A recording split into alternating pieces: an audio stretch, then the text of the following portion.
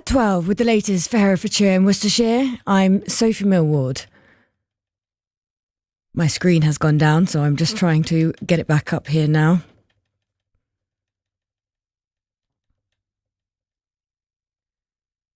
A Worcestershire woman who survived the Boxing Day tsunami exactly 20 years ago has recounted her experience, saying she was lucky to survive.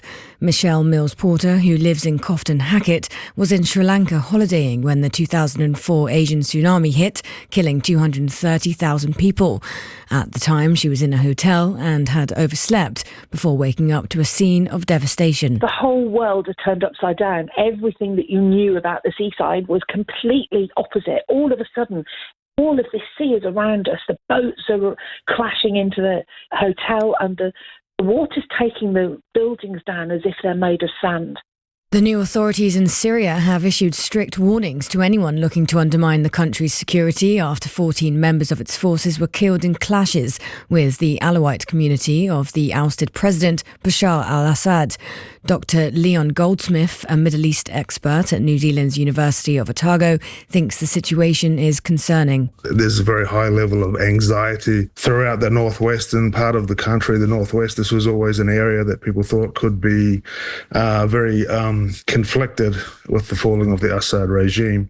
They're very challenging times and very concerning, but it's not necessarily symptomatic of a wider sort of sectarian breakdown of stability at this point.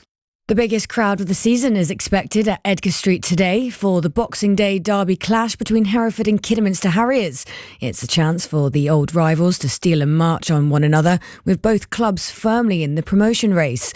Mandy Horrobin has been a Kidderminster Harriers fan for more than 25 years and says Boxing Day football is always a great tradition. I think it's really important and that it's close for people to travel under their own steam if they want to. It's a real thing to look forward to. Yes, you know, Christmas Day's gone, but the big match is in sight. It's something to do the next day instead of an anticlimax. You can hear full match commentary here at BBC Hereford and Worcester from 12. A mum from Hereford is raising funds for her charity, Be More Frank, by auctioning weekends at 13 holiday homes. The proceeds will go to support families affected by childhood cancer in Herefordshire and Worcestershire. The auction runs until Sunday, January 5th. Emma Cleo set up the charity in memory of her son, Frank. Boxing Day will start with bright spells, but cloud will soon move in from the west. Should stay dry, but there may be some drizzle with highs of 6 degrees. For an update anytime, ask your smart speaker to play BBC News for Hereford and Worcester. The sound of where we live. Of where we live. And all the music you love. BBC Hereford and Worcester.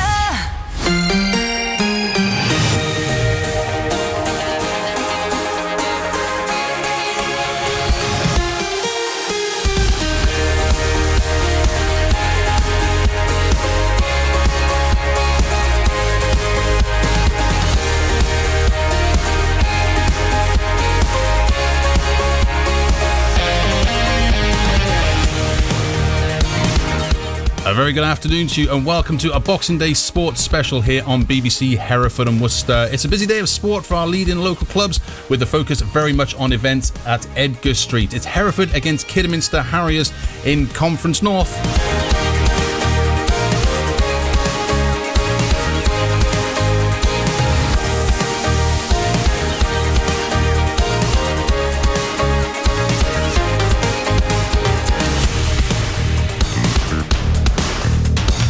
We'll head to Edgar Street and hear from Terry Goodwin in just a moment. But before we do that, here's an idea of just what to expect from this afternoon in Hereford.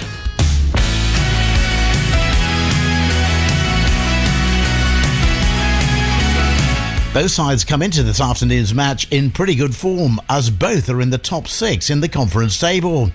The home side Hereford have taken 7 points from the last possible 9 in tough games against Chorley, Scarborough Athletic and then away at Scunthorpe, where they picked up a point from a goalless draw. Mitchell plays this one into the box. Campbell's going to find some space here. Campbell drives it across the face of goal. That one takes deflection on the way through and that one goes behind again for another chance for Hereford? I thought we were good. We had the better chances in the game.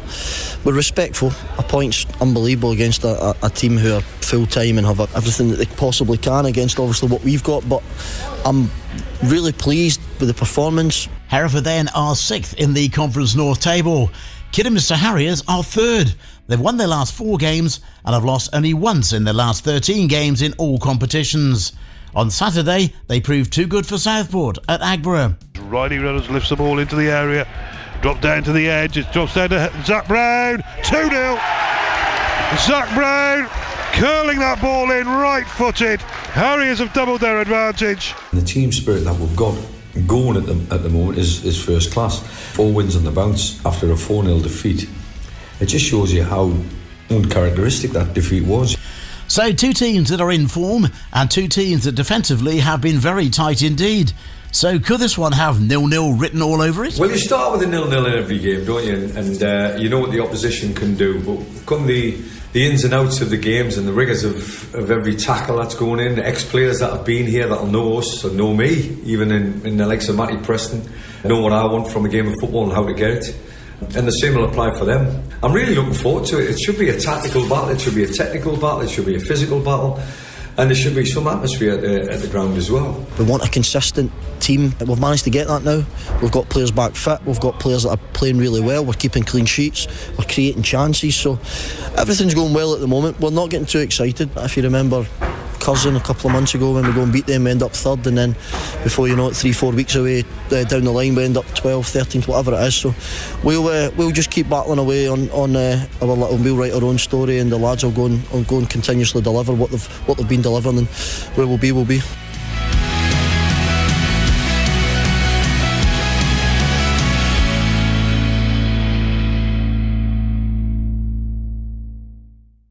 So a very busy afternoon at Edgar Street for us. We are, of course, here until 6 o'clock live across BBC Hereford and Worcester for this fantastic derby game, Boxing Day derby game at Edgar Street. Terry Goodwin is our man there this afternoon. Terry. Thanks very much, Andrew. Welcome along to Edgar Street then. We are all set for a big Boxing Day derby here. Well, I would say under the lights, but they've moved the kickoff forward by 2 hours for this one because of problems with the floodlights here at Edgar Street. We know that they've had issues with them throughout the season. We know there are new floodlights on order. They're actually sitting behind the goal off to my left-hand side at the moment, ready to go up, but they haven't been erected in time for this game, so the kickoff has been brought forward. And for those people that have already travelled to Hereford for this one this afternoon, you'll know that there's been a bit of a fog around, a bit of mist. I'm glad to say that is slowly clearing, so we shouldn't have any issues here with the game this afternoon here at Edgar Street. A really busy afternoon of sport stretches out ahead of us here on BBC Hereford and Worcester. We are here until 6 o'clock. The main event, of course, for the opening 3 hours of the show will be here at Edgar Street with Hereford taking on Kidderminster Harriers. Both sides in the top 6 of the Conference North table, so hopefully this will be a contest that lives up to its billing.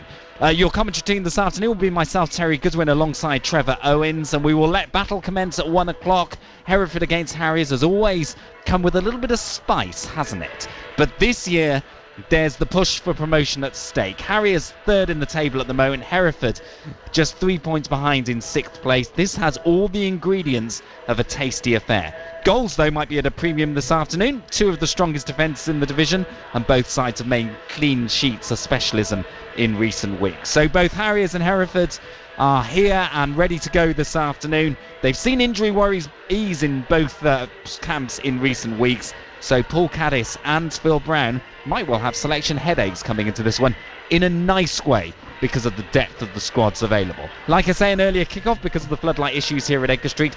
We will kick off at 1 o'clock. We're just waiting for the team news. I can tell you the Hereford team news is in already, and the Bulls unchanged from that 0-0 draw that they had away at Scunthorpe United. So the Hereford side is in, and it'll be Tom Donaghy in goal. Across the back will be Sammy Robinson, Kyle Howkins, Matt Preston and Lewis Hudson.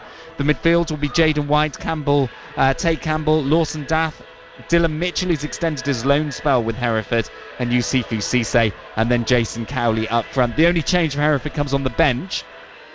where Ryan Bartley, I'm glad to say, has recovered from an illness that kept him out of that Scunthorpe game last Saturday. He is on the bench this afternoon alongside Andy Williams, Alex Babos, Hakeem Rose and Declan McGlynn. We wait for the Kidderminster Harriers team news in this one as we approach kick-off, and I can tell you the Harriers team news is in. We will run through that in a moment or so here on BBC Hereford and Worcester. Full commentary to come on this game, all frequencies from 1 o'clock this afternoon. Between now and then we'll be hearing from both managers. We shall look back at the rest of the day's local football as well. One game is already underway actually, just across the road from here at Allpay Park. Westfield's playing Hereford Pegasus in the Hellenic League Premier Division fixture. A good local derby, isn't it, for Boxing Day, involving two of Hereford's Premier non-league sides. Westfield against Hereford Pegasus is that 12 o'clock kickoff this afternoon, just on the other side of the A49. I can tell you there's already been a goal in it as well. It's 1-0 to Westfield. Great play by Zach Powell, put on a decent ball into the box, and Corley Cox, who rattles the crossbar. Owen Taylor's on hand to fire. Westfield's ahead, so Westfield's lead Hereford Pegasus by a 1-0. Later on this afternoon, we'll be live for Evesham United Southern League Division 1 home match against Bishop's Cleeve. Steve Carley will bring us updates from that match as the afternoon unfolds. That game, in common with most of the others, will kick off at 3. And Boxing Day, of course, is a big day of racing. There are no fewer than 8 race meetings across the country this afternoon, the highlight of which will be the King George VI chase at Kempton. We'll be keeping an eye on Venetia Williams' horse among the 11 runners due to go to post in that one. The race due off at 2:30 this afternoon. And then from 5 o'clock this evening, this is a real treat. Another chance to hear We Want Our Club Back. This looks back at December 2014 when Hereford United was liquidated at the Royal Courts of Justice. It's a brilliant listen. It's an emotional roller coaster if you're a Hereford fan, and we also hear about the role that Kidderminster Harriers played in that campaign by Hereford fans to save what was Hereford United, and then obviously emerged the new Hereford FC, which is the club who of course are playing here at Edgar Street this afternoon. That's from 5 o'clock. You will not want to miss that. There'll be national and international sporting stories from throughout the course of the day as well. It's a bank holiday sports special. It's coming live to you from Edgar Street here on BBC Hereford and Worcester. Full commentary on the way. Hereford against Harriers. Kickoff is at 1 o'clock. We'll look at the sports headlines next.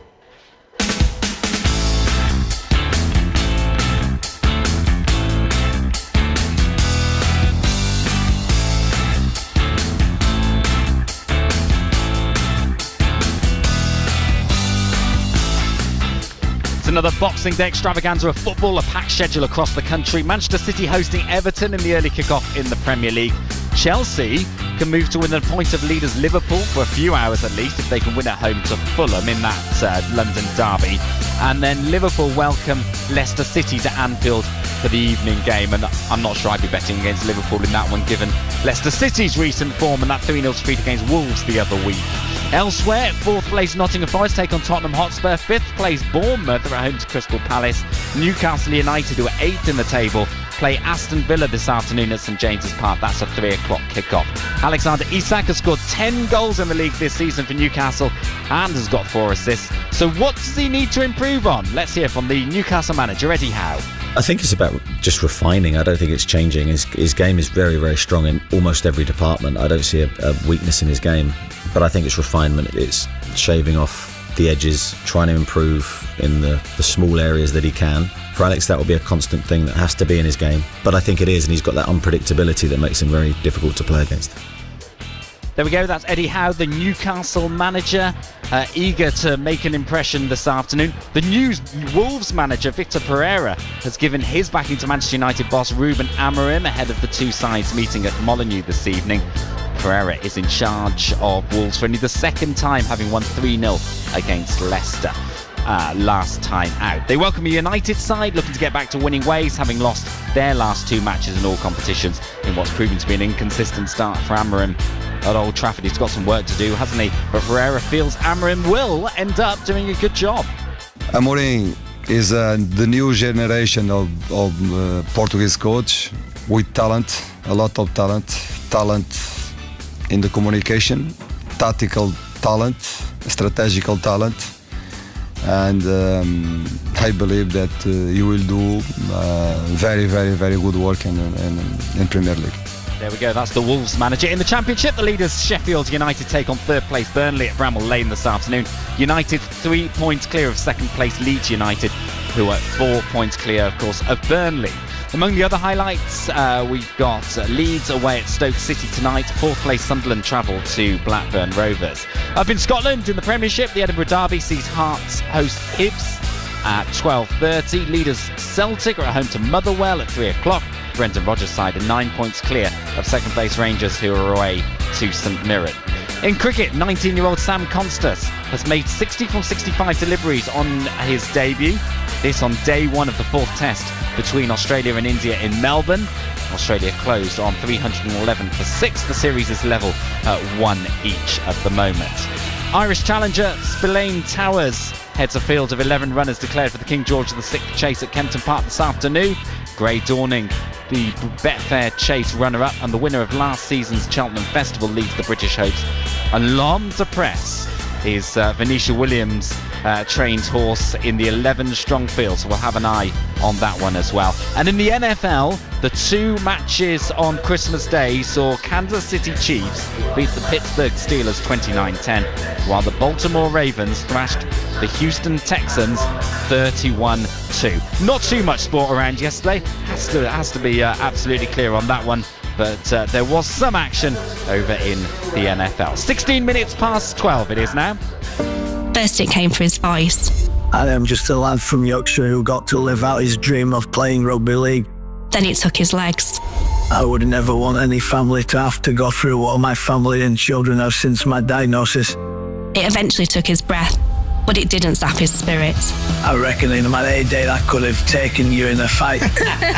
When we're buying everybody drinks, thought that's unusual for Rob. He put all the drinks in my room. He's laughing now. What's it like bagging yourself a younger man? Did you ask Rob to say that? The final conversations from our award-winning podcast, Rob Burrow 7 Meets, with me, Lindsay Burrow. Monday morning from 9. BBC Hereford and Worcester. Welcome to Edgar Street then. It's Hereford against Kidderminster Harriers. It's Derby Day on Boxing Day. It's an early kick-off here at Edgar Street. The Kidderminster Harriers team is in. They are unchanged as well, so no changes for either side this afternoon. Harriers obviously won 2-0 against Southport on the... Well, you're always confused which day it is, but it was last Saturday, wasn't it, when Harriers won 2-0 against Southport. So they line up Dibble in goal across the back. McNally, Downing and Candola with Richards and Folkes, the 2 wide defenders. Reynolds and Brown will be the 2 in midfield. And then 3 up front, Tope Obaday, Amari Morgan-Smith and Ashley Hemmings, with the substitutes then for Harriers. Palmer, let's just take a double check that one. It's Palmer, Devine, Kuyar, Kellerman and David Davis. So there are some familiar faces for both sides in these lineups this afternoon. If you're a Harriers fan, you're going to recognise several of the Hereford players starting, including Jaden White, a Harriers youngster who played 37 games for Harriers before leaving the club. He's not long signed from Redditch for Hereford. He lines up this afternoon, as does Sammy Robinson, who was at Harriers last season, and the dominant defender Matt Preston. On the other side, Rhys McNally, the Harriers defender, had a spell on loan with Hereford in 2021, I think, on loan from Solihull, so he's in the lineup this afternoon. Tope Obaday was part of the Hereford squad last season, so plenty of interest from both sides, and Maz Kuyar, of course, among the substitutes this afternoon. So Kidderminster Harriers went into last weekend's home match against Southport eager to set themselves up for a Christmas campaign that would see them there or thereabouts by the time the last morsels of turkey curry had been finished off. So could they gear up for this afternoon's Boxing Day showdown with another 3 points on the board, their 4th in a row since that Kings Lynn horror show? Here's Malcolm Boyden with the story. Oh, come all ye faithful. That was the pre-Christmas message from the Kidderminster Harriers boss Phil Brown.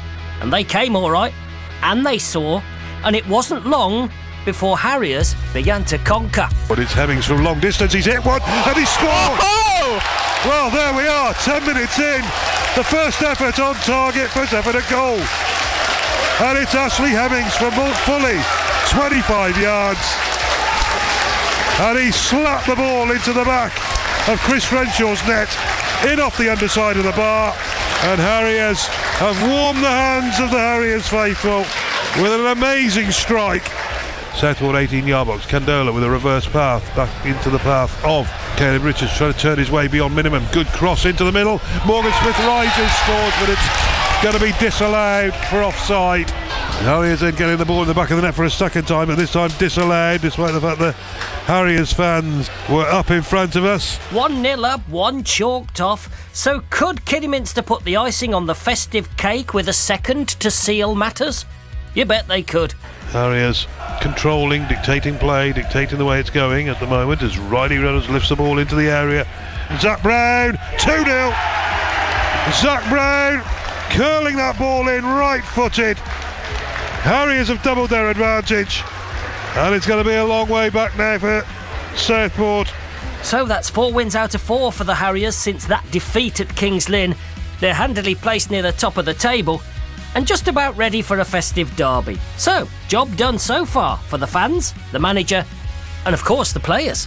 There's not a better feeling than you winning the game before Christmas Day, and you know you can actually look your family in the eye and say you're doing a decent job. I think today the players did a great job. You know, they'd followed instructions to a T. We knew what Southport were capable of, and we thought that they would come with a game plan that they would play with a physical advantage. But I think the 3 centre-halves today were outstanding. I thought all 3 of them. And the team spirit that we've got going at the moment is first class. It's a pleasure to be the manager of Kidderminster Harriers at the moment. The players are working hard on the training ground day in and day out, and we're working towards a goal, and that goal at the end of the week is a win. But overall, the bigger picture is we're trying to gather momentum towards an end of season kind of celebration, shall we say. Everybody's got a goal, everybody's got an end of season plan in their own heads. We're just piecing together that jigsaw, and it's coming together very nicely. There we go, Kidderminster Harriers then winning 2-0 against Southport on Saturday. Hereford a 0-0 draw away at Scunthorpe. Both sides unchanged for this afternoon's derby here at Edgar Street. Hereford against Kidderminster. Harriers coming into this one, Hereford unbeaten in 3, and Harriers of course top of the form table, 5 wins in the last 6. Both sides have got clean sheets in a row.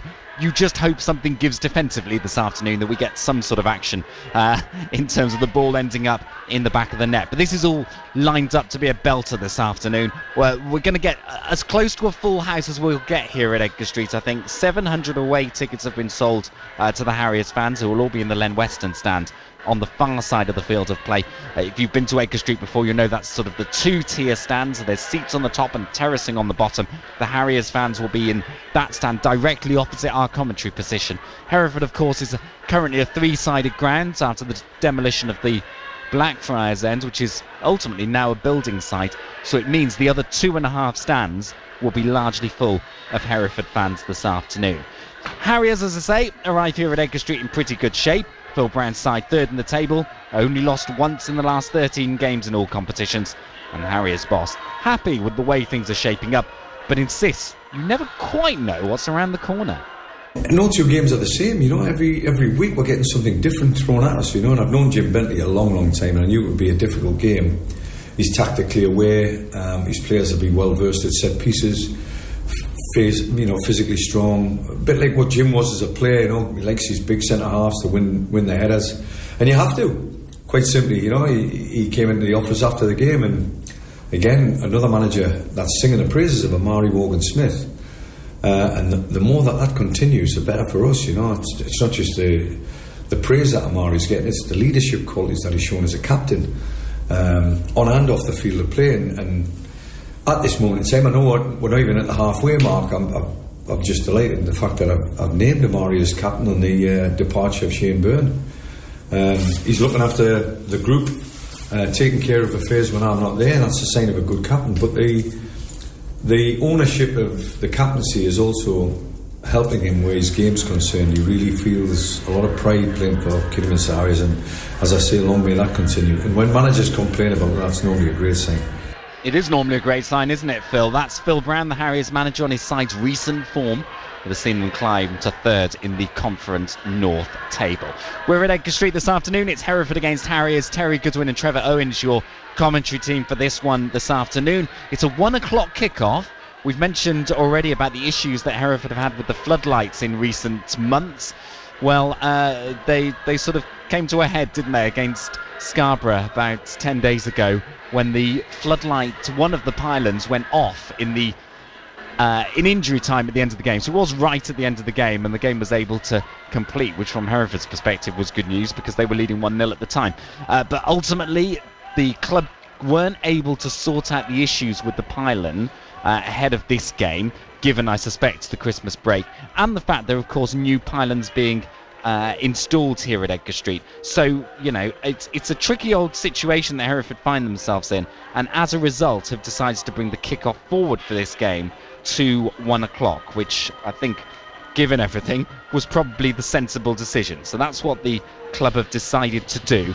And interestingly, I was reading the match programme earlier on, and Chris Ammons, who's the Hereford chairman, has been writing about the issues with the floodlights in the programme, and he was saying that they are really hoping that they can get this work done pretty quickly now.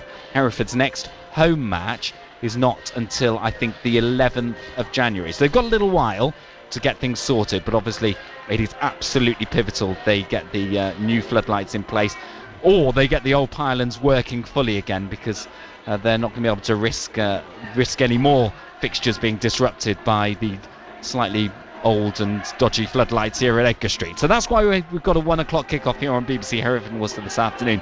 It's Hereford against Kidderminster Harriers, and there's no doubt about it, Hereford fast becoming a candidate for the National League North greatest overachievers. Well, that's what Paul Caddis keeps telling us, because the manager's side have positioned themselves in the thick of the promotion chasing pack, and they go into today's local derby with Harriers on a high after that battling goalless draw up at Scunthorpe on Saturday. Here is the story from Scunthorpe.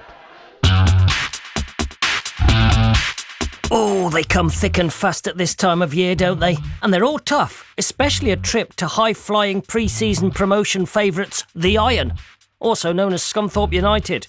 That was the challenge facing Hereford. So, how would they shape up against the full-time big guns? Hereford have got the ball inside the box now as they try and find some space. Jayden White across the face of goal, just wide. That's the best opening so far from Hereford. White from 15 yards out, a shot straight across the face of goal, and it flashed wide of the far post. Campbell looks to try and find some space, but he's quickly crowded out as the ball is stolen from him and played over the top. Excellent move forward. This is Will Harris inside the box, gets the better of Robinson. Good first chance, cleared away by the goalkeeper. It's not clear yet though, as Scunthorpe try and find another opportunity straight through from Danny Whitehall, but the goalkeeper again equal to that one. Good pressure from Scunthorpe, they make the most of that attack. Mitchell plays this one into the box. Campbell's going to find some space here. Campbell drives it across the face of goal. That one takes deflection on the way through, and that one goes behind again for another chance for Hereford.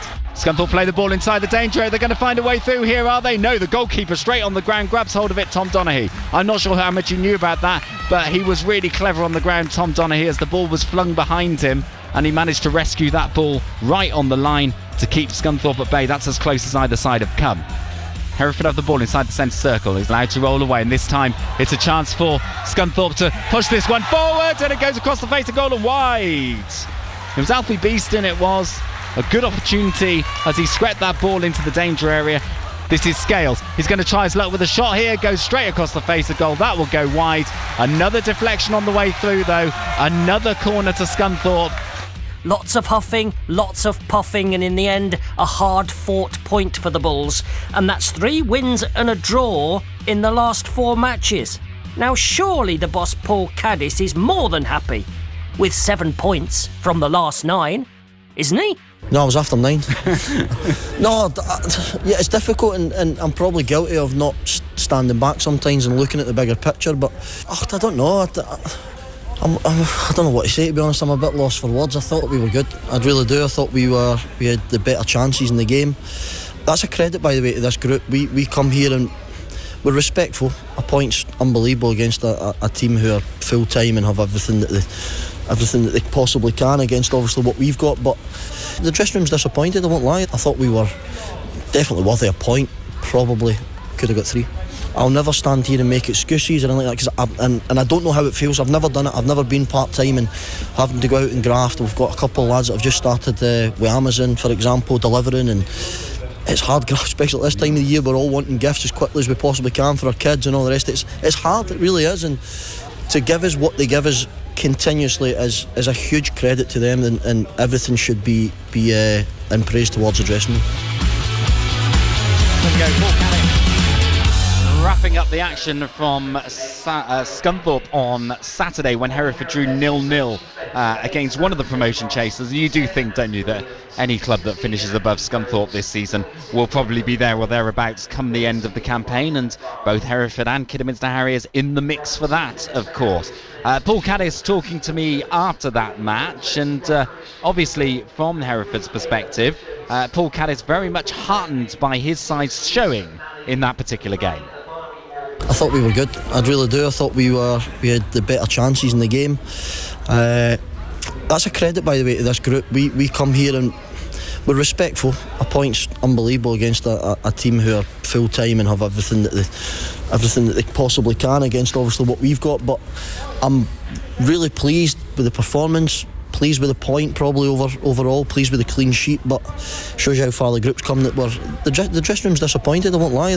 We're a bit probably hopeful of what we probably deserved in the end. I've just walked out of the dressing room and their goalkeeper's just been given the sponsors man of the match, so that says it all. I thought we were definitely worthy a point. Probably could have got 3. And the defensive performance was absolutely rock solid, wasn't it? Yeah, absolutely. Another clean sheet. I think we've now matched our full season's clean sheet tally in the league for last season. We're on 37 points, not even halfway yet. It's a ridiculous effort for the players, it really is, and I'll never stand here and make excuses or anything like that, and I don't know how it feels. I've never done it. I've never been part-time and having to go out and graft. We've got a couple of lads that have just started with Amazon, for example, delivering, and it's hard graft, especially at this time of the year. We're all wanting gifts as quickly as we possibly can for our kids and all the rest. It's hard, it really is, and to give us what they give us continuously is a huge credit to them, and everything should be in praise towards the dressing room. Makes you realise, doesn't it, some of the Hereford players delivering Amazon parcels into the lead up to the Christmas, and not only have they had a busy campaign on the field, they've had training as well, but it doesn't get busier than that's sort of 3 or 4 days before Christmas, does it, when you're trying to get all presents there in time? So a good effort. I hope they had a decent rest yesterday, given the fact that Hereford are in action against Kidderminster Harriers this afternoon. Both sides unchanged coming into this one. Let me take you through the teams as we just pass 12:30. Kick-off here at 1 o'clock, of course. So Hereford in goal are Tom Donaghy. 4 across the back, so it's Sammy Robinson, Kyle Howkins, Matt Preston and Lewis Hudson. 3 in sort of the midfield in the centre, Tate Campbell, Lawson Daff and Dylan Mitchell, who you would sort of expect to push forward a little bit. And then 2 wide attackers, Yusufu Cisse on the left-hand side, Jaden White on the right-hand side, with Jason Cowley, the man leading the line for Hereford this afternoon. On the bench is Andy Williams, Alex Babos, Akeem Rose, Ryan Bartley, who's back after missing that Scunthorpe game through illness. He's among the substitutes this afternoon, and Declan McGlynn as well. Be interesting to see whether Ryan Bartley comes on later on and the role he has in terms of marking Ashley Hemmings, because I suspect that will be a key element from the Hereford defence this afternoon. Kidderminster Harriers, incidentally, unchanged as well. So it's Christian Dibble in goal. The 3 at the back are Paul Downing, another ex-Hereford man, Rhys McNally and Cam Candola. Obviously, the 2 sort of wing-back positions for Harriers, Caleb Richards on the right, Joe Folkes on the left. The 2 in midfield will be Zach Brown and Riley Reynolds, who's extended his spell at Harriers in the last few days as well. And then up front, 3 up front for Harriers. It's the normal lineup really, so 2 out wide, feeding through the middle. So fully expect Tope Obadei to be out wide on the right, and then you've got Amari Morgan-Smith and Ashley Hemmings in there as well. 2 veteran attackers for Harriers, both in their 30s. Both have been with Harriers for sort of 4 or 5 years now. A great relationship between the 2 of them, and you can see that from the scoring charts as well, because Amari Morgan-Smith is on 10 for the season, Ashley Hemmings on 9, so they're both in decent form. On the bench then for Harriers is the goalkeeper Tom Palmer, Rhys Devine, Maz Couillard, Jim Kellerman, who of course is on loan with Harriers at the moment, and David Davis, a veteran player from many people might remember from the Birmingham City days, but he's among the substitutes for Kidderminster Harriers this afternoon. So those are your lineups here at Edgar Street. As I mentioned, Dylan Mitchell's loan for Hereford has been extended until the end of January. Played 5 games for the club since coming in from Swindon Town. Seems to have made quite an impression. He's got himself on the score sheet in that opening match that he played as well, so he'll be delighted to have had his loan spell extended. He's scored in that 3-0 win against Rushall Olympic, but he's looked like a really lively player, a good loan signing for Paul Caddis. So he is among the Hereford starting 11 this afternoon here on BBC Hereford and Worcester.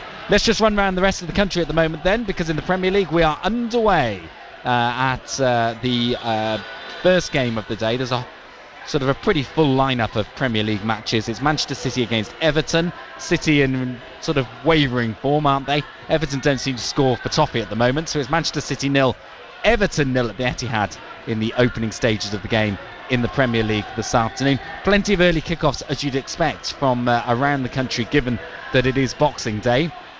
In the Scottish Premiership, it's Hearts 0, Hibs 0. No early kickoffs as yet in the Championship. In League One, it'll be Leyton Orient against Crawley. That one starts at 1 o'clock. And obviously here in the National League North this afternoon, Hereford against Kidderminster isn't the only kickoff. Rushall Olympic against Oxford City is also a 1 o'clock kickoff this afternoon. So we'll have eyes on those as the afternoon progresses, of course, here on BBC Hereford and Worcester. The atmosphere is building here at Edgar Street, as you would expect. Plenty of noise coming from the Harriers fans. 700 away tickets sold for this one. The Harriers fans will be in the Len Weston stand directly opposite our commentary position. They are ready to go. So are we, as we fast approach kickoff in this one. 24 minutes to go until the big kickoff here on Derby Day, Boxing Day on BBC Hereford and Worcester. Let's move away for a moment or so from this particular match and reflect on some of our other action that we've had over the last few days. We've seen plenty of them on our Christmas cards, but the Southern League Division 1 South, our own Robins, Evesham United, riding a crest of a wave at the moment. They're handily placed for a promotion push. The boss is Mike Ford, and he knows only too well that Boxing Day matches can present players with a unique conundrum.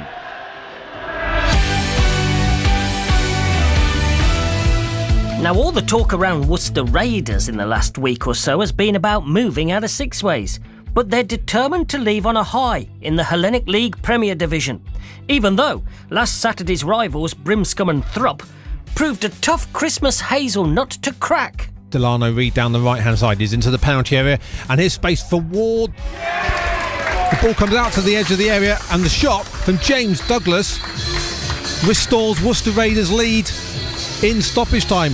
Calmly taken by the number 4 for Raiders inside of the right boot. Calmly sidestepped into the bottom corner for about 25 yards out. Worcester Raiders lead 2-1. Raiders corner from the left. Rubio again whips it in. Falling on the side of the 6-yard box. It's a good shot on the turn. And it's Kiriani with the shot on the turn. The ball wasn't cleared. And Raiders now lead here at Sixways by 3-1. 3-2 it finished, and Raiders are still knocking on the door. Highs and lows then for the boss, Jordan Lewis. Yeah, it was nice to win in the end. Some good bits, and again some bits that we need to definitely work on. The goals we conceded were so sloppy, like really poor. But then with the ball, we looked a lot brighter. Delano, Noah, really good starts for them at home. So yeah, decent, but a lot to do. I'm pleased with the fact we don't lose games often, and it feels unusual to lose games, but we have to take our chances when we get them.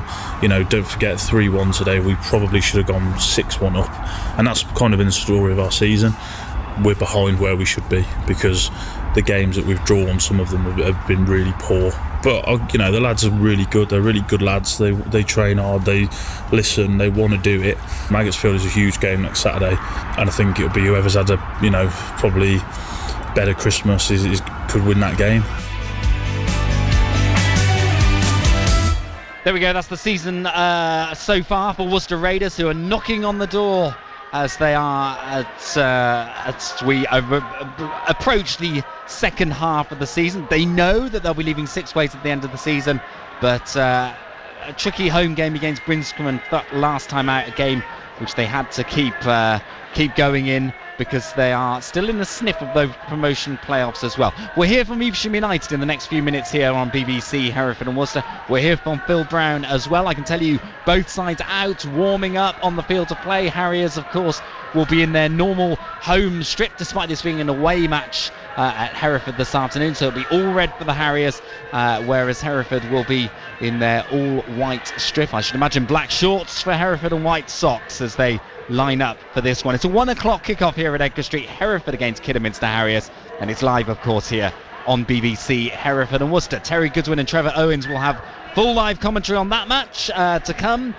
from 1 o'clock this afternoon here on BBC Hereford and Worcester. And last week's Team of the Week in the Vanarama National League North featured a player from each of these sides. Ashley Hemmings, who is obviously in great form for Harriers at the moment, scored that wonder strike against Southport last Saturday, so fully deserved to be there.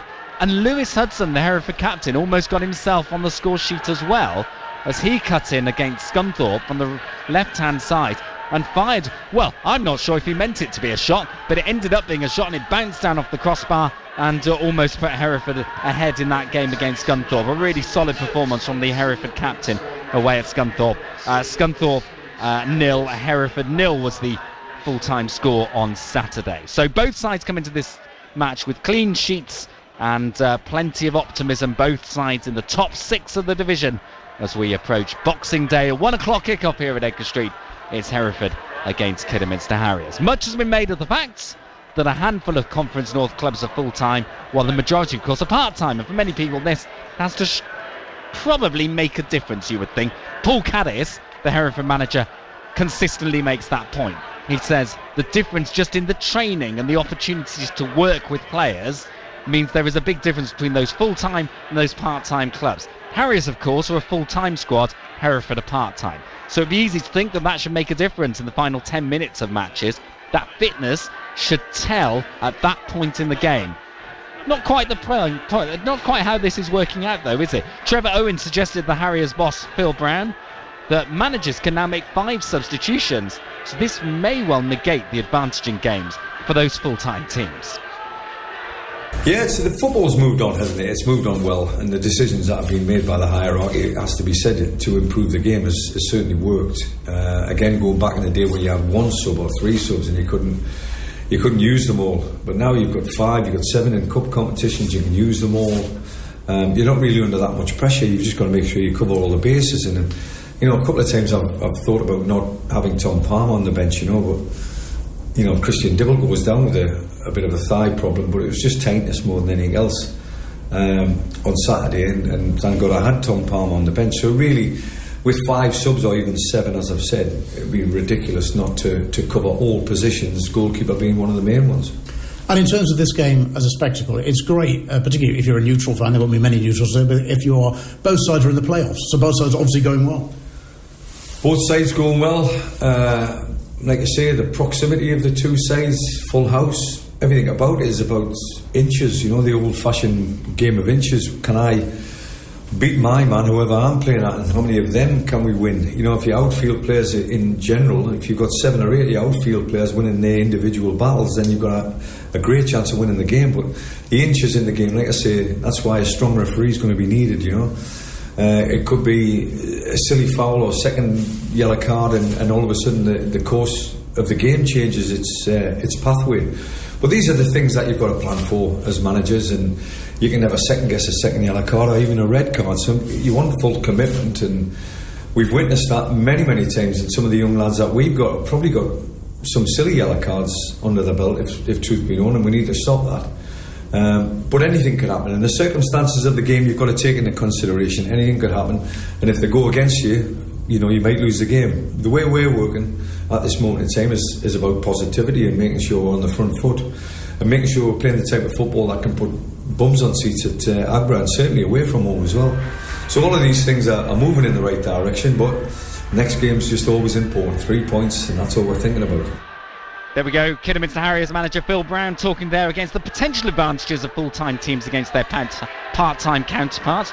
Although the one argument I would give you from last season is Tamworth romped away in this league and they were a part-time team. So, you know, anything can happen in Vanarama National League North, and we will keep an eye on the progress of Hereford and Kidderminster Harriers this afternoon here at Edgar Street on BBC Hereford in Worcester. Let's go and we'll go and hear from Yves Shuminites in a moment or so. We'll do that next here on BBC Hereford and Worcester. BBC Hereford and Worcester. Hereford United has been wound up. When I heard the news, I sort of punched the air, but then why should I do that when the death of a 90-year-old club? 10 years since Edgar Street was thought to have gone for good. With exclusive interviews in the BBC Hereford and Worcester special, we chart the darkest days of Hereford United. How do you know we ain't paid no debt? We've got your club. You never quite knew what was the truth. I can remember following the coffin up to Brockington. And the birth of a new club whose success was beyond the wildest dreams of even the most die-hard supporter. Trip to Wembley, the icing on what could be a very special season. We want our club back. A BBC Hereford and Worcester special. Available now on BBC Sounds. Certainly is, and you can hear it tonight at 5 here on BBC Hereford and Worcester. Terry Goodwin live view at Edgar Street this afternoon. It's Hereford against Kidderminster Harriers. After us at 3 o'clock, there's plenty of other action this afternoon, including in the Southern League Division 1, where Evesham United in action against Bishop Cleeve. Evesham United riding on the crest of a wave. They're handily placed for a promotion push, and the boss Mike Ford says he only knows too well that matches here on Boxing Day can present players with a unique conundrum. Yeah, absolutely. My playing career meant I didn't even have a glass of wine on Christmas Day. That was a complete no-no. I was playing Boxing Day. It was my job. I think you have to understand that there is a balance to be had between looking after yourself and going completely nuts. I mean, I've had experiences of a player playing on Boxing Day who had literally woken up in the bath at 4 o'clock in the morning. Oof. Yeah. And I probably have lads that haven't touched a thing. Yeah. So there has to be a balance. I fully understand that Christmas is Christmas. It's a brilliant time. I absolutely love it myself. It's a great time to be involved in football. As long as the players can do what I want them to do, and they've had a couple of drinks, maybe a couple of sprouts too many, as long as they can run around a football pitch and they can do what I want them to do and they can do it to the best of their ability, I'm probably that long in the tooth now that it's okay. And we are approaching the halfway stage of the season. Point one, would you have settled for what you've got now at the beginning? And point two, as we push on into the business end, how confident are you that you can still be there or thereabouts? Well, in my previous 2 seasons, Malcolm, we've throughout both seasons, we've flirted with the playoffs. We've never really been in them for any length of time. We dropped out of them. We fought and scrapped to get back in them. And in my first season, we won 4 games in 8 days to finish 4th. Last year, we weren't quite good enough and finished 7th. Up to this point, I've got a team that are capable. And if we can keep playing in the same way and we can keep showing the same commitment, desire, then I've got a team that's capable of winning games of football. We just have to make sure that when we have a bit of a downturn, as in, we play poorly and lose, that we get back on that horse and we ride away and make sure we're ready for the next one. Well, we wish you well. I think you're doing fantastically well, and let's hope, fingers crossed, you have a great Christmas, both personally and professionally, and we can be speaking again when you're still right at the top. Yeah, thank you, Malcolm. Really look forward to it. Great time of year. Happy Christmas to you and your colleagues, and happy Christmas to all the Robins as well. He's right, isn't he? It is a great time of year. That's Mike Ford, the Evesham United manager, talking about the conundrum of Boxing Day games. We're here at Edgar Street. It is BBC Hereford and Worcester. It's Hereford against Kidderminster Harriers this afternoon in Vanarama National League North. Hereford unbeaten in 3. Harriers top of the form table, 5 wins in the last 6. Both sides have 3 clean sheets in a row. Something this afternoon has got to give, hasn't it? But Hereford and Harriers both fighting at the right end of the table this season, and both eager to try and build up their momentum going into 2025 here at Edgar Street this afternoon. Kidderminster Harriers obviously come into this one off the back of a 2-0 victory against Southport. That Ashley Hemmings wonder strike and a 25-yard effort from Zach Brown on Saturday. But Harriers in great form coming into this one. Hereford delighted, I should imagine, with that point away at Scunthorpe last Saturday. Ultimately, though, Paul Caddis talking to me at the end of the game, a little bit disappointed they didn't pick up all 3 points, which is quite a transformation given the fact that last season Hereford lost 4-1 in that matchup at Scunthorpe. So a 0-0 draw for Hereford coming into this one, and Harriers a 2-0 victory over Southport. Hereford, of course, have moved the kick-off forward by 2 hours. It's kicking off at 1 o'clock this afternoon because of issues with the floodlights. So in the last home match before Christmas, just over a week ago, it was a game against Scarborough here. one of the floodlight pylons, which are due to be pulled down, they're due to be replaced. There are new floodlights already here, but they've not yet been installed because of issues with the installation. One of the old pylons failed in the dying stages of that game in injury time. Thankfully, the game was allowed to continue. Hereford won by 1-0. But big questions being asked of the leadership here at Hereford FC to get that sorted, and ultimately they realised to sort out those floodlights at short notice was always going to be tricky. So rather than threaten the end of this game if the light was to fade, and obviously the evenings draw in pretty early at this time of year, what the club have decided to do is move the game forward to 1 o'clock. Kidderminster Harriers agreed, the league agreed as well. Let's go and get some thoughts on this though. The Hereford chairman is Chris Hammonds. Chris, clearly there were issues with the, certainly the one floodlight pylon on Tuesday night when Hereford played Scarborough, and unfortunately this has led to a change of plans for Boxing Day. Can you outline just what the situation is? Yeah, essentially, as you rightly say, there was an issue with the floodlights on Tuesday night towards the end of the match. And although we think we've identified the problem and we know how that's going to be resolved, because it's work that needs doing, and it's not a sizable job, but it'll just take a little bit of time. We're not the repair potentially could be done by Boxing Day, but we won't have time to test the floodlight to ensure that it can run for 3-4 hours as it would need to be. So we've liaised with the National League and we've liaised with Kidderminster Harriers, and we've reached an agreement that we'll just kick the game off at 2 hours early at 1 p.m. So a 1 o'clock kick-off, and that seems to be the sensible way to go. There's no point in risking anything, is there really? No, that's exactly right. I mean, it's unfortunate that there's obviously the games, the last home game was so close to the Boxing Day game. It just doesn't give us the time to carry out the work needed and carry out the tests to ensure that we can host the game. So we don't want to put the game at risk in any way. We could have held off to see if we could get the repair done, but we didn't think that was fair to anybody. We want fans to know as soon as possible so they can rearrange their plans and make their plans. We wanted Kidderminster to know as soon as we could, and obviously both sets of players and all the staff, they know now early what they're preparing for on Boxing Day, and we just felt, out of respect for everybody, that was the right way to go.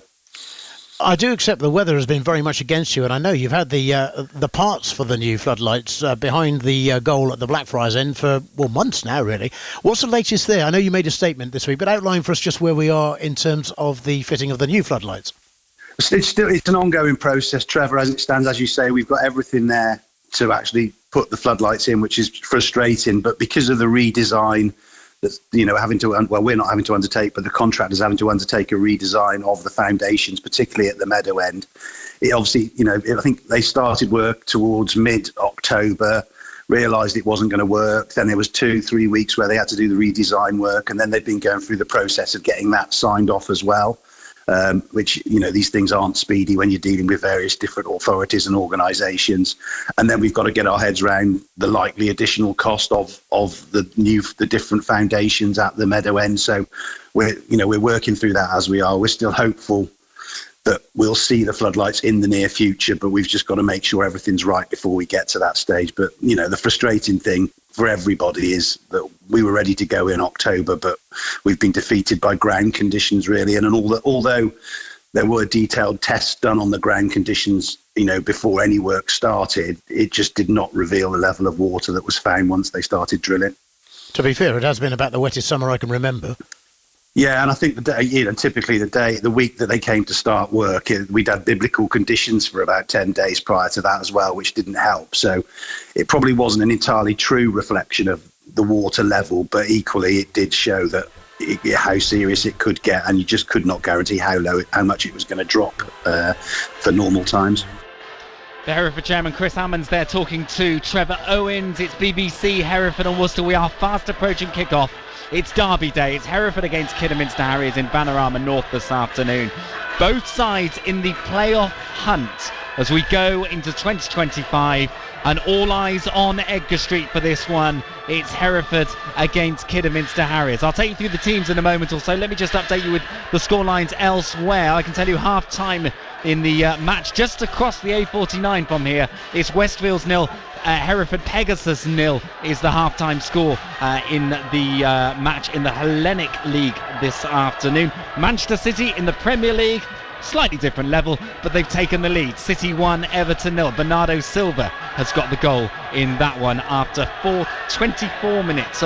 They played 24 minutes, 14 minutes on the clock when City took the lead in that one. The atmosphere is building here at Edgar Street, as you would expect, ahead of the Derby Day, and we are waiting the emergence of the players out onto the field of play. Up in Scotland, it Hearts 0, Hibernian 1. Rolls with an own goal there, which has put Hibs in control of the game away at Tannadice this afternoon in that Edinburgh derby. So 1-0 the lead in that one. We'll keep an eye on all of the action here on BBC Hereford and Worcester this afternoon. We are building up to kick-off. It's Hereford against Kidderminster Harriers, and it's live, of course, here on BBC Hereford and Worcester. Both sides coming into this game unchanged this afternoon. Hereford then O'Donoghue in goal, Robinson, Howkins, Preston and Hudson across the back. White, Campbell, Dath, Mitchell and Cisse, with Cowley leading the line up front for Hereford.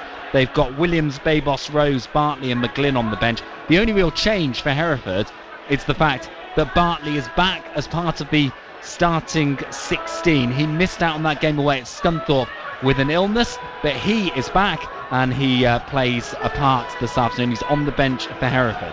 Harriers completely unchanged, including the bench. So it's Dibble in goal, the three at the back, McNally, Downing and Candola, with the wide defenders effectively Richards and Folkes.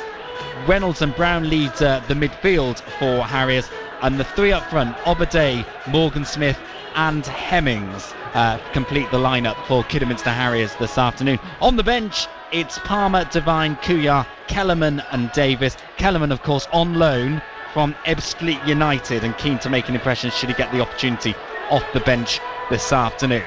I can tell you the players are about to come out onto the field of play here at Edgar Street. We are all set for a bumper crowd here. It's Kidderminster Harriers, the visitors, to Hereford this afternoon. Over on the far side of the field of play, the Kidderminster Harriers fans are there. They're in good form. There's plenty of them. They've sold 700 tickets for this game. All set for the big kick-off here on BBC Hereford and Worcester. The whole game is live in a moment or so, and we will bring it to you, of course, here on the station that brings you every Hereford and every Harriers live game this season, as we welcome the teams out onto the field of play and listen to that atmosphere. It's a huge crowd here at Edgar Street this afternoon, and both sides, of course, in anticipation of three more crucial points as they keep that pressure on at the right end of the table this season. Harriers led out, of course, by their captain, their number 9, Amari Morgan-Smith, is leading the line for Harriers this afternoon. Hereford captained by Lewis Hudson, who ended up in the League Team of the Week just a few days ago for that excellent performance in the 0-0 draw against Scunthorpe United. So the teams are out here at Edgar Street as we fast approach kick-off in this one. Plenty of applause coming from the fans and a decent crowd, as I say, from Kidderminster Harriers, who brought around 700. They completely sold out the away end at Edgar Street, and they are making an impression, making plenty of noise over on the far side as the Hereford players head towards the meadow end, applauds the fans behind the goal. And we are in for a bumper crowd here this afternoon. It's Hereford against Kidderminster Harriers. It's Vanarama National League North action here on BBC Hereford and Worcester. It's been a little while since we've had a Harriers-Hereford game with quite so much on it, I would imagine, because there's normally been one of these sides that have been a little bit mid-table. Well, this season it's all a little bit different, isn't it? And an opportunity then for both sides to pick up crucial festive points here at Edgar Street this afternoon. Trevor Owens alongside me for this one. Bumper crowd in here at Edgar Street, Trev. It's got all the makings of a decent afternoon, isn't it? Certainly has, Terry. Yeah, it's looking pretty good, to be fair. It's great to see Edgar Street. Okay, only 3 sides of the ground at the moment, but nonetheless it's great to see it sold out pretty much. Good Harriers following immediately opposite our commentary point here, and yeah, they look like they've sold out their allocation anyway, and the meadow end looks pretty packed to me, so hopefully good atmosphere, good game as well.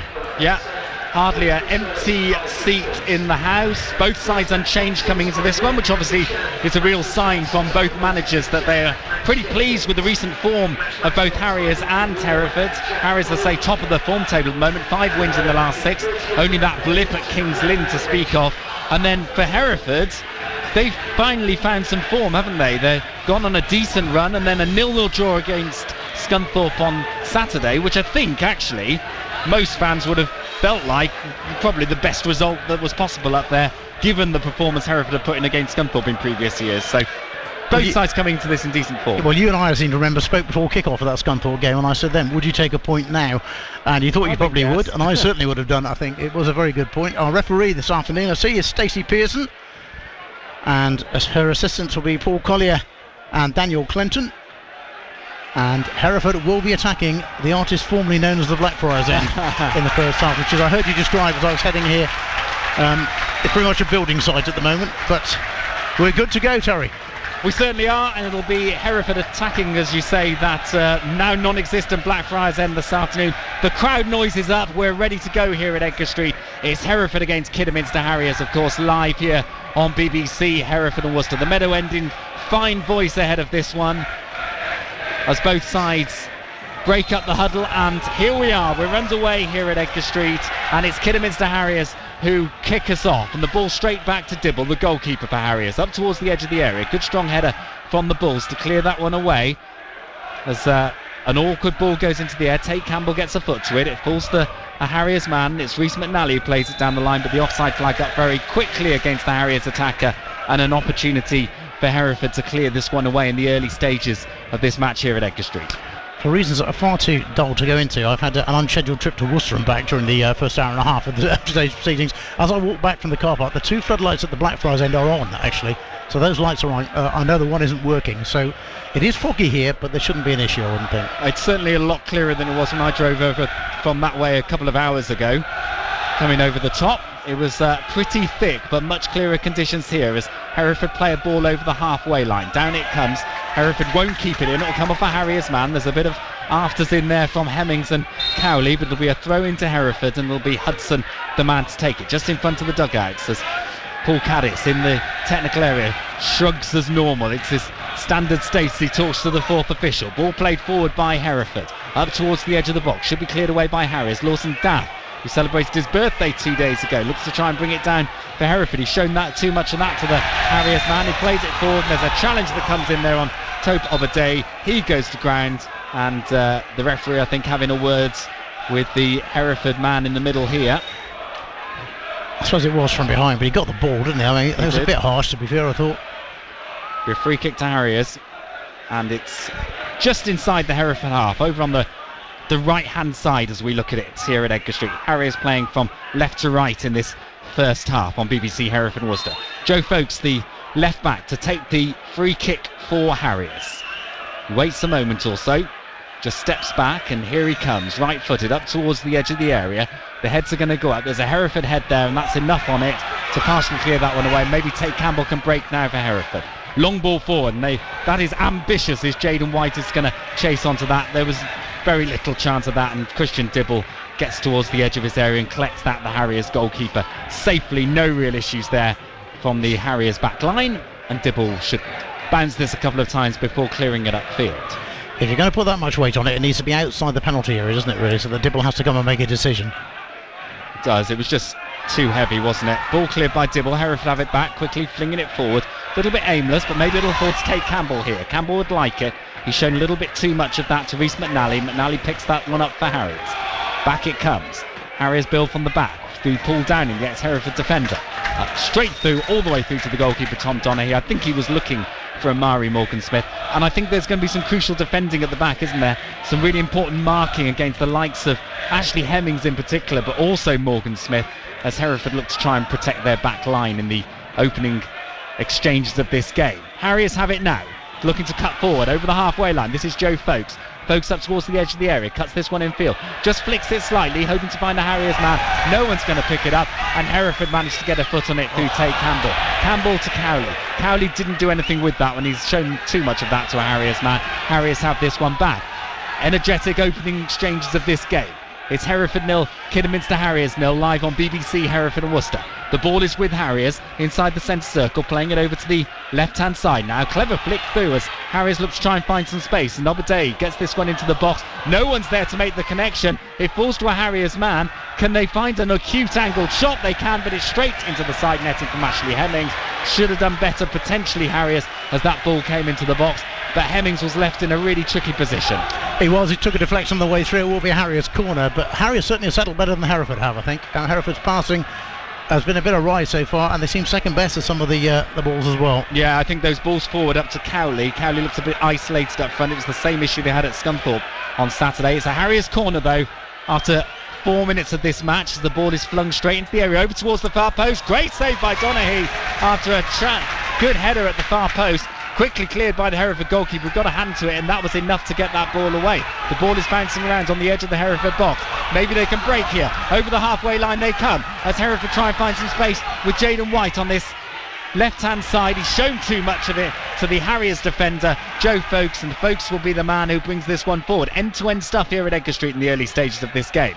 Opportunity then for Harriers to find some space with Amari Morgan-Smith.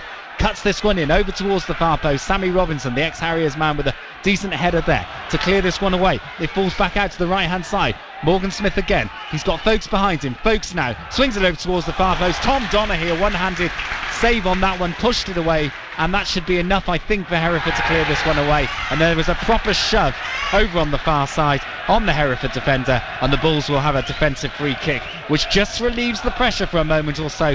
But as you say, Trev, 5 and a bit minutes gone, 0-0, but it's been largely Harriers, hasn't it? Yeah, Harriers going down the slope in the first half, which obviously may well help them, but nonetheless they have settled much quicker. Folkes, I do like him down the right-hand side. He's quick. I saw Harriers at Needham Market a few weeks back, and he that day was whipping the ball in early, and it caused absolute consternation at the back for Needham Market. They had absolutely no idea how to deal with it. Harriers coasted to a 3-0 win that day, but he is lively down the one side, and Caleb Richards gets down the other side as well.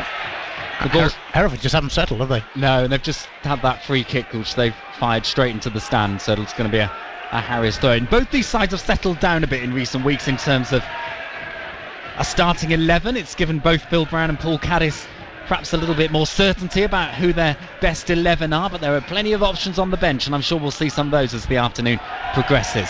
The ball is cleared by Hereford, straight over the stand, somewhere onto the A49, so if you're driving down Edgar Street at the moment, I'd watch the windscreen. We have a free kick for... Well, it's a throw-in actually for Harriers over on the far side of the field of play, and it'll be Cam Candola who will look to take this one and launch a ball. Well, he goes backwards actually as he looks for some space, some opportunity, and the ball is now flung forward to the near side, to the right hand side. This is Folkes for Harriers.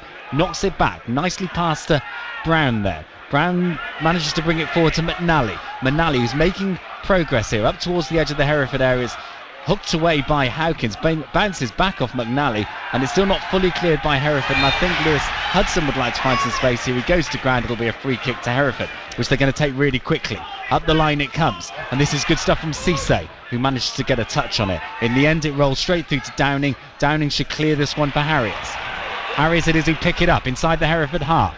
On loan, Riley Reynolds trying to find some space here. Back he comes. Cam Candola now on the halfway line for Harriers, as Harriers look to try and find some space. Not managed to do so, and Hereford have bundled them off the ball as they hook a ball forward once again.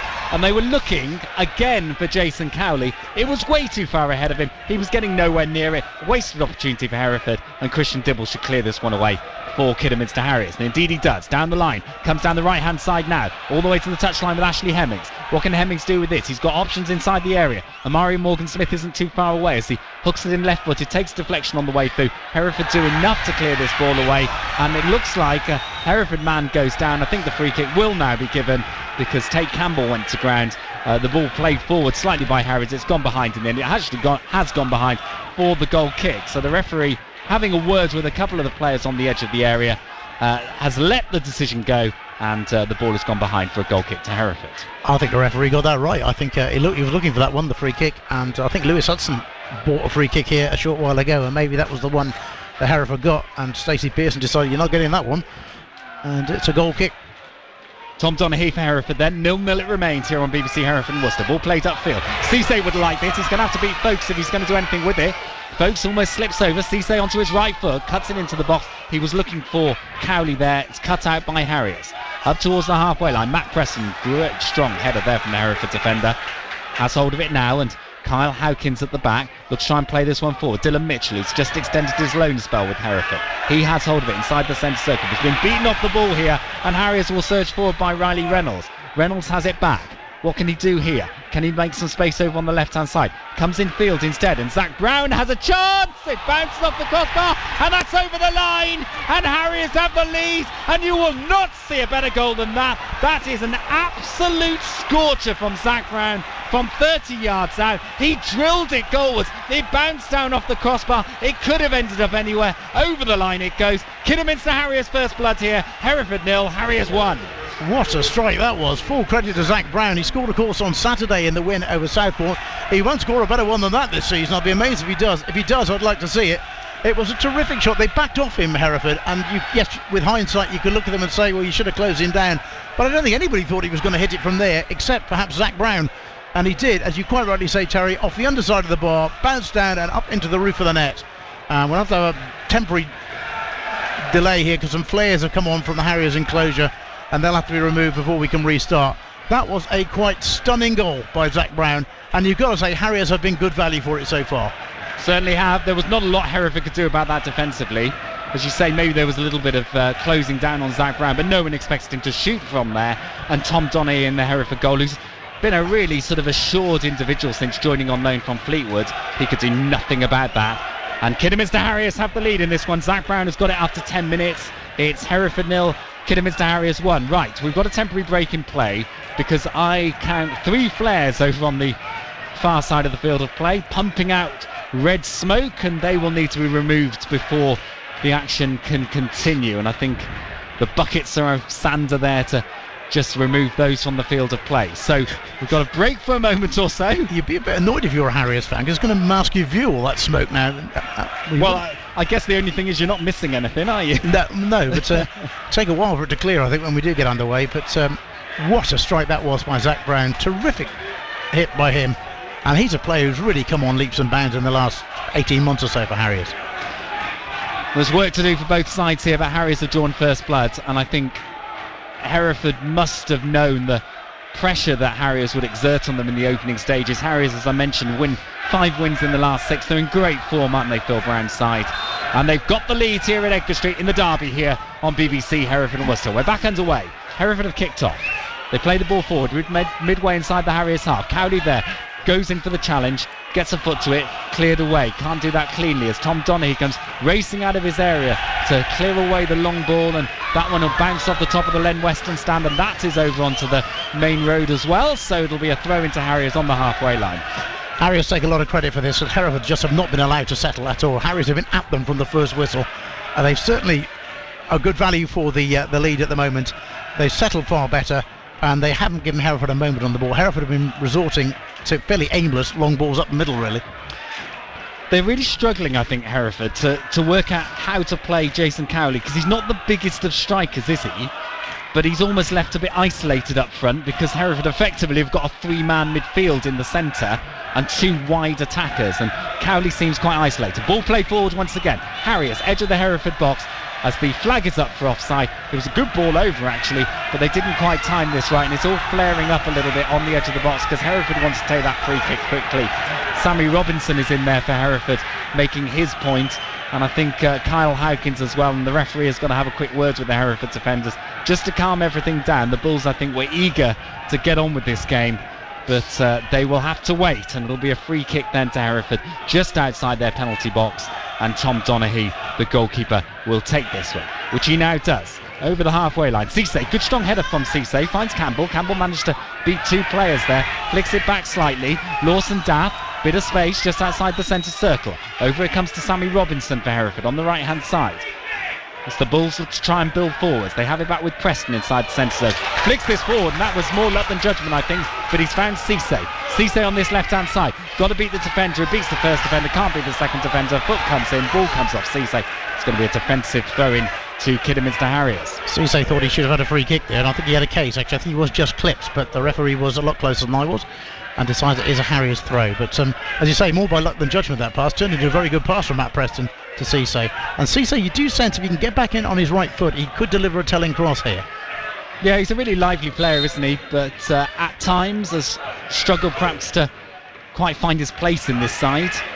He seems to work better when Hereford perhaps a flatter 4-4-2. As the ball played forward by Hereford. Comes up a Harriers man, and this time it is a Hereford throw right down below as midway inside the Harriers half. Lewis Hudson to take this one. Probably Hereford's best position of the game so far. It is. Here's Hudson's throw then. He's looking for Cisse inside the box. He's got to try and beat two defenders, being slightly held there, but his physical presence means that Harriers get that ball away. Back it comes to Hudson. Hudson looks to try and find Dylan Mitchell. Now it's Cisse trying to push the ball. Was he pulled back there? The referee says yes, right on the edge of the area. Hereford will have a free kick, and that is a yellow card, I think, to Joe Folks, who was the man adjudged to have made the challenge there. The first yellow card of the afternoon after 14 minutes of this game. And Hereford have a free kick in an excellent position here. This is on the left edge of the area, probably 15 yards or so from the touchline, and the Bulls, as it is, are eager to try and find a way back into this game. It was a foul. I'm not sure it was a yellow card. And that's Stacey Pearson, I think, has done very well so far, because she's been a bit lively early on. I think she's done very well, but I'm not sure. There are times you just give the free kick. Well, it was a free kick. It might just be a line in the sand, isn't it, from the referee? Well, it could be. You know. No more of that, thank you very much. Right, 2 men over the ball for Hereford. Everyone is inside the Harriers half in a Hereford shirt. Lawson Daft swings this one in, doesn't get past the first man, bounces out. It's going to fall to Sammy Robinson, 30 yards out, driving shot, quickly charged down on the edge of the box. And Harriers now the opportunity to break, which they're going to do, because they're going to charge over the halfway line. Riley Reynolds on the right-hand side swings this one into the area. There's going to be space over at the far post. Low drive, good save. Great save. Toby Obadei it was with the shot. But a strong save from Hereford. They were really caught out at the back there. Harriers surged forward, found an opportunity inside the area. Obadei it was, Hereford's goalkeeper, just in the right place at the right time to push that one away. But a nervous moment at the back for Hereford. Harriers reacting really quickly. I thought that had 2-0 written all over it. Really good break by Harriers down this right-hand side. Tom Donachie initially was thinking about coming to try and tidy up, realised he wasn't going to get there, retreated and got himself in a decent position to make what could prove a critical save. Here's the ball into the danger area. Should be cleared away once again by Hereford, and indeed it is. And this time they will look to build forward. And Cisse, defensive, now turns this into an attack. Over on the right-hand side as Hereford looks to try and cut forward. Looks like Dylan Mitchell cutting it over towards the far post, straight across the face of goal and wide. And there was a man lurking at the far post. It was Jason Cowley, and the problem is he's not tall enough to get his head on that. The ball came straight across the face of goal. Behind it goes. It's taken a deflection on the way through. I think the goalkeeper must have got a touch. So it's a Hereford corner. Yeah, Dibble's touch took it away from Cowley, who was... I'm not sure Cowley would have got there. I think you're probably right. But nonetheless, vital touch by Dibble. It was a terrific cross by Jaden White. Did a great job, didn't he? The Hereford winger. And now Hereford have their first corner of the afternoon. Here it comes, swung in to the near post. An awkward one to get hold of, but Harriers at the near post clear this one away. Jaden White has it back, hooks it in over towards the far post, and this time it's Cowley with a header, but that one goes over the top and safely behind for a goal kick to Christian Dibble in that Kidderminster Harriers goal. It's Hereford 0, Harriers 1. Harriers have definitely shaded the opening 17 minutes or so. We've just seen a spell of pressure from Hereford that suggests there is some life in the home side this afternoon as well. There is, and we go back to anybody who's just joined us. Zach Brown with a stunning goal to open the scoring here. 30 yards, and no blame attached to Tom Donachie. If there'd been 2 goalkeepers in there, they wouldn't have got anywhere near it, I don't think. Off the underside of the bar, bounced down on the line, then up into the roof, and there it was unsavable. Well, after Ashley Hemming's first goal against Southport on Saturday, it's becoming a little bit of a trademark for Harriers, isn't it? Wonder goals from well outside the box, and they'll be looking to build on their 1-0 advantage here. They have the ball right down by the corner flag as they try and find some space, and Folks looks to pull it back. The offside flag is up. Harriers do actually turn it into the back of the net, but the flag was up well beyond that, and this will be a Hereford free kick back over on the touchline on our near side, I think. So a chance to clear away. Paul Caddis and Adam Rooney will be concerned by the amount of space Harriers are getting out wide and getting in behind Hereford. Particularly Hemmings down this right-hand side. He's done it a couple of times now, hasn't he? And worked really good openings. Yeah, normally Lewis Hudson is a strong left back for Hereford. The defensive line for Hereford has been pretty strong over the last few weeks, but they're being exposed a little bit this afternoon. And I was saying before the match, Amari Morgan-Smith and Ashley Hemmings, 2 really experienced players for Harriers, plenty of goals between them, and you can see why they cause defences all sorts of problems, and that's exactly what they're doing to Hereford this afternoon. Harriers lead by 1-0 here at Edgar Street on BBC Hereford and Worcester. We played 18.5 minutes of the game, and the ball is back with the Hereford goalkeeper Tom Donachie. if you're standing on the meadow end when Zach Brown hit that shot, you just have to applaud, wouldn't you? I mean, it was probably protect your face a little bit. Well, the way it was flying. It was a surely had to be a free kick. I mean, Lawson Duff may well have bought that a little bit, but I think two hands were in the middle of his back. Yeah, I don't think Zach Brown can have too many complaints for that shove on the Hereford man, Lawson Daff. Fair play to Stacey Pearce. She got a broad grin on her face. Yeah, it was a free kick, but don't make a meal out of it. Free kick taken quickly by Hereford. Down the line it comes. Cisse wanted it, but Folks gets there for the header first. Hereford throwing just down below us, midway inside the Harriers half. This is Lewis Hudson. Hudson's got options ahead of him in the shape of Tate Campbell perhaps, but he's going to take a moment or so before bringing this one in. The big men are up from the back for Hereford, so Kyle Howkins has come forward to the edge of the 6-yard box. Still we wait for Hudson to take this throw. Here he comes, the Hereford captain, into the danger area. Folks gets this one away for Harriers with a quick header up towards the halfway line. Sammy Robinson should clean this one up, and indeed he does. Knocks it all the way back to the Hereford goalkeeper, who waits a moment or so. Options ahead of him in the shape of Cisse perhaps. Actually Howkins in his unorthodox position of left midfield manages to charge that one down, and Hereford have won a throw-in.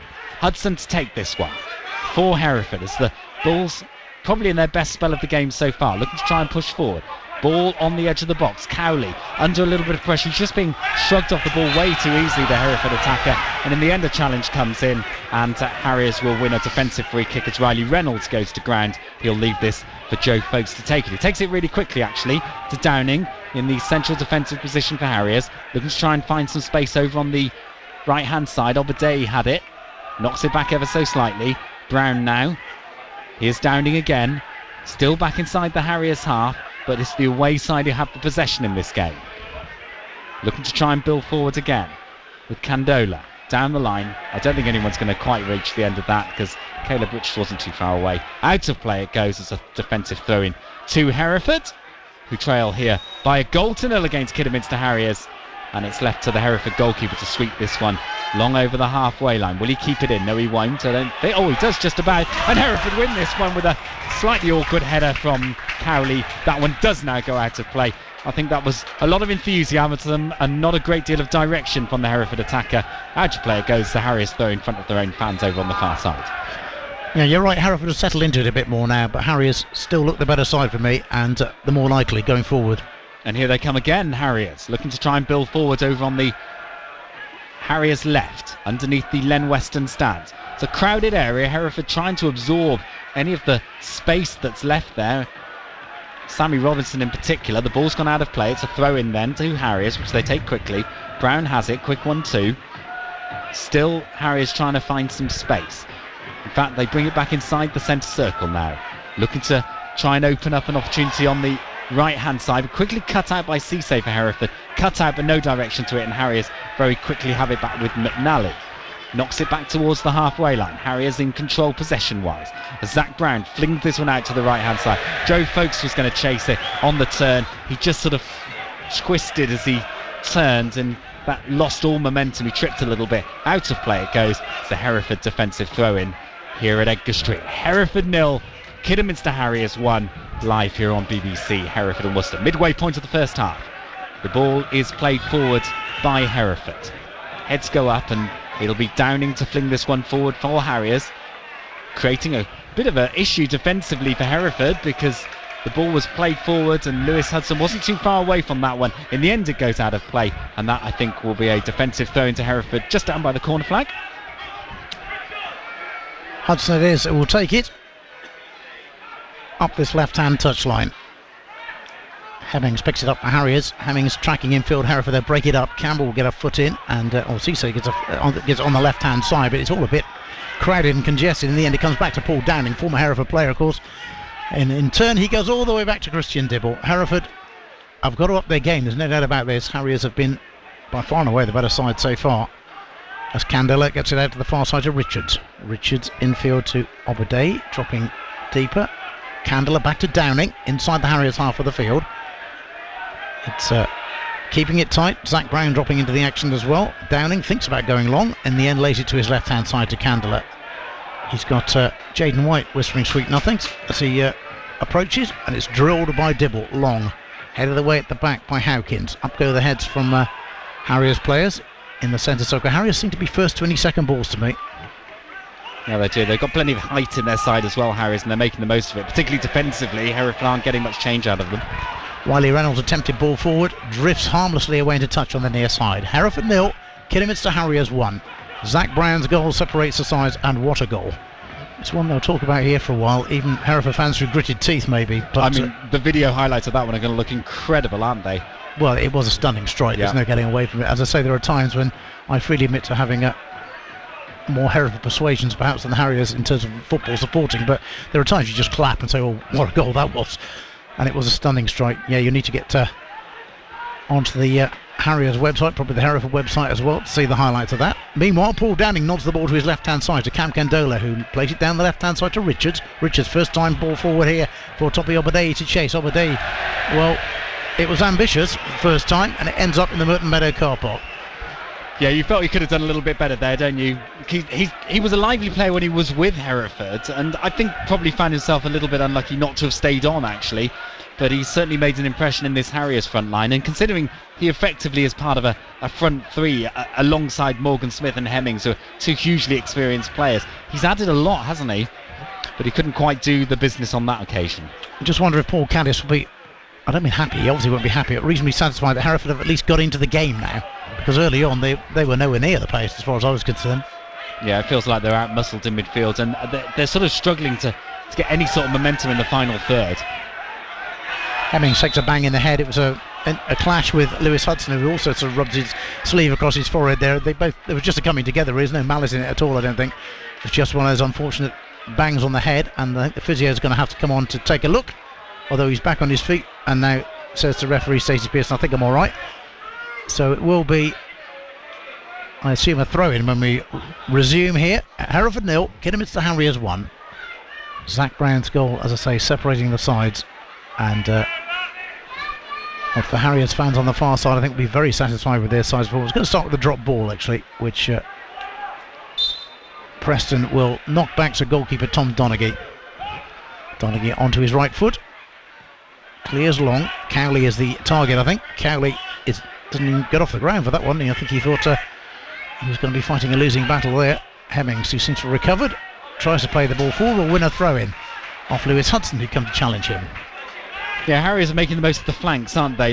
They've sort of created opportunities down both sides. Joe Folks, as you mentioned, coming forward, looks really lively, and Obadei and Richards on the left-hand side also creating space, and that's a real issue, I think, for Hereford. Hereford snapping away on that far side there, and just putting the home side under a bit of pressure. That'll be a throw to Hereford. Well won by Jaden White with a pretty blatant nudge in the back at the time, but he got away with it. Throw-in's already taken. Back to halfway to Howkins. Howkins. Short ball forward to Lawson Dath, who gives it back to Howkins on the halfway line. Plays it square to Dath, who's dropped deep alongside Preston. Dath tries to swing the ball to this near side to Hudson. He wasn't going to get on the end of that. The raking crossfield balls just haven't worked so far for Hereford today, really. One to Cisse, works, but aside from that, it hasn't really been a productive source of progress for them. Well, it does seem to be actually Hereford are more productive when they keep the ball on the floor, given the lack of height, particularly in their forward line. Actually, if you look at Cisse, there's a bit of height there, I would imagine. But actually, if you look at the rest of the forward line, Jaden White, Jason Cowley, they're not big dominant aerial players, are they?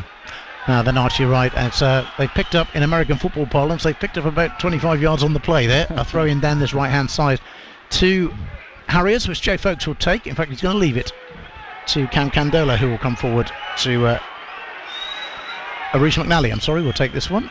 McNally it is, down the line, looking for Amari Morgan Smith, who wasn't unable to get on the end of it. Back now with Downing inside his own half. Downing stabs it square to Candola. Candola will turn it back to Christian Dibble. Dibble, first time ball to Paul Downing.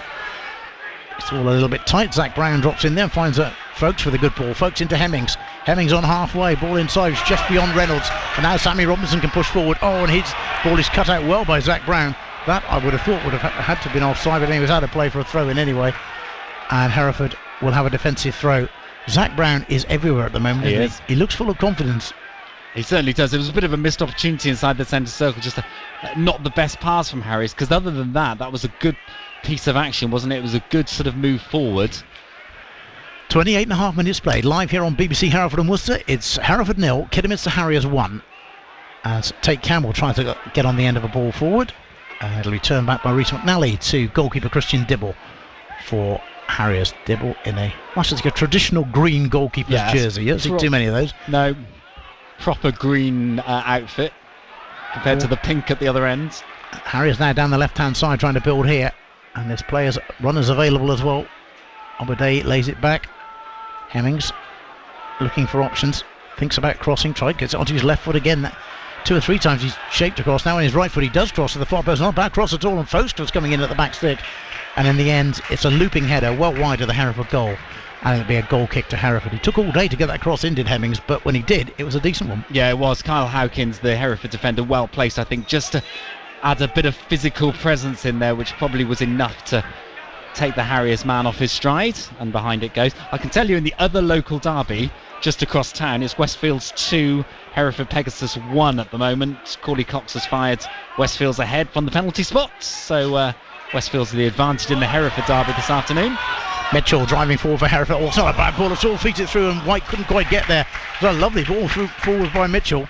Hereford looking to pick up the pieces now. Lawson Dath turns it back, and Preston will have to go all the way back to Donaghy, I think. And he does, and Donaghy is being closed down fairly quickly, and he does well to get his kick away. Cowley can't challenge for that. He's coming back from an offside position. Campbell gets a foot in, turns it back to Hudson. Hudson, ball forward. Where's that? You see, it's to nobody, I'm afraid. There's no one up there, and Harriers will be very happy with that all day. Well won by Howkins at the back. Hudson, they're being hurried, Hereford, all the time, aren't they? Campbell, good ball infield, that's better. Mitchell has got Robinson running to his right hand side, gives it to Robinson now. Jaden White's further wide if he needs him. Ball dinked in, looking for Cowley. Cowley wasn't quite going to get there, well read by Downing at the back, and Harriers through Zach Brown should be able to tidy up and get it to the far side.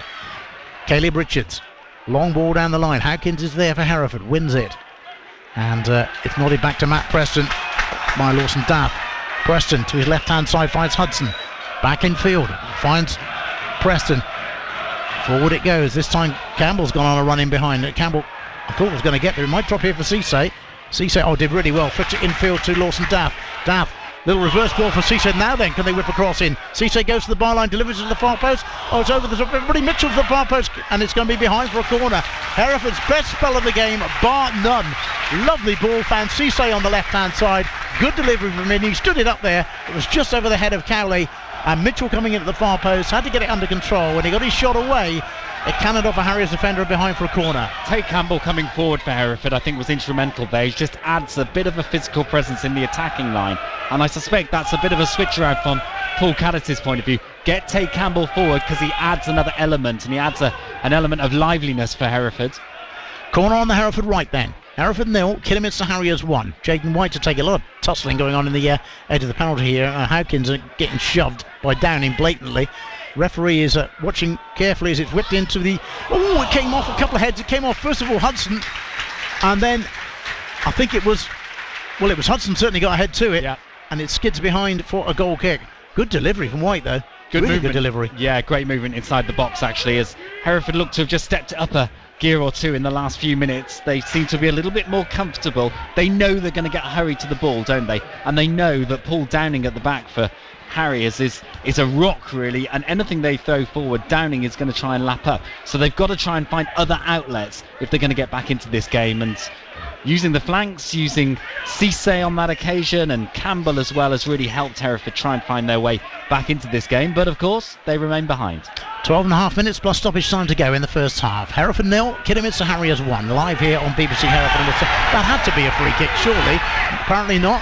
And then Dath steps on the ball. Reynolds has his shirt tugged by Mitchell. It's all going on here. And eventually Harriers getting out to the left-hand side. Candola finds Richards. Richards down the line to Toppy Obadei, who's offside. That'll be a free kick to Hereford. But it's taken quickly, and Hereford looking to get on with things now. Bringing it forward, fed into Cowley's feet, and running in behind is Jaden White. And, he hurries Rhys McNally a bit, but McNally turns it safely enough back to Dibble, who is very good at clearing the ball off the deck. Gets good distance and accuracy on it. Ball's on halfway, roll back to Zach Brown. Brown, ball over the top for Hemmings to chase. And Preston will step across, but Hemmings has got there. He did really well, Hemmings. I thought he was second favourite to get to that. And it will be a Harriers throw right down by the corner flag at the meadow end of the ground. which Caleb Richards wanders across to take. It's good hustling by Harriers, isn't it, to try and find that little bit of space up against the touchline. Candler gets it infield. Brown for once is caught in possession but recovers well. And Riley Reynolds is caught in possession. Hereford through Cowley, that's much better. And Hereford now looking to bring it away. Rawson Dath to this left-hand side finds Cisse. Cisse's got Jaden White. White gives it in back down the line. That's a good run by Cisse. Cisse taking on Folkes. Folkes standing up to Cisse. Cisse approaching the edge of the penalty. You're still going. A back heel to absolutely nobody. And Amari Morgan-Smith is there and able to clear it down the line as Hemmings lays it infield. Chance for Reynolds to break here now. Reynolds taking on Cisse. Cisse slides in. No fouls as a referee. Sammy Robinson will get a foul for the challenge by Reynolds. And the free kick's already taken. Mitchell, it's breathless stuff this. Mitchell now up towards halfway. Forced to roll it back to Robinson. Robinson infield to Dath. Robinson gets it back. 10 yards inside his own half on the Hereford right. It's down a walking pace now. Dath thinks about the crossfield ball for Jaden White. Then goes down the line for Cowley to chase, I assume. It was a bit ambitious. Downing is there and Cowley got a foot in, but it's behind for a goal kick. Good spell of pressure this from Hereford. They're certainly the strongest spell in this game so far. Harriers really dominated the opening 25 minutes or so, but the Bulls have grown in confidence. They seem to be using the flanks a little bit more, and a move forward a moment or so ago where Cisse looked to cut inside. He flicked the ball back, and I think he was hoping that Jaden White was making the run behind him, and that didn't quite work out. It does take some time to build understanding between new players at clubs, and Jaden White's only in his third or fourth game for Hereford. But you do sense that Paul Caddis' side have sort of upped the ante a bit in the last few minutes. Change of football here, and the referee agrees. Obviously not enough pressure in the rate of inflation has dropped, I think we could say. I was going to say, most of them are on the A49, aren't they? So Westfield's have had more than we've had here, I think. They've gone over the A49. Dibble restarts with the new ball. Well, Hudson was climbing. I think climbing was probably the right word as well. Referee's happy to let it go on there. Lawson Dath wins a header for Hereford. Cowley comes and nods it to the left-hand side, but too strong for Cisse. That'll be a throw to Harriers. It's developed into a good game, actually. The way it started, I thought Harriers are going to canter to victory here in the first 10 minutes because they were a yard faster to every ball, I thought, and scored a stunning goal. I think Harriers just haven't given Hereford much space, have they? So it's all been on the Bulls to try and find a different way to unlock Harriers. And to be fair to the away side, they're full of energy, aren't they? They're full of pace, and Phil Brown has set them up brilliantly coming into this one. Candola gets the ball out to Richards on that far side. Zach Brown's made the run further down the left. Back it comes to Caleb Richards. Richards ball into feet, looking for Obadei. Obadei gets there, and he's turned nicely as well. Can he deliver the ball back? He can deliver the ball back, and it's a head. It comes off a defender and will run behind. Oh no, it came off a striker actually, and it goes behind for a goal kick. Looped right up into the air, actually took it away from Harriers player coming in at the back post. I don't think the Harriers player whose head ended up coming off knew too much about it, really, did he? It was at the near post. The ball was flashed in very quickly. The heads went up. The ball bounced in the air, and there was no real direction on it. Out of play it goes, and it's a goal kick to Hereford.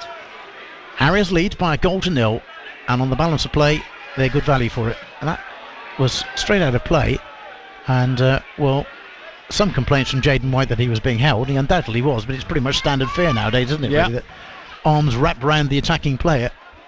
And to be fair to the referee, you can't have eyes on absolutely everything, can you? We're not in the Premier League with cameras all over the shop. Number of people deciding they're heading for their early half-time cup of tea away to our right-hand side. Still 7.5 minutes to go. Yeah, exactly. Anything could happen at that time. We're expecting quite the queue. Throw into Harriers on the right-hand side, which Folkes will take. And a few more people just to our right-hand side decide now is the time to head out for the half-time cuppa. Folkes hasn't yet taken the throw-in. He does now. It's played into feet. Hereford might just break that up. Mitchell trying to get in there, but Harriers come up with Zach Brown. He didn't fancy it again, does he? He's about 25 yards out and still going. Gets a shot away, this time over the bar. But it was alarming how much room he had to run at there. Yeah, the Hereford players seemed to back off him, didn't they? As Brown edged towards the edge of the area, 20 yards out, he flashed that one over the top. But again, it was a decent position for Brown, wasn't it? He just couldn't quite hit that ball as well as he would have wanted. You can tell there's a good. I got here at 11 o'clock this morning initially for this game, and car parking not a problem at all. Yep. Merton Meadow pretty much empty. I was amazed. I thought there'd be a lot of people in for shopping, as the goal kick is taken. That had to be a free kick, and so That is going to be a free kick. I think it's a totting up procedure there, as McNally and Cowley just square up for a moment. Cowley is giving away about 4 or 5 inches in height there, I would think. Yeah.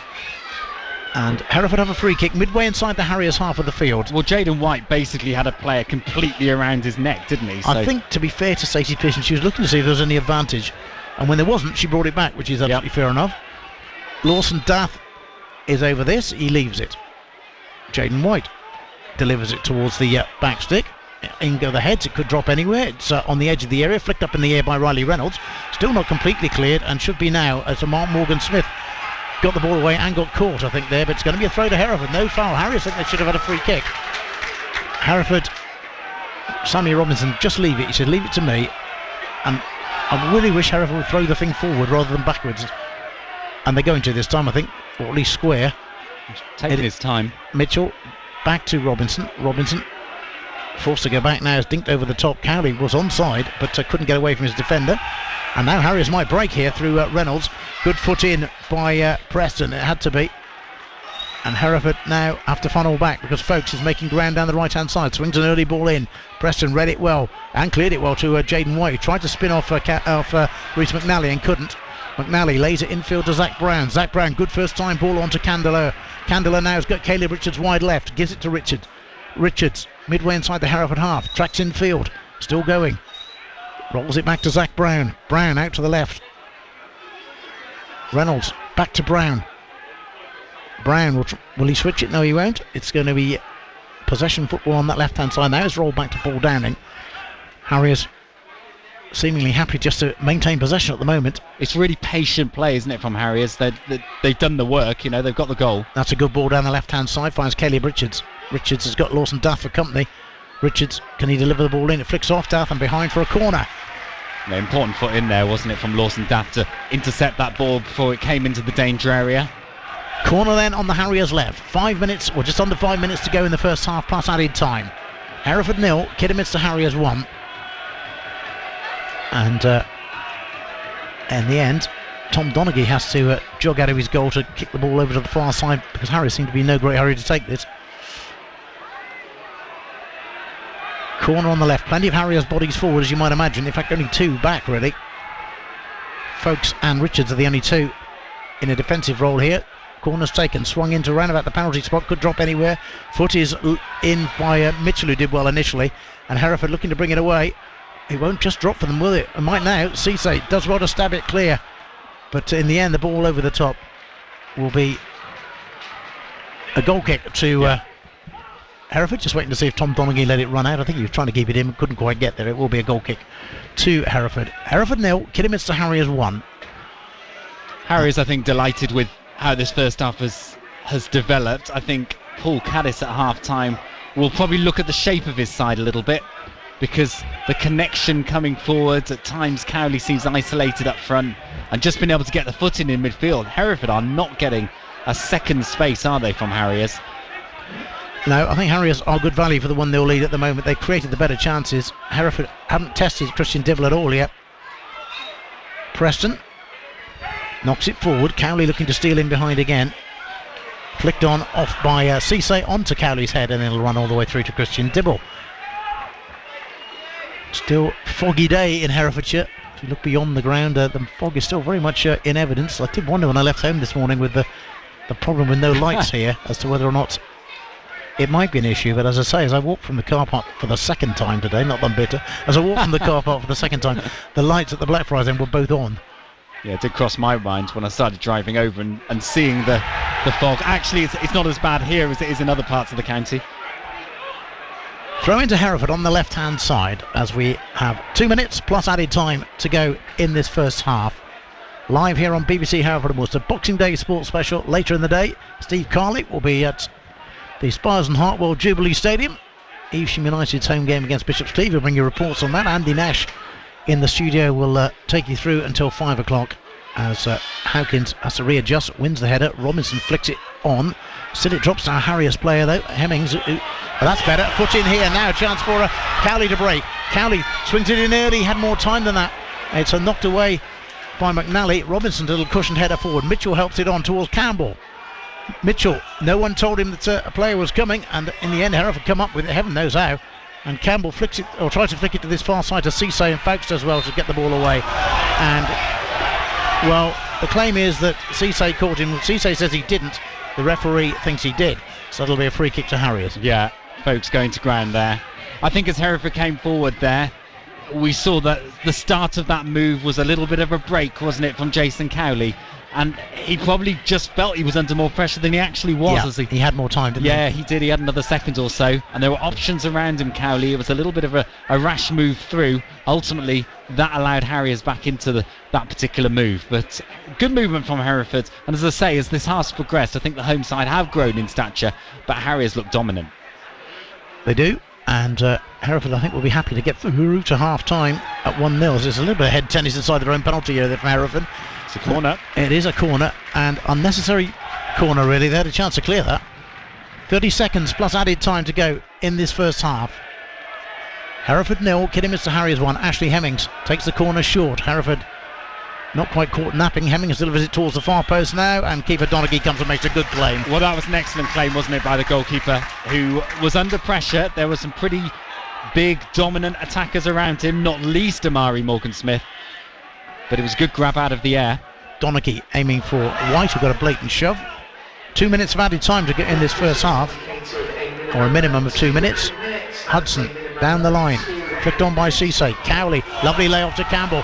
Campbell thinks about a shot. Oh, hit the bar off the angle of ball off the top of the crossbar, really. Claimed on the bounce by Dibble. Hereford's best moment of the game, bar none.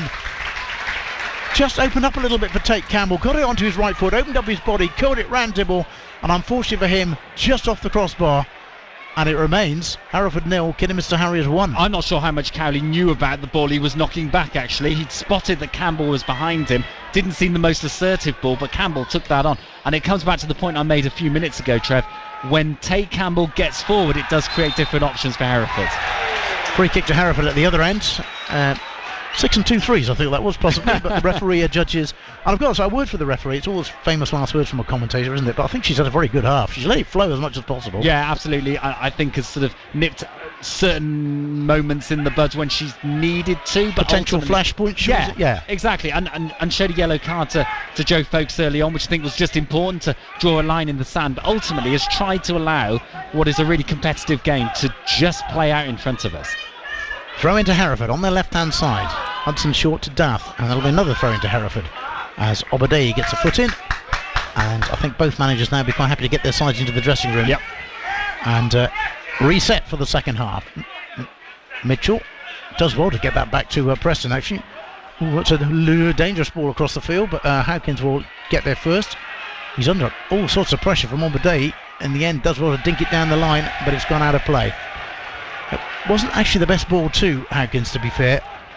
And we're heading towards the end of the first half. And it's been a good contest. Harriers certainly very much in the ascendancy in the opening quarter of an hour. But since then, Hereford have grown into the game a bit, and it has become a good contest.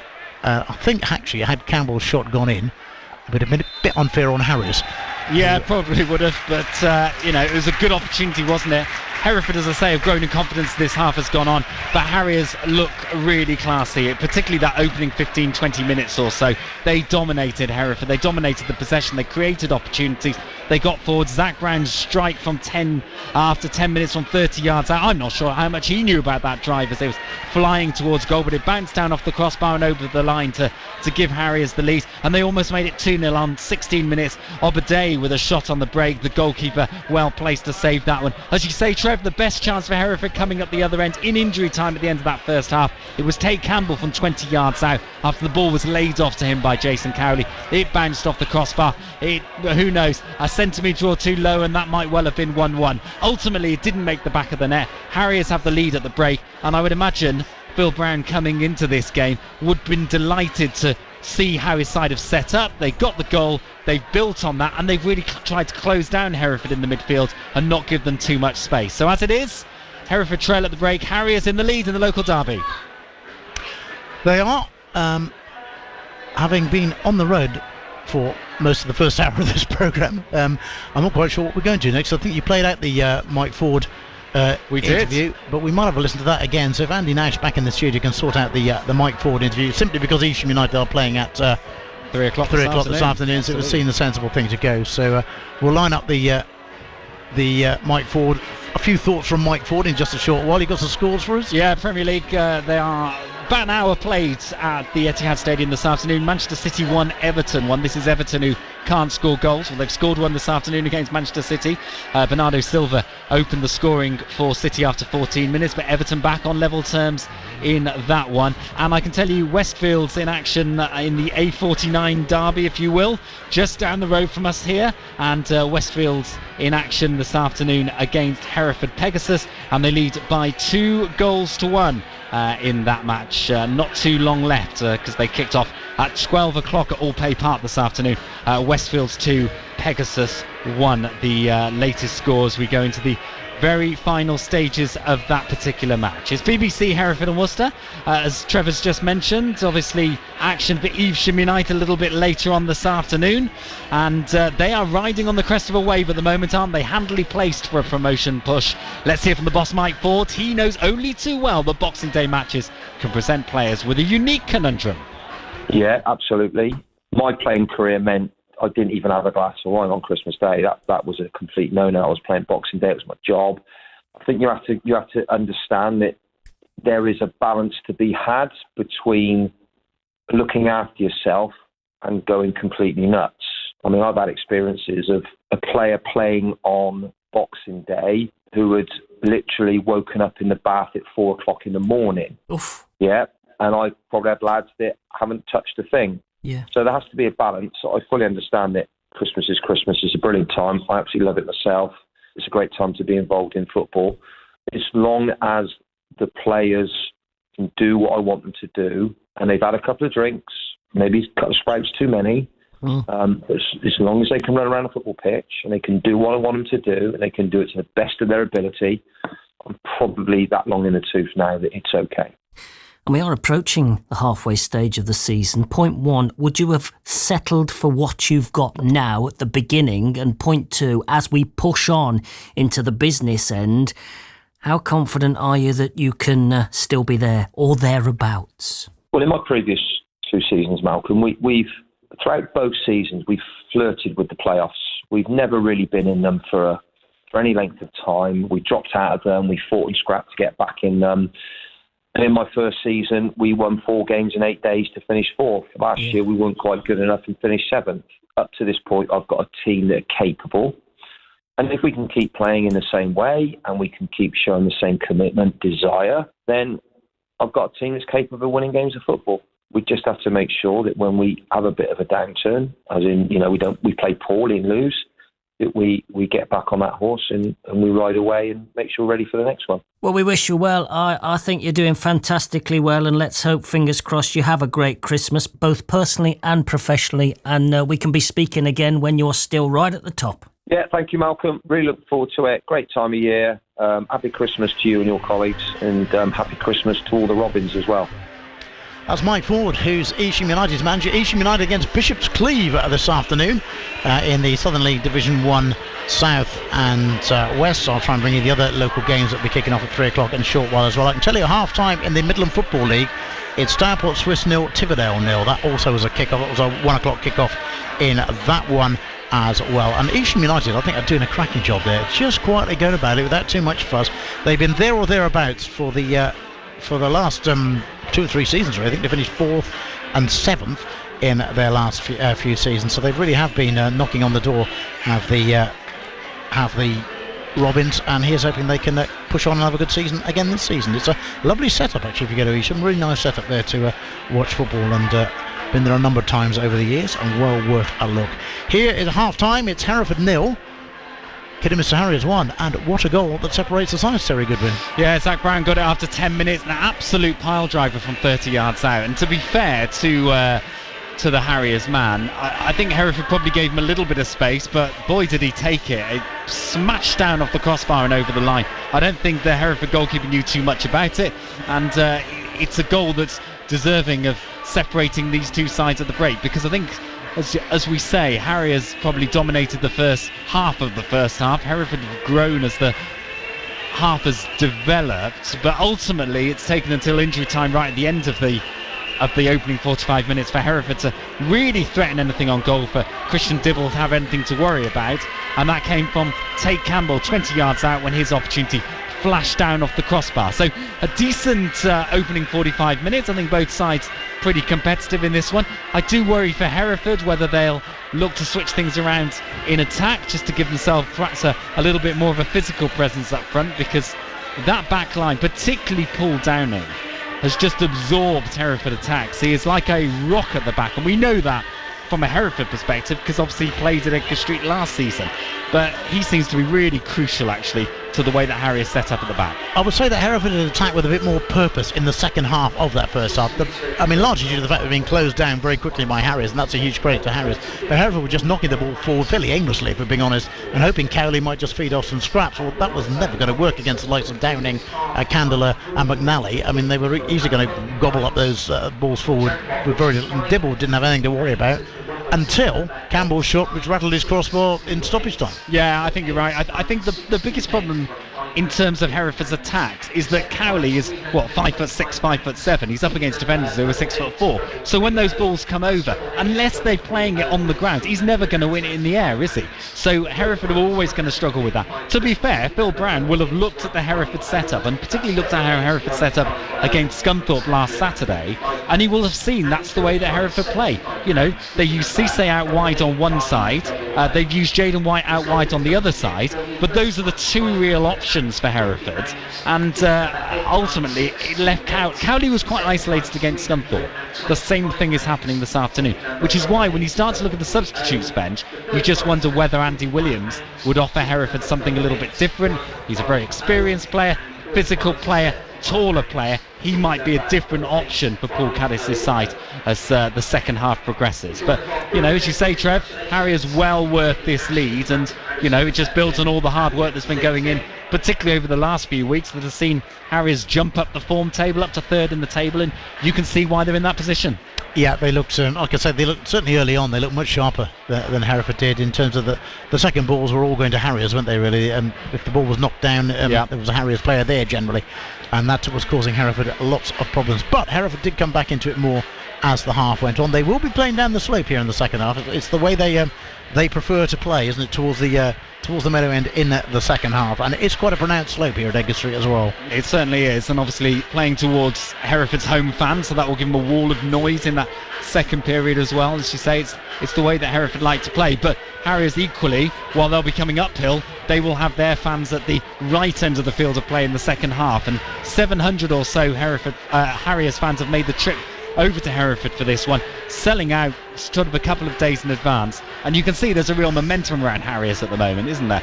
Phil Brown taking over late last season ultimately couldn't stop Harriers being relegated from the National League, and it did feel in the early stages of this season that things weren't quite clicking, but as things have progressed, things have settled down. The team seems pretty settled, doesn't it? And Harriers finding their form, there's momentum around it, and they're playing decent football as well.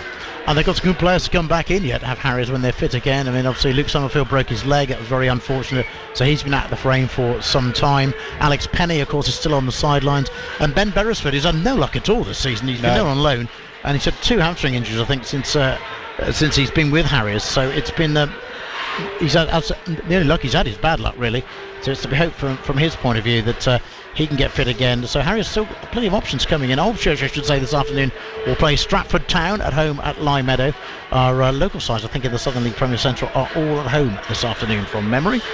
While we also have Bromsgrove Sporting, a derby game for them against Stourbridge. That'll be tasty. Redditch United at home against Banbury United. Division 1 South, as we mentioned, Evesham United are playing Bishop's Cleeve. Steve Carley will be for us later in the afternoon. Malvern Town are at home against Cinderford Town. Hereford Pegasus have equalised against Westfields. It's 2-2, the latest score in that one in the Hellenic League Premier Division. There are other games this afternoon in the Hellenic League Premier as well. Bring you details on those in a short while. But just to explain, of course, Worcester City have no game today. It's really unfortunate. They were due to play Walsall Wood in their Boxing Day game. And of course, poor old Walsall Wood, they went by the wayside earlier in the season. and as such that left City with no game on Boxing Day, which is very unfortunate. It's a bit of a blow, isn't it? Because the Boxing Day fixtures, it's a tradition of football. You normally get a decent crowd in for it. We can see it here this afternoon. Actually, if you've got a localish derby, you know, in a game like this, 700 away fans making the trip over. They're big paydays for club, actually. So for Worcester City to miss out on matches like that, it's unfortunate. It's the way it goes, isn't it? And obviously Hereford have been through it in previous incarnations as well. I remember going to Redditch with Hereford one Boxing Day after the old Hereford United had collapsed, and it was a fans team who played Redditch United, I think, that afternoon, and there was a decent crowd of sort of 500-600 in. So it goes to prove, doesn't it, there's a tradition of Boxing Day football, and it's a shame that it's not happening for Worcester City this season. So many people, by the time Boxing Day comes round, want to get out and do something. Whether you're shopping in the city centre or whether you're going to watch a football match, you've had enough by then, haven't you, really? You just need to get out and get some fresh air. And I think that's probably one of the reasons for it. But you're right, it is a great tradition. And, well, the mist is coming down here a bit, isn't it? It's certainly not going to threaten the game the way it is at the moment. No. But it does seem to have dropped a little bit since the end of the first half, really. The far side of the ground from us, the Lem Western stand, where the Harriers fans are housed in that left-hand side as we look at it now, it's just shrouded in mist a little bit there at the moment. It is. It's not quite as clear as it has been.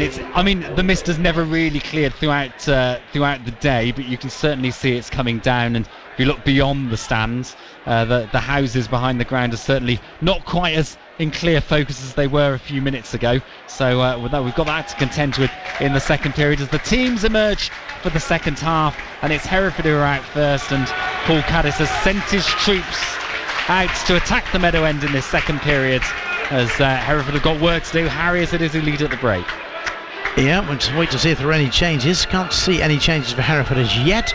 They've got 1, 2, 3, 4, 5, 6, 7 out there at the moment. Others will follow shortly. 1, 2, 3, 4, 5, 6, 7, 8, 9. No changes as yet. Anyway, it's one player to come. As you say, I just wondered if he might try and shake it up a bit by making a change. Give Cowley a bit of support up top, perhaps. Well, Jason Cowley's the one player I can't see. Yeah, maybe he's not. So maybe that answers your question. Maybe it does. Cowley's making his way out now. He's last man out the tunnel. So no, Hereford unchanged for the start of this second half. I don't think it'll stay like that for too long if Hereford continue to trail, though. I can't imagine Paul Caddis sitting back and allowing that to happen. So I should imagine there will be changes in the second period. We wait for Harriers. We do. We await the arrival of Harriers in the for the second half.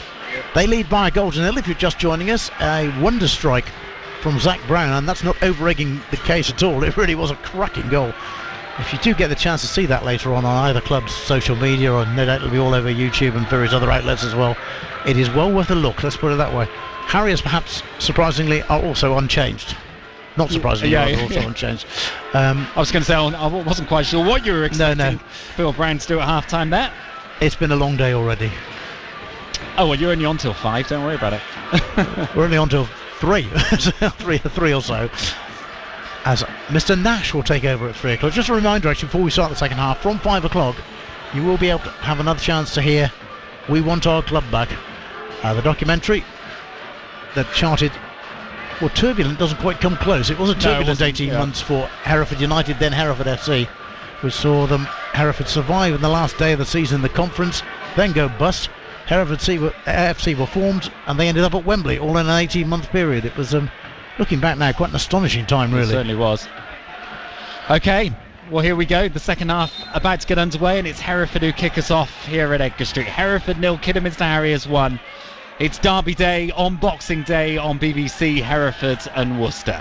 Terry Goodwin and Trevor Owens, your commentary team here at Edgar Street this afternoon. I'll take you through the teams in a moment or so, but as Trevor has just said, no changes at the break for either side, so we will wait to see what substitutions take place throughout this second period. It's Harriers with an early throw-in over on the far side of the field of play. The Harriers right as they play from right to left in this second period. Harriers in their normal red and white tops with red shorts and red socks. Hereford in the home strip, as you would expect, white shirts, black shorts, white socks, although it has to be said, a lot of those white shirts have got plenty of mud over them. It's been a physical first half of this game, and Hereford find themselves a goal down at the break as the ball is played forward quickly by Dylan Mitchell up towards the edge of the area.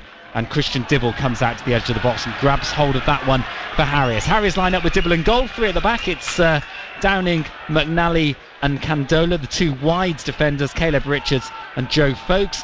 2 in midfield, Zach Brown, who of course got the goal, and Riley Reynolds, and then 3 up front, out wide on the left, Obadei, out wide on the right, Morgan Smith, with Ashley Hemmings down the middle for Harriers.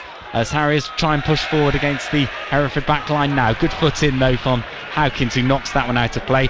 Harriers on the bench, Palmer, Devine, Kuyar, Kellerman and Davis. I'll take you the Hereford lineup when we get a moment or so, but it's a Harriers throw over on the far side and an opportunity to create havoc inside the Hereford area. As Folkes takes this one, knocks it back, hooked into the box it is. Good strong header by Matt Preston to clear this one away for Hereford. Down the line it comes once again. Harriers hook it back forward, straight out of play. That'll be a goal kick to Hereford, and it will be taken by Tom Donaghy, the goalkeeper for Hereford this afternoon. In defence, the Bulls, sort of 4-4-2, I guess, for Hereford, with Robinson, Hawkins, Preston and Hudson across the back. The midfield, I guess 3 in the midfield rather. We've got Campbell, Dath and Mitchell, with White and Cisse out wide, and then Cowley sort of isolated up front for Hereford. What can Hereford do now? There's a Hereford man who's gone to ground, but the Bulls play on. Dath has hold of it inside the Harriers half, knocks it back down the line, and this time it'll be Preston who goes for the easy option, I think, and brings it all the way back to the goalkeeper for the Bulls, who knocks it upfield. Hereford 0, Harriers 1. BBC Hereford and Worcester. Ball played forward quickly by Hereford. They can't make anything of it, and Harriers quickly win it back on the byline. This time it's Morgan Smith. Quick tug on the shirt, and the ball is played forward. Riley Reynolds is down for Harriers. The ball is cleared away. The flag is now up, and play will be brought back because it looks like Reynolds might need a moment or so here as he rolls around. Mitchell on Reynolds, wasn't it? Mitchell got a foot in, and Reynolds felt that one. He's up on his knees now. I don't think we're going to need the physio on. It'll be a free kick to Harriers. Certainly will. Just to complete the lineups, Hereford on the bench are Alex Babos, Andy Williams, Akeem Rose, Declan McGlynn and Ryan Bartley, who missed the game at Scunthorpe on Saturday through illness. He's well enough to be part of the 16 today for Paul Caddis's side. As Harriers play the ball forward up towards the edge of the Hereford area. It's Robinson who goes up with the header, doesn't quite win it, but Hereford clear this one up towards the halfway line. They have it with Cowley. Cowley ambitiously tried to get it through to Robinson, couldn't manage to do so, and this time it's back with Harriers. This is Richards hooks into the box, good strong header to intercept that one from Kyle Hawkins. Out of play, that comes on our near side. That'll be a Harriers throw-in right down by the corner flag, which they'll take quickly. They have it under pressure at the moment as Reynolds tries to get the better of Mitchell. Mitchell gets enough of a touch in there. Ball played up towards the edge of the Hereford box. This time Hereford get a foot in. They should clear this one away, and this is Hawkins to Hudson. Still in a defensive position. Hereford struggling to get outside their own half as their ball is played forward. Bit of a shove, I think, on White over on the far side. Out of play it goes. That'll be a Hereford free kick though. It's almost a mirror image of the start of the first half. Harriers much faster to the ball than Hereford are, and Hereford having to hurry almost every pass really, and it's telling. This is Hudson with a long free kick up towards the edge of the box, and Cisse went up for the header. He couldn't quite get the connection he would have wanted. There's a defender very close by, and Hereford look to try and build again, but this time Harriers hook it over the top. They're going to be chasing this one, and one-on-one with the goalkeeper almost, as the ball is chipped over the top and into the back of the net, and that is 2-0 to Kidderminster Harriers. It was a good ball forward, found an opportunity on the edge of the area, and it's Tope Obadei who's got it, chips it into the back of the net, and Hereford find themselves 2 goals down here at Edgar Street, and Kidderminster Harriers making the most of the opportunity when it comes. Well, as I said, they started the second half in the same way they started the first. Harriers with pace. They were on it from the first whistle. They were a half a yard faster to the ball than Hereford, and it was a really neat finish by Obadei. It was almost a hopeful ball forward really initially, and then you looked across the line, you thought Hereford defenders are struggling here. Obadei got there, he spotted that Donaghy was off his line and lobbed him beautifully, took it really well. A lot of work to do now for Paul Caddis's side, but Phil Brown will be absolutely delighted by this one, and I wouldn't be surprised, Trev, to see substitutions pretty quickly now. Well, Hereford may as well go for it now, and they may as well get a second striker alongside Cowley, I would have thought. Well, down below us, Akeem Rose and Andy Williams among those warming up.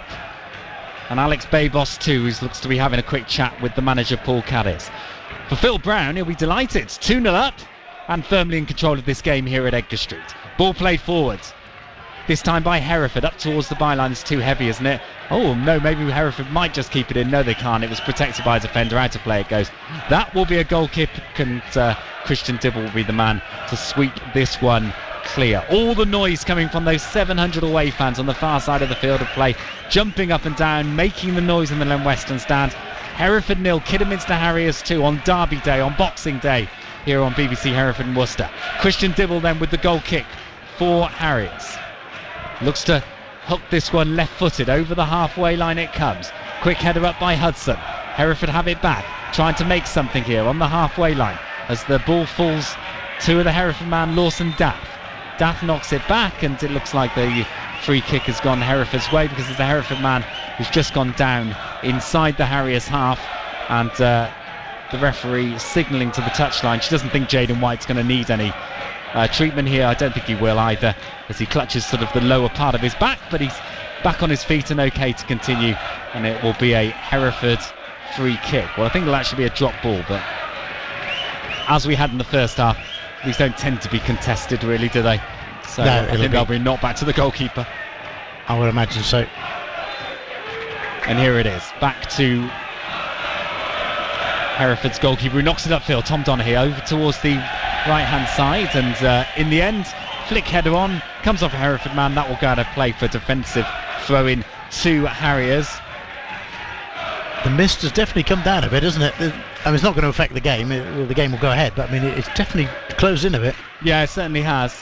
It does sort of affect the visibility right over on the far side. As you quite rightly say, Terry, Hereford have got it all to do, and they need to go back fairly quickly if they're going to get back into this. And frankly, other than Campbell's shot that came off the crossbar, they haven't really looked like getting one. No, they haven't. I mean, Christian Dibble's had nothing to do, has he? The Harriers goalkeeper. There's 3 of the substitutes that have just gone in underneath the dugout here at Edgar Street, as Paul Caddis might look to make changes. We'll keep an eye on that, of course.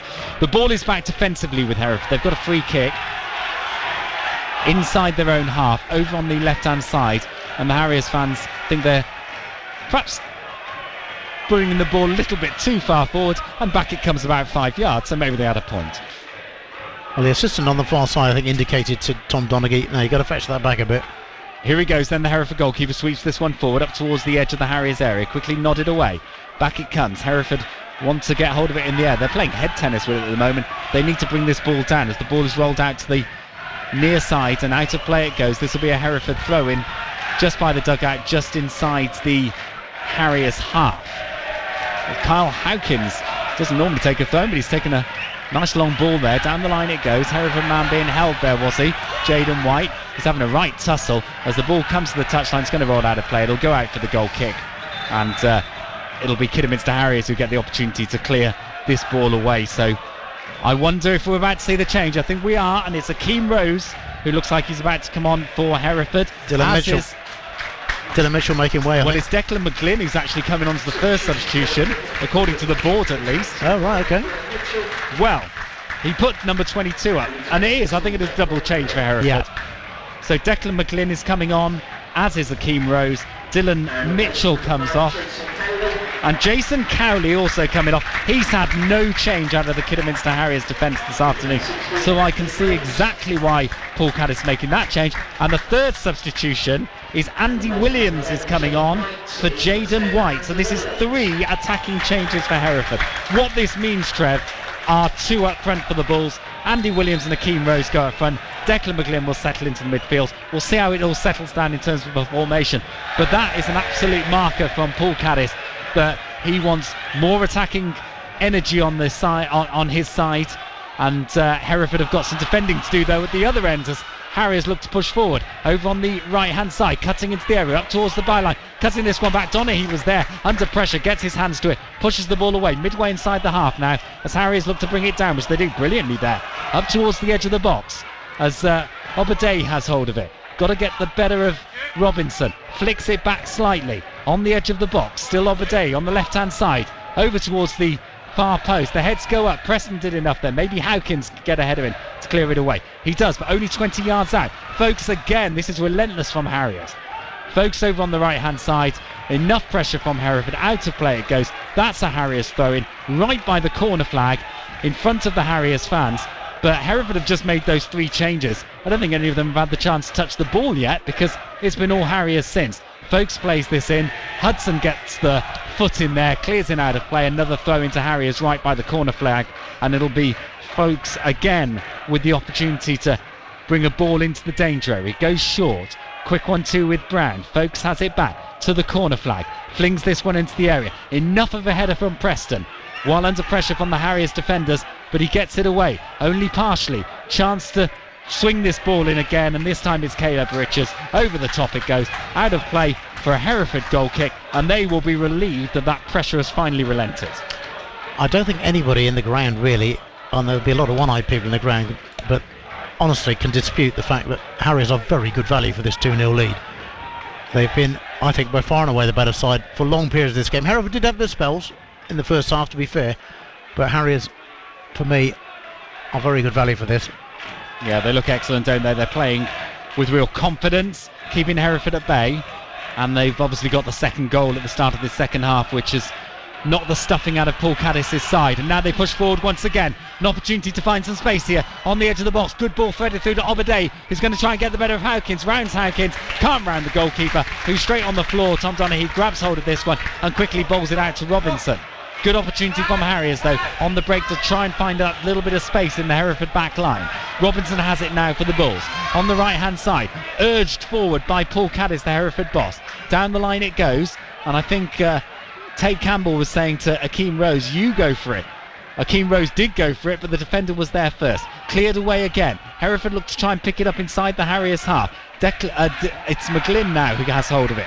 Knocks it back to Daff. Daff through to the edge of the area. Back Hereford go to the halfway line. This time it's Preston. Hereford try and build some pressure forward. Quick 1-2. Campbell has it now. Campbell back to Daff. Can Daff find some options over on the left-hand side? Hereford trying to build forward, but ultimately a misplaced pass allows Folkes to push over the halfway line. This could be another opportunity for Harriers as they surge towards goal. Are they going to go it alone or cut it into the box? They cut it into the box, and Kyle Howkins is there to intercept that ball. He was the last man. He had to be assured, and the goalkeeper collects that one for Hereford. Folkes read it very well. The pass was telegraphed, wasn't it, really? But he read it very well, and a really good, strong, lung-busting run from Joe Folkes. But Hereford going to have to commit players forward if they want to get back into this. Yeah, and they've been caught out a couple of times this season, Hereford, by committing so much forward. Normally that comes in the last sort of couple of minutes of the game. We've still got 32 minutes to play here at Edgar Street. It's Hereford 0, Kidderminster Harriers 2 here on BBC, Hereford and Worcester. Boxing Day football for you. A 1 o'clock kick-off as the fog comes down here at Edgar Street. And Kidderminster Harriers firmly in control of this one. They look really good value for this lead.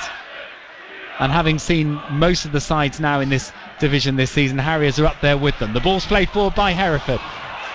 Excuse me, into the area, and ultimately it couldn't be caught by Akeem Rose and rolled straight out of play for a goal kick. It was a good ball forward actually from McGlynn, but Rose couldn't get onto the end of it. It was a good delivery in, and Rose, it's one of those you think if you've been on the field 10 minutes longer and up to the pace of the game, he might well have got on the end of that, but it just ran away from him, and a goal kick. And Harriers will be very happy just to eat up the minutes here. They certainly will. It's been a thoroughly professional job so far. It'd just be interesting to see if Andy Williams and Akeem Rose as two attackers can have any impact on this game. Effectively what's happened in terms of how Hereford have set up is they've pushed forward Sammy Robinson a bit, and they've almost gone to wing backs and trying to make the most of Yusufu Cisse. But it's Harriers who come forward again over on the right hand side here, looking to try and cross the ball into the box. Should be cleared away and is partially by Hereford. Maybe they can cut forward now. Not far enough because McGlynn had hold of it.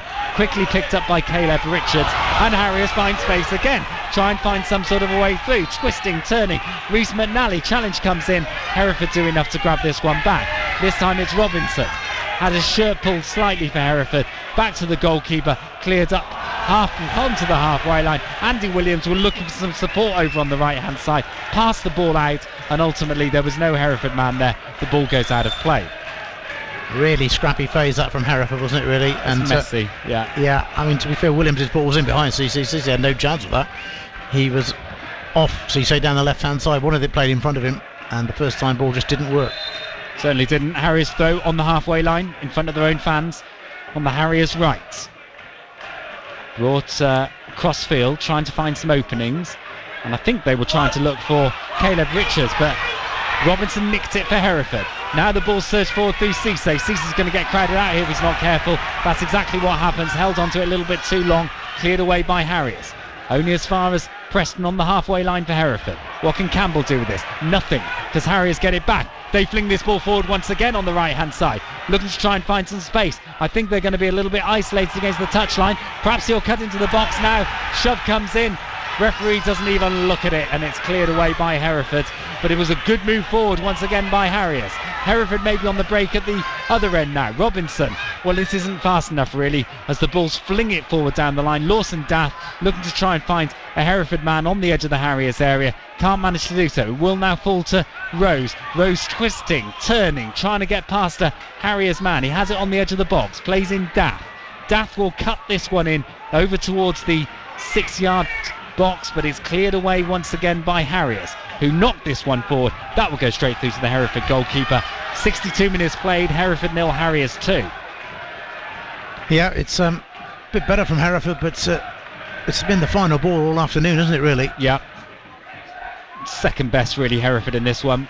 They will have no complaints as things currently stand, as the Bulls try and play this one forward again. Nakeem Rose closely marked, couldn't make the connection, then the ball is cleared by Harriers, and it's just allowed to run on the near side, and this time it's Hemmings up towards the edge of the box. He's got to get past a Hereford man. Good foot in though by Preston, who grabs hold of it for Hereford, but there was no real energy to that Harriers attack. It was all very casual as the ball is played forwards again. Hereford have it just over the halfway line as it's flicked forward by McGlynn, looking to try and find Rose. Rose quickly, the ball taken away from him, and Harriers again have possession back inside their own half, and this time it'll be Reynolds trying to find some space as he cuts back inside the centre circle.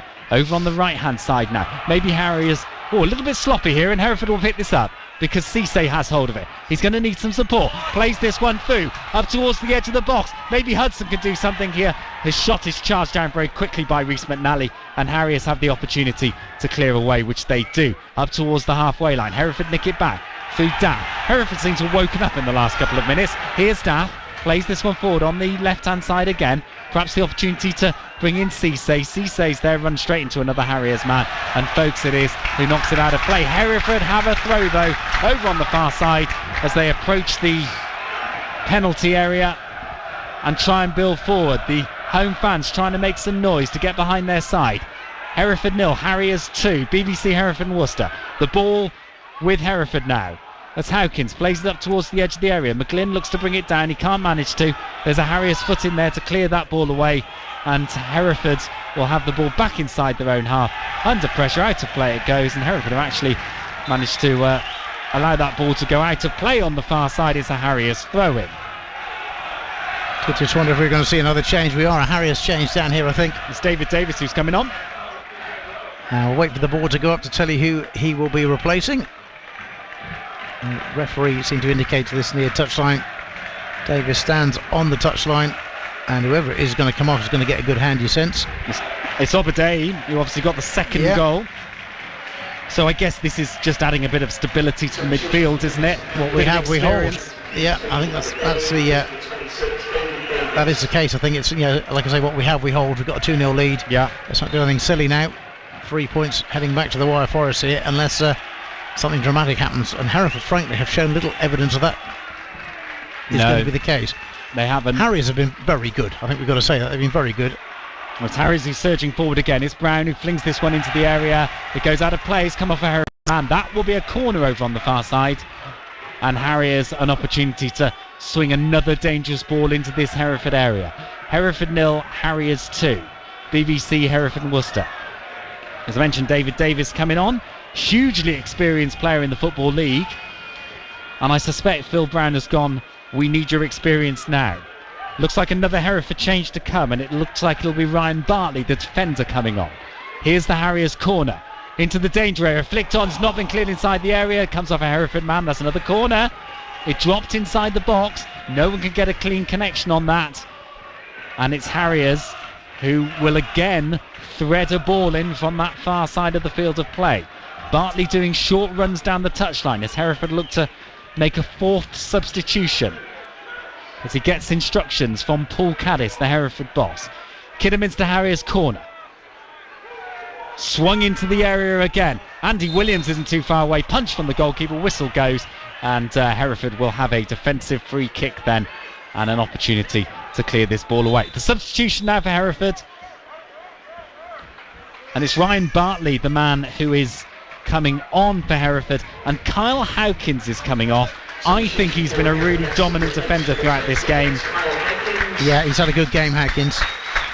He's almost, I think him and Matt Preston have sort of been unsung heroes for Hereford.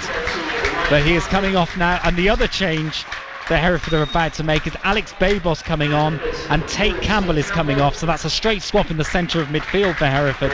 The Bulls, with more than 20 minutes to go, have made all 3 changes in this game. All 5? Or made all 5. Yeah. Well, that's true. They made 3 and they've made some more. There we go. 5. They've made them all. There will be no more changes for Hereford. I think we're just showing our age there. We're not used to 5 substitutes. I was going to say. It was 2 or 3, wasn't it, in the old days? We've reached the halfway point of this second half. It's Hereford 0, Kidderminster Harriers 2. And to take you through to full time, here's Trevor Owens. It's been a feature today as well. Tom Donahue's kicking has been so good since he's been here. He's drifted quite a few into touch today, and there was another one. Just drifts out of play on that far side. Harriers throw then. They lead by 2-0 to Phil Brown's side. Zach Brown's strike in the first half, sensational strike from about 30 yards. And Topi Obadei, who got the second, good opportunity score when he spotted Donaghy was off his line and just lobbed him. And Harriers are firmly in control here at Edgar Street. Hereford 0, Harriers 2. Throw to Harriers on their right hand side. Joe Folk shapes to take it about 3 times there. He's still waiting. Referee Stacey Pearson has been particularly patient there. Harriers fans baying for a free kick on that far side, not given. Hereford trying to break forward. Williams wins a header. Akeem Rose is on the charge, trying to close down goalkeeper Dibble. Dibble left-footed. Did just slice that slightly as he clears. Bartley, I thought, was going to get his first touch and didn't. He might get it now. He comes a long way to try and win that header. It's going to drop for Babos, a substitute, another substitute, one of the many substitutes. And it's played off Caleb Richards into touch. Hereford, a bit more purpose about them now. McGlynn's first touch, though, is not good enough. Bartley, big call, and he'll win that in the middle of the midfield. Brown brings it down on his thigh. McGlynn's all over him like a cheap suit. It's played to the left-hand side now to Richards. Richards is fouled. That had to be a free kick. And Lawson Duff just needs to be a little bit careful. Brown's getting involved. Referee Pearson is quite rightly going to book Duff because that was a silly challenge. And he becomes the first Hereford player in the book this afternoon. Yeah, Lawson Duff, no complaints about that one at all. I think it was as much, there was the challenge and then there was the slight flare-up afterwards, and I think the referee looked at that and just thought, yellow cards, no disputing that, and it was just a moment to calm that little flashpoint down, wasn't it? Yeah, she was in very quickly to sort it out, as she has been throughout the odd little flashpoint that we've had. Yeah. It's always tricky in a derby as a referee, isn't it? Ashley Hemmings, left-footed, plays it in. That's not the greatest free kick in the history of football. I think we can safely say it's straight through to Tom Donaghy with no Harriers player within 15 yards of it. Donaghy clears. McGlynn looked like he was going to win a header, then didn't, and Lawson Dath might get a foot in. Dath should get a free kick there. He goes to ground inside the centre circle. Free kick Hereford. 69 minutes played. Hereford, if it's going to happen, it's got to happen soon, because Harriers have never really looked under any real threat. Hudson swings the ball in early, looking for Williams, or Rhodes actually got a flick to it, and there was nobody on the end of the knockdown. It rolls harmlessly through to Christian Dibble, who in the now tradition of goalkeepers collapses like he's been shot inside the penalty area and gathers it in, but they all do it. It's no blame attached to Dibble at all, and he will have a chance to clear again. The miss has lifted, if anything. It's a bit better than it was, certainly inside the ground. Bartley under this header, nods it forward. Will Akeem Rose get on the end of this? He will, just about. He had company in the shape of Candola. Folks on the right hand side for Harriers, 10 yards inside the Harriers, Hereford half of the field, rolls it down the line. Hemmings dinks it back to Folks. Harriers just playing keep ball at the moment. Nice little ball in field to Reynolds. Reynolds finds Hemmings on the right. Reynolds goes to ground, and he's going to get a free kick here. This could be another booking here. I'll wait to see what referee Stacey Pearson does. He's coming straight over to the player, isn't he? Yeah, first just check Reynolds. The physio is going to be required, I think. Reynolds has gone to ground. I think Preston may well be. Well, she's going across to have a word with the assistant on the far side, who, to be fair to her, was far nearer the incident. It's a brief talking to, and I don't think there's anything in that because I think 4,900, 4,925 or 4,125, 925. That's a good crowd. 4,925. I think that's the biggest crowd Hereford have had since the club's been reformed, isn't it? It must be getting close to it because the capacity isn't a lot more than that. No, I was going to say they've crammed. There hardly seems to be a free seat around the place. So Reynolds, you're not missing any football exactly because Reynolds is still receiving treatment. Harriers will have a free kick wide on the right when it comes, and they get a goal now. That is good night Vienna. Certainly will be. Just wondering if there was going to be a card shown, but I think it was a very brief conversation between the assistant and the referee, which almost seemed to say it was a coming together. Yeah. I don't, because normally if there's anything of the dark arts going on, shall we say, there's a longer conversation between the match officials, and it was about the briefest conversation you could ever have. Hemmings is over this. A free kick wide on the right. Players lined up on the edge of the penalty area here. Reynolds is back on his feet. Here comes Hemmings' free kick. Swung in, it's a good one. Oh, a header from Candela off the bar. Shot comes in as well. The follow-up from Brown, which he claims was deflected, and it wasn't. And Candela got above the defence, and his header came back off the crossbar. So both sides now hit the bar. Tate Campbell in the first half for Hereford, and Candela. It was a really good delivery by Hemmings, and he timed his run perfectly. He got up brilliantly, didn't he? He did, and there wasn't a Hereford player anywhere near him, frankly. And that's always the threat, isn't it, from Harriers? They've got big dominant defenders who come up from the back who make defences really work, and Hereford have suffered this afternoon from that. Zach Brown gets it forward down this left-hand side for Morgan Smith to chase, and Ryan Bartley will just let that run out of play. Morgan Smith, who as usual has worked hard up front. Robinson tangling with Caleb Richards. Robinson does well to hook that forward. It's knocked away at the back by Paul Downing. Bartley wins a header for Hereford. Up go the heads, Lawson Duff, and that had to be handball. That was handball against David Davis. And a free kick to Hereford already taken by Robinson out to that far side to Hudson, driving forward into the Harriers half of the field. Finds Cisse wide on the left. Cisse head down, charging towards the edge of the area, delivers it in now. It's over. It was over the goalkeeper for a moment. It was wide of the post as well. So to be fair to Dibble, he knew exactly what that was and let it drift behind. Yeah, it's good movement though from Hereford to get into that position. But when the opportunity came, it sort of flashed across, didn't it? And yeah, as you say, the goalkeeper more than had that covered. He knew exactly where it was going. But slightly nervous moments when you see a ball flash in like that. Adam Rooney and Paul Callis in lengthy discussions inside the attack clear. I don't know what else they can do now, really, unless it's tactical on the field, because they've used all the substitutes. We have played almost 74 minutes here. Hereford 0, Kidderminster Harriers 2. There'll be a bit of added time at the end of this, but if we're going to set up a grandstand finish, Hereford have got to do something fairly sharpish. Well, they're not showing the signs of it, are they, Trev? No. I think Harriers have just absorbed anything Hereford could throw at them.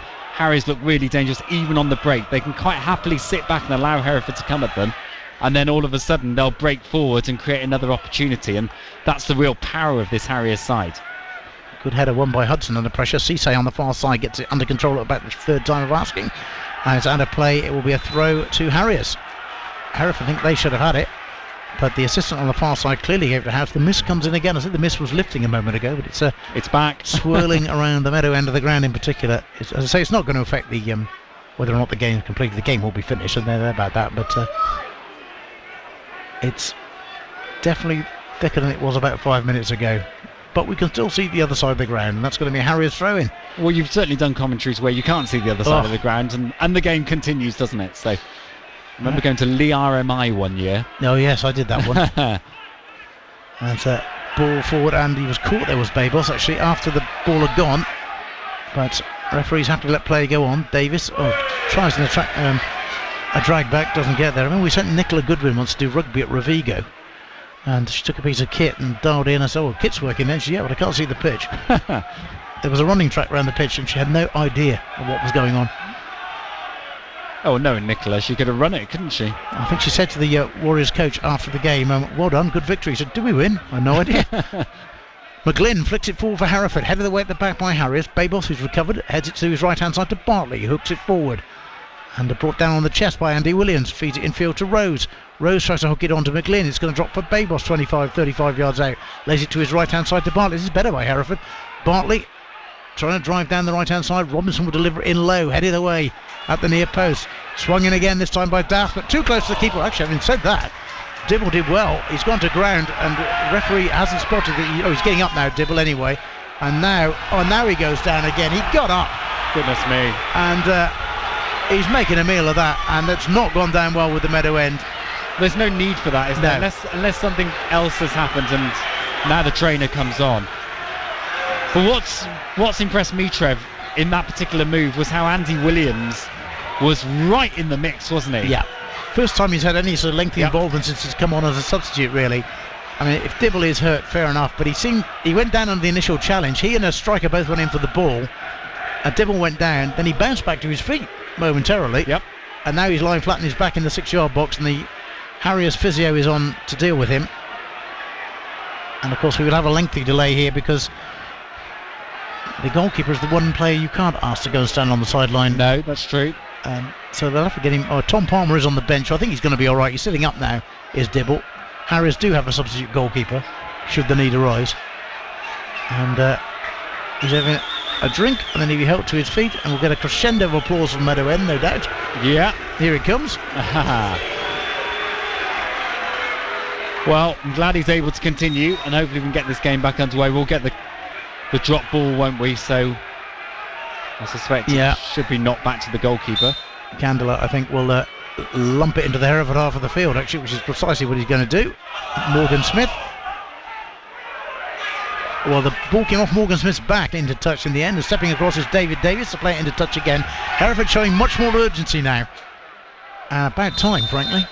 Although a lot of the credit for that goes to Harriers, who have just closed them down and hassled them from the word go, really. Well, they've given them no space at all, have they? No time. Bartley trying to get down the right-hand side. Bartley on one of 5 substitutes introduced in this second half. Long ball for Hemmings to chase. He's not going to get on the end of that. It'll drift out of play, and we are going to see a change here, I think, for Harriers. The referee, a blast on the whistle. And I'll reiterate what I said in the first half. I think... so I think the change or a chain, is it round the neck? Yeah, I think Alex Babel's got a necklace on, so he's been told to take that off. That's pretty basic stuff, isn't it, really? Well, it leaves Hereford with 10 men for a few seconds, doesn't it? He's back on now, Babel. He's not allowed back on yet until the referee indicates he can. And it's played over the top here for Hemmings to chase. Hudson should get there, and a header back to goalkeeper Donaghy. Babels is back on. It is pretty basic stuff, though, isn't it? Everyone knows the rules. Pretty fundamental. It's laid out, and Williams wins a header, does well. Robinson was running in behind, but wasn't quite going to get there. Lawson Dath, good first touch, and he'll win a throw-in on the near side for Hereford on their right. 11 minutes plus added time to play. Hereford 0, Kidderminster Harriers 2. Live here on BBC Hereford and Worcester. Later in the afternoon, we'll bring you updates on Evesham United's game against Bishop's Cleeve, plus the best of the rest of the local football as well. Robinson swings it in towards the near post, but unchallenged, Christian Dibble gathers it in. He's now playing to the gallery on the meadow, and again collapses on the turf again inside his 6-yard box. He doesn't expect to make many friends down there, does he? So absorb the seconds, and I know there's still 10 and a half minutes to go, but from Harriers' point of view, the job's done, isn't it? It is. Just eat up the seconds, see the game out now. Preston wins a header at the back for Hereford, and a play on the far side. Throw to Harriers. And I think the most reasonable Hereford fans will say you can't argue with the scoreline here. Harriers have been better. No, for me it's how Hereford respond to this when they take on Leamington on New Year's Day. That's the next moment, really, isn't it? It is. It's Cisse, who for me probably has been the pick of Hereford's players this afternoon. Although Preston and Haggins did well at the back, I would say as well. It's all a little bit tight on the far side, and that's going to be a foul now. Foul by Cisse on Reynolds, who's copped it again, I think. Yeah. he's been on the wrong end of 2 or 3 heavy challenges as young Mr. Reynolds. Riley Reynolds, who's, as I heard Terry saying earlier just before we kicked off, that it's signed, of course, an extension to his loan deal from Notts County. He will remain at Harriers. Referee now is just listening to the earpiece about something with it. It shows actually how both clubs have really used the loan system so far this season. Hereford have brought in some cracking players on loan, and Harriers likewise. Ashley Hemmings with a free kick wide on the Harriers right. Swings it in again, good delivery. Donaghy comes, punches, gets a good punch to it. Flicked away by Cisse on the edge of the area. Brought down on the chest by Williams. Williams driving forward, knocks it down the line. But if Hakeem Rose get on the end of that, he's going to have to be quick. He's not going to. It's easily delivered and cleared along by Caleb Richards into Donaghy. Donaghy finds Lawson Dath. Dath to his right hand side finds Bartley.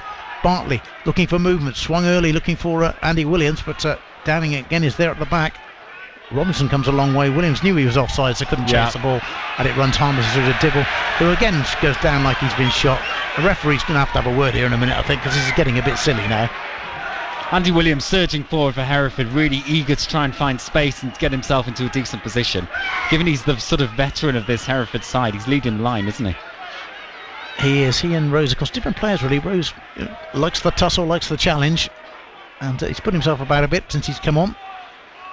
But it's not going to be Hereford's day unless something really dramatic happens here. Harriers, as I say, good value for a 2-0 lead at the moment. Preston nods it to his left-hand side. Babos down the line. Williams is looking in behind there. Downing steps across and gets ahead to it. Folks will complete the clearance, only as far as Babos. Lays it infield to Dath. Dath's got a bit of space here. Feeds it into the feet of Rose. Rose caught in possession. Back it comes to Bartley. Bartley forward to Lawson Dath, who's remained in an advanced position. Robinson steps inside. One challenge. Feeds it square to Babos. Babos looking for movement. Trying to thread it through. Robinson lay off towards Bartley. Didn't quite come off. And Harriers should be able to complete the clearance. Headed on by Ashley Hemmings to Reynolds. Reynolds has still got it. He's got Morgan Smith to his right and Hemmings to his left. Hemmings goes into the area. Hemmings gets a shot away off the inside of the post. And following up, it bounced off the heel of Morgan Smith, and Hereford somehow get that away. Fierce drive by Hemmings. And it came off the upright. And Amari Morgan Smith following up. As I say, it flicked off his heel, and he was just unable to hook it into the net. I don't think Morgan Smith knew too much about it, did he? Hemmings took the shot. He got himself into a great position, Hemmings. A bit of space, bounced back off the post, as you say. Cisse running around ever-decreasing circles, lays it back to Babos, swings it towards the far post looking for Williams. Williams gets up and it flicks off it was Williams' head it came off in the end of behind for a goal kick. 7 minutes or 6.5 minutes plus added time to play.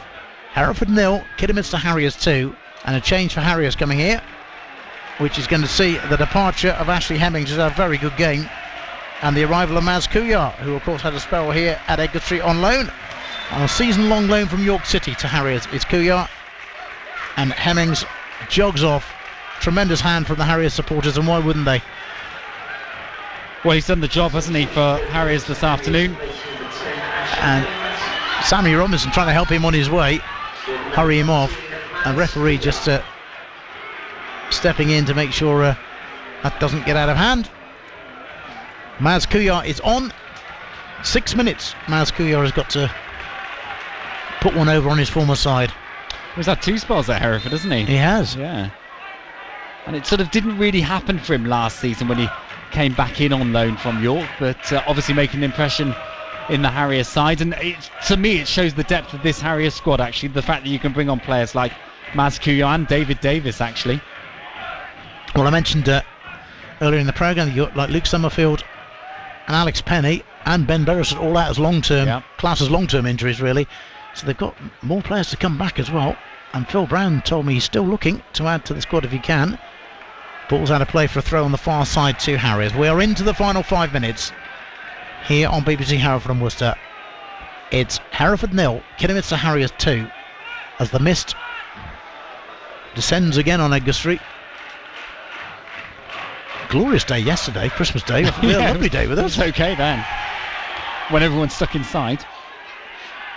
We actually sat out on our patio and had a drink yesterday because it was a really warm, mild day and it was blue sky.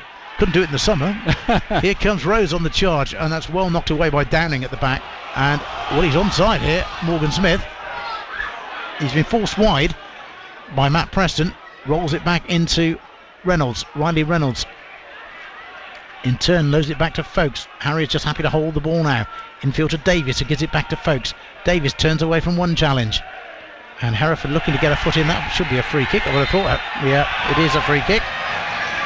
And we'll be going to Steve Carley at the end of this game, incidentally, who's at Evesham for a bit of a preview of events there this afternoon. Steve Carley is in situ, I'm told, and ready to go to bring you updates on that one. Was that a man of the match? Or I did flag that up, really. Almost got one right there.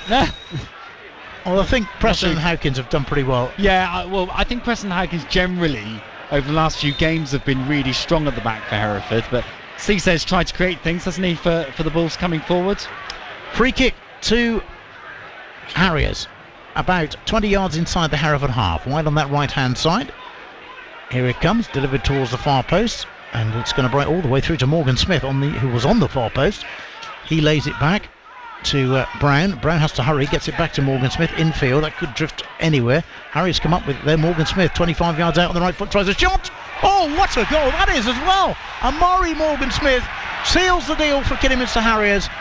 Turn on the edge of the area, 20 yards out, got it onto his right foot, opened up his body and curled it round Tom Donaghy into the far corner of the net. It's Hereford 0, Kidderminster Harriers 3, and we have seen 3 very, very good goals for Kidderminster Harriers this afternoon. That was absolutely stunning, wasn't it? The way that he took it on the edge of the box, on the turn, Morgan Smith, and drove that into the top corner. The goalkeeper could get nowhere near it, and actually that is the cue for a lot of the home fans to start leaving Edgar Street this afternoon. I think Hereford really have been outdone by a club, a team who are a class above them, really, in the way that they've performed this afternoon, the way they've set up, the energy they've brought to this game, that extra element of quality, and they've closed down Hereford. So whenever Hereford have tried to respond, nobody's been able to do anything. Looks like there's going to be another substitution. There is. I think Jim Kellerman's going to come on, possibly. We'll see in a moment. Robinson and Morgan Smith have been in a fairly animated conversation since the goal. I'm not sure what that's all about. Well, they've been in a tussle over the last sort of 15-20 minutes or so it doesn't particularly surprise me. Zach Brown is the man who comes off, who of course feels a long time ago now. He scored Harriers' first goal this afternoon, and that was an absolute stunner as well. Well, sometimes I think if you're a Hereford fan, you're just going to say, on the day, we were beaten by a better side, and Harriers have been a better side. And I know there are more games to play today, but for the next couple of hours or so, Harriers will be top of the table. Babos driving forward from the kickoff to his right-hand side, finds Robinson, who's very isolated. Robinson tries to go on a little run of his own, and Harriers are able to break it up and get it up as far as the halfway line. It's the quality of the Harriers goals, though, this afternoon that's been the standout. 3 really good goals, different sorts of goals, but excellent goals. They could have another here. Breaking forward is Reynolds, and he's caught, and it's Preston, who I think might get a yellow for that, and will get a yellow for that. I don't think you have too many complaints about that either, actually. It was taking one for the team there, Matt Preston. Yeah, no complaints whatsoever as the Harriers man goes to ground. Reynolds is going to have a few bruises in the morning. He's been on the wrong end of 3 or 4 strong challenges, I think we could term them. He certainly has. I think those 3 Harriers goals, though, with all due respect to the Hereford back line, they couldn't have done too much about any of them. I think that really Hereford have, I suppose, just been beaten by a better side, and they've been excellent goals. They have. Cisse wins a header, only as far as Kellerman, who gets his first touch. It's coming on. Reynolds, 25 yards out, looking to thread it through, skips around one challenge, tries a shot, well charged down, and it's played to the right-hand side now to Kuya. Fed in towards the edge of the box, is still going. Harriers here. Oh, lovely turn by Reynolds, who goes to ground. No free kick this time, though. It's still loose on the edge of the box. Davis plays it to his right-hand side. Kellerman gets it back to Davis. Oh, he almost runs into traffic in the shape of Akeem Rose, but manages to get it back to Candela. Richards steps around the challenge. It's just seeing out time now. That's the 90 minutes up. Might see another change here for Harriers yet, and be interesting to see how much added time the 4th official raises the board. He's coming out now. Another substitution as well. Oh, it's going to be a substitution before we get the indication of how much added time. Harriers, though, still trying to build with Folks. Down the right-hand side, finds Morgan Smith. Morgan Smith rolls it back to 6 minutes of added time we're going to get. I think it's rather academic at this point, really, unless Harriers are going to add another one here. It's delivered in. And Hereford, in the end, through Cisse, get it away up towards halfway. Rose flicks it on. Williams, who's been a fairly peripheral figure since he came on. He's had the same sort of fate that Jason Cowley had, really, when he was up front. It's lack of support. And in the end, it's going to be all the way through to goalkeeper Donaghy. And there will possibly be a late change here for Harriers. Preston's gone down on one knee at the moment. He might require a little bit of attention. He's put in a shift. He's back on his feet now. Hereford 0, Kidderminster Harriers 3. Donaghy forward, headed up in the air by Rhys McNally. Hereford through McGlynn, gets it forward to Rose, almost threaded it through to Andy Williams. It might yet come through to Andy Williams, but Harriers are there to close the door again. Cisse in a tussle. McNally, Dath wins ahead. That'll be a drop ball because it hit the referee. It did. And those are the rules. And Dath immediately gathers the ball in and hands it to the referee. Rhys Devine is coming on for Kidderminster Harriers, and it looks like it's Joe Folkes who's coming off, who I think has had an excellent game. He's a storming game for Harriers, yeah. Well, to be fair to Harriers, they've all played well, I think. And Folkes looks like a really lively player, making plenty of space down the flanks, creating opportunities, and ultimately has played a big part in this game. Folkes just feeling the back of his head as he heads to the touchline on the far side. Whether he got a bump in one of the last bits of action there, but he will allow Rhys Devine to come on, whom I saw play for Harriers at Needham Market, and he's quick. He is very quick. But whether he'll have enough time to showcase that this afternoon is questionable. Well, we've got 4 of the 6 still to play. Plus a bit of added now. Also, we've had the treatment and or the change and the drop ball coming in now, which we'll see. Lawson Dath pick it up and try a shot, which cannons into the feet of Rose. Rose, can he buy himself a yard? He can't. And it breaks as far as Bartley. Bartley wide to this right-hand side finds Robinson. Richards in front of him. Robinson forced to turn it back to Lawson Dath. Dath needs to go forward now, and does. Akeem Rose. So it's Ryan Bartley, I'm sorry, who's on the end of it. Now it's Robinson tracking infield. Tried to feed it through to McGlynn's feet. Couldn't. It's brought down well on halfway by Preston. Into Lawson Dath. He finds Babos. Babos has got Hudson outside him. Hudson. Can Hereford find a consolation? It would be no more than that. It's into Cisse's feet and it's broken down again, and Harris can come away down that right hand side with Devine, and stepping across was Hudson, who clears it into touch, and that will be a throw to Kidderminster Harriers. 4,925 here to see it. It's a really good crowd. By my reckoning, the record attendance for a home game for Hereford FC, at least prior to this, was the Salisbury FA Vase semi-final, 4,683. So well ahead of that. It's obviously bolstered by 700 away fans who are delighted with how this afternoon's panned out. And as Reynolds is trying to go forward again, goes to ground on the edge of the box. No free kicks as a referee. Bartley does well to step round the challenge of the advancing Richards, and then tries to slide up the touchline. Goes to ground, claims he was fouled. Referee says no, it'll be a throw. David Davis was putting in the challenge. Joe Folkes just ambling around the touchline now, having been substituted. He's gone the long way round, hasn't he? Exchange a few pleasantries with Caleb Richards as he walks past. Not a bad afternoon's work, Caleb. I should say so, Joe. From a Harriers persuasion, it's been a very good afternoon's work. It's been an excellent afternoon. Richards. It's Hereford trying to break it up now. Lawson Dath does well to find Babos down this right hand side. Ball for Rose to chase, and he needs Downing to make an error, and that hasn't happened this afternoon, I don't think. Down the line it goes. Robinson, poor ball forward, easily cut out by Davis. Davis will swing it to the right hand side, where Rhys Devine set off like a man on a mission down that Harriers right. Hudson's across to challenge him. Morgan Smith goes on the overlap. Can he deliver the ball in? No, he doesn't. He lays it back. Kellerman, and then no great hurry to get the ball in there now. It's fed down the channel for Devine under a bit of pressure from Hudson, and they're just eating up time, and Hereford will in the end get a throw in. Defensive throw in right by the corner flag. At least it was given right by the corner flag. They pinch about 15 yards. It's flung up the touchline, headed into touch again. Another Hereford throw. But you're into the death throes of this one. It's just about eating up the seconds now from Harriers' perspective, isn't it? Yeah, it's been a thoroughly disciplined, thoroughly professional performance by Harriers. You've got to give credit where it's due, and they have looked, on today's evidence, they've looked a step above Hereford. They have, and I think, they've been assured throughout 1 to 11 effectively. They've controlled the midfield, dominated in defence, so Hereford haven't been able to cut through at all, and scored 3 absolute cracking goals. Oh, well, you'll go a long way before you see 3 better goals in the same game. Certainly. No, totally. And actually all from outside the box. You know, it's not like it's been sort of intricate tippy-tappy football. These are all 3 have been absolute belters. Hereford have offered little. Tate Campbell did hit the bar in the first half, but then Harriers have twice hit the bar and hit the woodwork rather in the second half. So as Dath is tracking across the field, more people vacate the seats in the main stand here. Seen enough for the day. Back to the cold turkey sandwiches, I think, as it's played over the top. And Dibble will pounce on the ball spectacularly again. And a word for the referee as well, who I think has handled this really well. Yeah, I think she has, Stacey Pearson.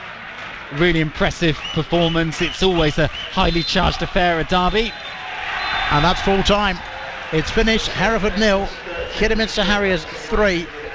And in all honesty, that is just about a fair reflection of the game as a whole, I would say, Terry. Yeah, I think so. 3 absolutely cracking goals for Harriers. Zach Brown, after 10 minutes, a 30-yard drive that banks down off the crossbar to open the scoring. The second, Obade, 5 minutes into the second half, chipping it over the goalkeeper to double the advantage for Harriers. And then with 3 minutes to go, Amari Morgan-Smith, a 20-yard curling drive to seal the victory for Harriers. And this 3-0 victory, Trev, sends Harriers to the top of Vanarama National League North. Exactly where Phil Brown would have wanted Harriers to be in the Christmas period. But they've done it in style here this afternoon. And for all their huffing and puffing, Hereford, they just couldn't offer anything back, really, could they? You mentioned Tate Campbell's 20-yard effort that bounced off the bar right at the end of the first half. That's really as close as Hereford came. But Paul Caddis made changes. He tried to find different ways to unlock this Harriers side.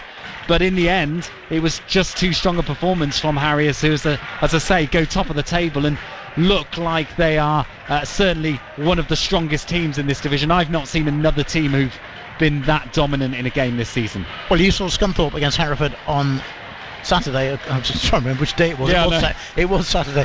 And, Scunthorpe have been much talked about in this division this time, but on that evidence, would you say Harriers look better than Scunthorpe? Oh, yeah, absolutely. I just think Hereford were sort of much more assured in their performance at Scunthorpe. Scunthorpe weren't as clinical, if I'm honest. Scunthorpe did get forward, but actually didn't create a great deal. And Tom Donaghy didn't have a hugely busy afternoon for Hereford last Saturday. Well, you could argue he's not had a hugely busy afternoon this afternoon, but he's conceded 3 goals, hasn't he? And they've all been crackers. And I think what's the mark of this Harriers side is the way that they've sort of built this season, actually. They didn't start the season in the best form, but actually have really gone on this run, and Phil Brown has got them firing on all cylinders. And it's no surprise over there on the far side that Amari Morgan-Smith in particular is lapping up the away support, the 700 away supporters who've come from Harriers down to Edgar Street this afternoon, and they rightly celebrate this big victory. Phil Brown and Christian Dibble head towards the near touchline, broad smiles on their faces, as you might imagine.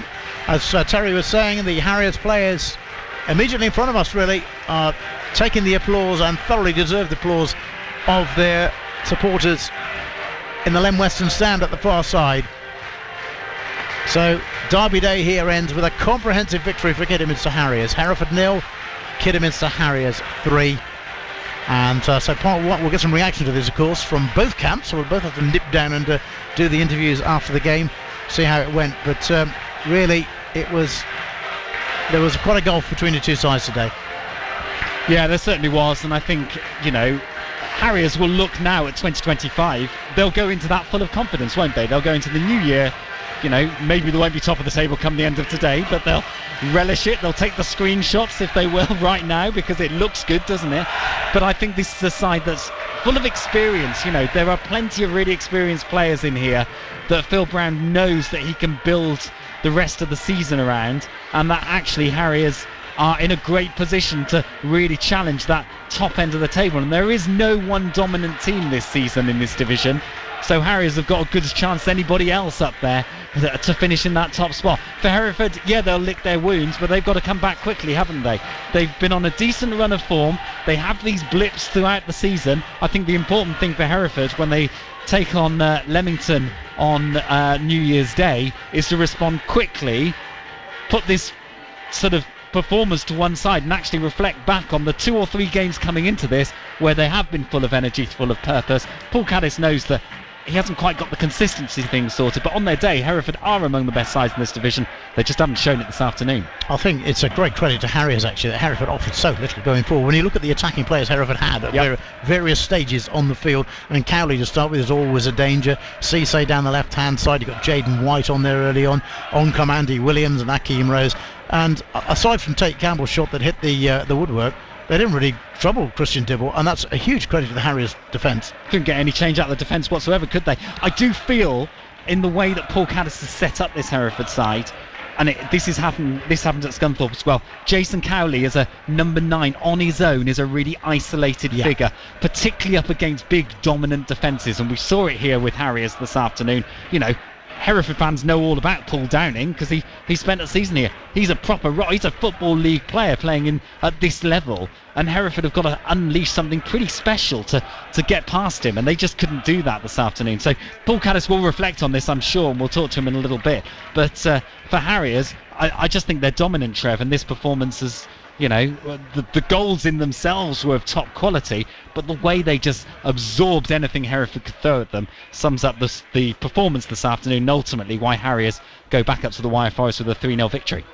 Terry, thank you very much indeed. Let's pop, if we can, to the Spires and Hartwell Jubilee Stadium this afternoon. Evesham United will be at home against Bishop's Cleeve in the Southern League Division 1 South. Steve Carley is our man there. Steve, good afternoon. Good afternoon, Trev. So then, obviously, early days there yet. You're, I suppose you're heading up to kick-off time. Are you just about kick-off time? Players are out. Yes, we'll be kicking off in a minute or so. We've got an interesting one really. We've got Evesham, who sit 5th in the table, Bishop's Cleeve 8th, but local derby, obviously not too much geographically between the sides. And we've also got Mike Ford up against Paul Collicutt. Mike Ford trying to get his Evesham United side into the playoffs for the first time in his tenure against Paul Collicutt, now manager of Bishop's Cleeve, who had 5 years here with the Robins, and during that time did take them into the playoffs. So there's a little bit, so there's a lot on this in terms of the derby element, but Evesham also looking to build as 1 defeat in 7 for the Robins, so they'll be looking to push on after the goalless draw at Exmouth on Saturday. So we're just about to get kicking off here. Decent crowd in. There might be a few that I can't see as well because it's getting a bit misty, but we should be okay. Looking forward to it, Trev. Yeah, we've had the same thing here. It's the mist is coming down at Edgar Street as well. Steve, we'll leave you to it. We're going to hand you back to Andy Nash in just a moment. Let me just tell you, it finished Manchester City 1, Everton 1 in the Premier League earlier this afternoon. Hearts 1, Hibs 2. It was the Edinburgh Derby result there. Hearts 1, Hibs 2. And that's about it for now. The game's all just getting underway, of course, in the Football League around the country and the Premier League as well. Here at Edgar Street then, just to reiterate, it finished Hereford 0, Kidderminster Harriers 3. And with that, we will hand you back to Andy Nash in the studio. Thank you, Trevor. So there you go, full time at Edgar Street. Trevor Owens and Terry Goodwin, your commentary team there this afternoon. Now, it depends on what side of the county line you're on as to how you feel about the result this afternoon. As a Hereford boy, I've got to be honest, I am very disappointed. But at the same time, you know, I've been listening to the commentary for the last hour and a half or so, and you know, every time something happened, you know, either Trev or Terry would say Harriers just completely on form. It was just a great performance from them, and they were worthy winners. It didn't take long for Harriers to find the back of the net, mind. Reynolds has it back. What can he do here? Can he make some space over on the left-hand side? Comes in field instead, and Zach Brown has a chance! It bounces off the crossbar, and that's over the line! And Harriers have the lead, and you will not see a better goal than that. That is an absolute scorcher from Zach Brown from 30 yards out. He drilled it goalwards. It bounced down off the crossbar. It could have ended up anywhere. Over the line it goes. Kidderminster Harriers first blood here. Hereford 0, Harriers 1. Yeah, so Harriers break the deadlock around about halfway through the first half, but they had plenty of other tries. Riley Reynolds on the right-hand side swings this one into the area. There's going to be space over the far post. Low drive, good save. Great save. Toby Obadiah it was with the shot, but a strong save from Hereford. They were really caught out at the back there. Harriers surged forward, found an opportunity inside the area. Obadiah it was. I thought that had 2-0 written all over it. Yes, it did sound like Harriers were going to get a second goal very quickly after the first, but luckily a Hereford save stopped that. Sadly, though, it didn't stay like that. This time Harriers hook it over the top. They're going to be chasing this one, a one-on-one with the goalkeeper almost, as the ball is stripped over the top and into the back of the net. And that is 2-0 to Kidderminster Harriers. It was a good ball forward, found an opportunity on the edge of the area, and it's Tope Obaday's got it, chips it into the back of the net, and Hereford find themselves 2 goals down here at Edgar Street, and Kidderminster Harriers making the most of the opportunity when it comes. Yes, Harriers 2-0 up. It looked like Hereford may get an old opportunity to come in and have a go, but sadly it wasn't meant to be. And then Harriers, well, they just put the final nail in. Morgan Smith, 25 yards out on the right foot, tries a shot. Oh, what a goal that is as well. Amari Morgan Smith seals the deal for Kidderminster Harriers. Turn on the edge of the area, 20 yards out, got it onto his right foot, opened up his body and curled it round Tom Donaghy into the far corner of the net. It's Hereford 0, Kidderminster Harriers 3, and we have seen 3 very, very good goals for Kidderminster Harriers this afternoon. Yes, 3 very good goals at Edgar Street for the travelling Harriers, and more power to them. You know, I'm not going to lie, I'm a little bit bitter. I'm a Hereford boy. Of course, I wanted to see at least a draw, because we normally have these derby games twice over the Christmas period, don't we? We have the one today on Boxing Day, and there's normally one, again, reverse venue on New Year's Day. Sadly, that's not happening this year, but yeah, it would have been nice to if we'd lost today, at least say, well, maybe we can get one back on New Year's Day. But Hereford and Harriers will of course meet again later in the season. But yeah, all props to Phil Brown and Kidderminster Harriers this afternoon. Cracking game. Nearly 5,000 people at Edgar Street this afternoon. I think Terry said 4,916 was the attendance there this afternoon. So an absolutely cracking turnout for that game. Around about 700 plus travelling Harriers fans as well. So lots of positive spirits from both sides going into Edgar Street this afternoon. There was always only going to be one winner,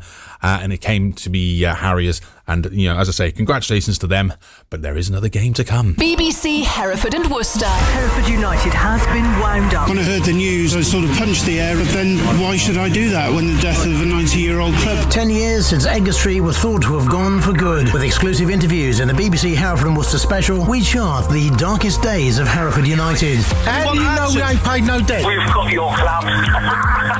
You never quite knew what was the truth. I can remember following the coffin up to Brockington. And the birth of a new club whose success was beyond the wildest dreams of even the most die-hard supporter. Trip to Wembley, the icing on what could be a very special season. We want our club back. A BBC Hereford and Worcester special.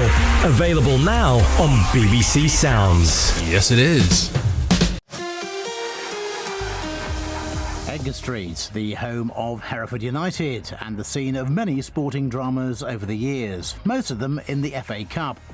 But the high emotion of even that famous victory over Newcastle United in 1972 was nothing when compared to that of an 18-month period that eventually saw the death of this famous old club and the birth of a new one whose success was beyond the wildest dreams of even the most die-hard supporter. This season we've been openly saying we're going to lose 30,000 a month, and 9-10 months in, that's the sort of figure we're needing to pull in. 3-4 weeks gone now, and you've answered no questions for us. Who are you? You haven't paid any debts off. Who are you? So can you tell us, please? Who are you? How do you know we ain't paid no debts? I'm owed 3 months maternity pay with it, which is statutory, and I've told Tommy this, and he's refused to get back to me. It's not the vicar coming along to buy the football club, is it? We've got your club. You've got nothing. There's a Cockney reject song, read it, son. It's called The Greatest Cockney Rip-Off.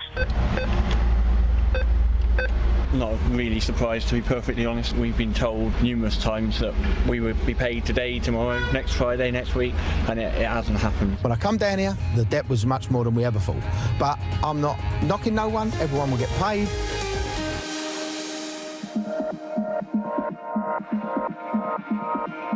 Hereford United were like so many lower league clubs, living a hand-to-mouth existence and feeding off the scraps of the occasional good FA Cup run. But towards the end of the 2013-14 season, the signs were the well was running dry. It's all revolving around the fact that we lost our league status and a shed load of Football League funding. The Ball's chairman at the time was David Keat, who sadly passed away in April 2022. This season we've been openly saying we're going to lose 30,000 a month, and 9-10 months in, that's the sort of figure we're needing to pull in. Given those financial problems, Hereford needed a minor miracle to give themselves a chance of beating relegation from the conference. On the final day of the 2013-14 season, the equation was simple. If Hereford were to survive, they had to win at Aldershot Town and hope relegation rivals Chester didn't win at home to Salisbury City. With time running out in both games, things were not looking good. Chester were ahead and Hereford only drawing. how quickly fortunes can change. Walker into the area. Can he cut it back? Oh, he's got it!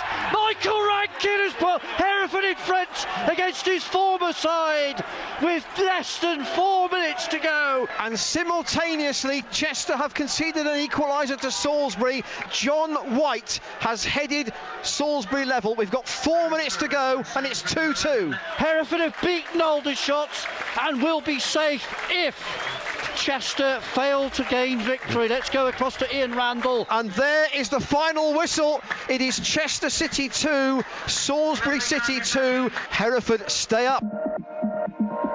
Yeah, it was a crazy season, wasn't it? Keith Hall, who was commentating on that game at Aldershot for BBC Hereford and Worcester, as he commentated on hundreds of Hereford United matches and more recently Hereford FC games. To go down to the very last game and, you know, just one goal would make such a big difference, or so we thought. And obviously we got the goal at Aldershot to actually win the game and effectively stay up because of Salisbury's result at Chester. You know, the emotions were really high. We thought, well, at least we stayed in the conference, as it was called in those days. The run-in was horrible, wasn't it? Everyone remembers the Jared Bowen goal in the run-in and his goal at the Meadow End. Chris Ammons, who's the current Hereford FC chairman, but who, back in those days, was just another fan willing on his side, albeit from afar. And I'm afraid I took the cowards option when it came to the game at Aldershot, because in the end I decided to play cricket because I just don't think I could have dealt with the stress of the day and what I expected to be the pain of the day, to be honest, having been through against Brighton previously. But yeah, no, it was madness. I just remember coming off at the end of my cricket match and grabbing my phone, and it took a little bit of following to start with because everything had happened, and you know, the Bulls taking the lead and then Chester taking the lead almost at exactly the same time, and all the results just going in our way. And at the time it just felt like, you know, almost like the opportunity for a fresh start, really. Actually just what was needed after everything that had gone on and the fundraising and everything. And obviously in the end it didn't turn out that way, but that day was a day for great celebrations and great joy. I had faith in them from day one. If they believed in what we were doing, they wouldn't be far off. The Bulls manager, Pete Beadle. I couldn't have asked no more. They believed in what we were trying to do, put it into effect, won back-to-back games for the first time this year, left it to the end, but it was worth it. Scarcely had the dust settled on United's dramatic survival when it became clear the club's financial problems had reached a tipping point. In the second half of the season, fans had rallied round the board to raise £78,000 to save off the threat of a winding up order brought by Her Majesty's Revenue and Customs. Fundraising that had included 2 free gigs by top comedian Omid Jalili. People should be supporting Hereford, and it doesn't matter. Even if your team goes down, you don't let it become non-existent. It's such an important thing for everyone to come out and support the club. But realistically, this £78,000 was just the tip of the iceberg. We're trying to clear backlog, so we're still not able to pay the full tax bill each month. So they will obviously come back in at some point. Our estimation is that, you know, we may find ourselves late in May with another court date. David Keat wanted to sell his shareholding and had 2 offers on the table to buy it for £1. One from the Supporters Trust and one from a consortium of London businessmen. We had the discussion with the Supporters Trust, and yes, at the front end they've offered the same £1. But the discussion that night was about pledges as opposed to money in their bank account. The alternative from the London-based people has been, you know, somebody that's actually going to make use of the work we've done and the money we put down 4 years ago to get the leases back to Hereford United. So the London consortium were the preferred bidders, but little was known about them, although minimal research revealed one of their leading figures, Tommy Agomba, had once been sentenced to 7 years for his part in a gang that had specialised in stealing lorries and their valuable contents. It's not the vicar coming along to buy the football club, is it? But, you know, with respect, he was 27 years of age with a group of other lads who came up with an idea that they didn't get away with, but equally it's 27 years ago. I spoke to David Keat in June of 2014, and it was very evident that he'd had enough. He wanted out of Hereford United. I've written off my, do we call it investment, in the football club. You know, I've had 4 years, I think it's tomorrow actually, 4th of June. Came in with Tim Russon, Tim Russon's birthday, 4th of June. I'll probably find a bit of time to reflect on that. And a bit like Alan Sugar at Tottenham, I think I'd probably put it down to the worst 4 years of my life, I think. David Key, obviously, sadly no longer with us, but he took a tremendous amount of stick at the time, as I think we both know. Do you have any sympathy, really? Because he had put somewhere north of £300,000 of his own money into the club, at least, probably close to £500,000.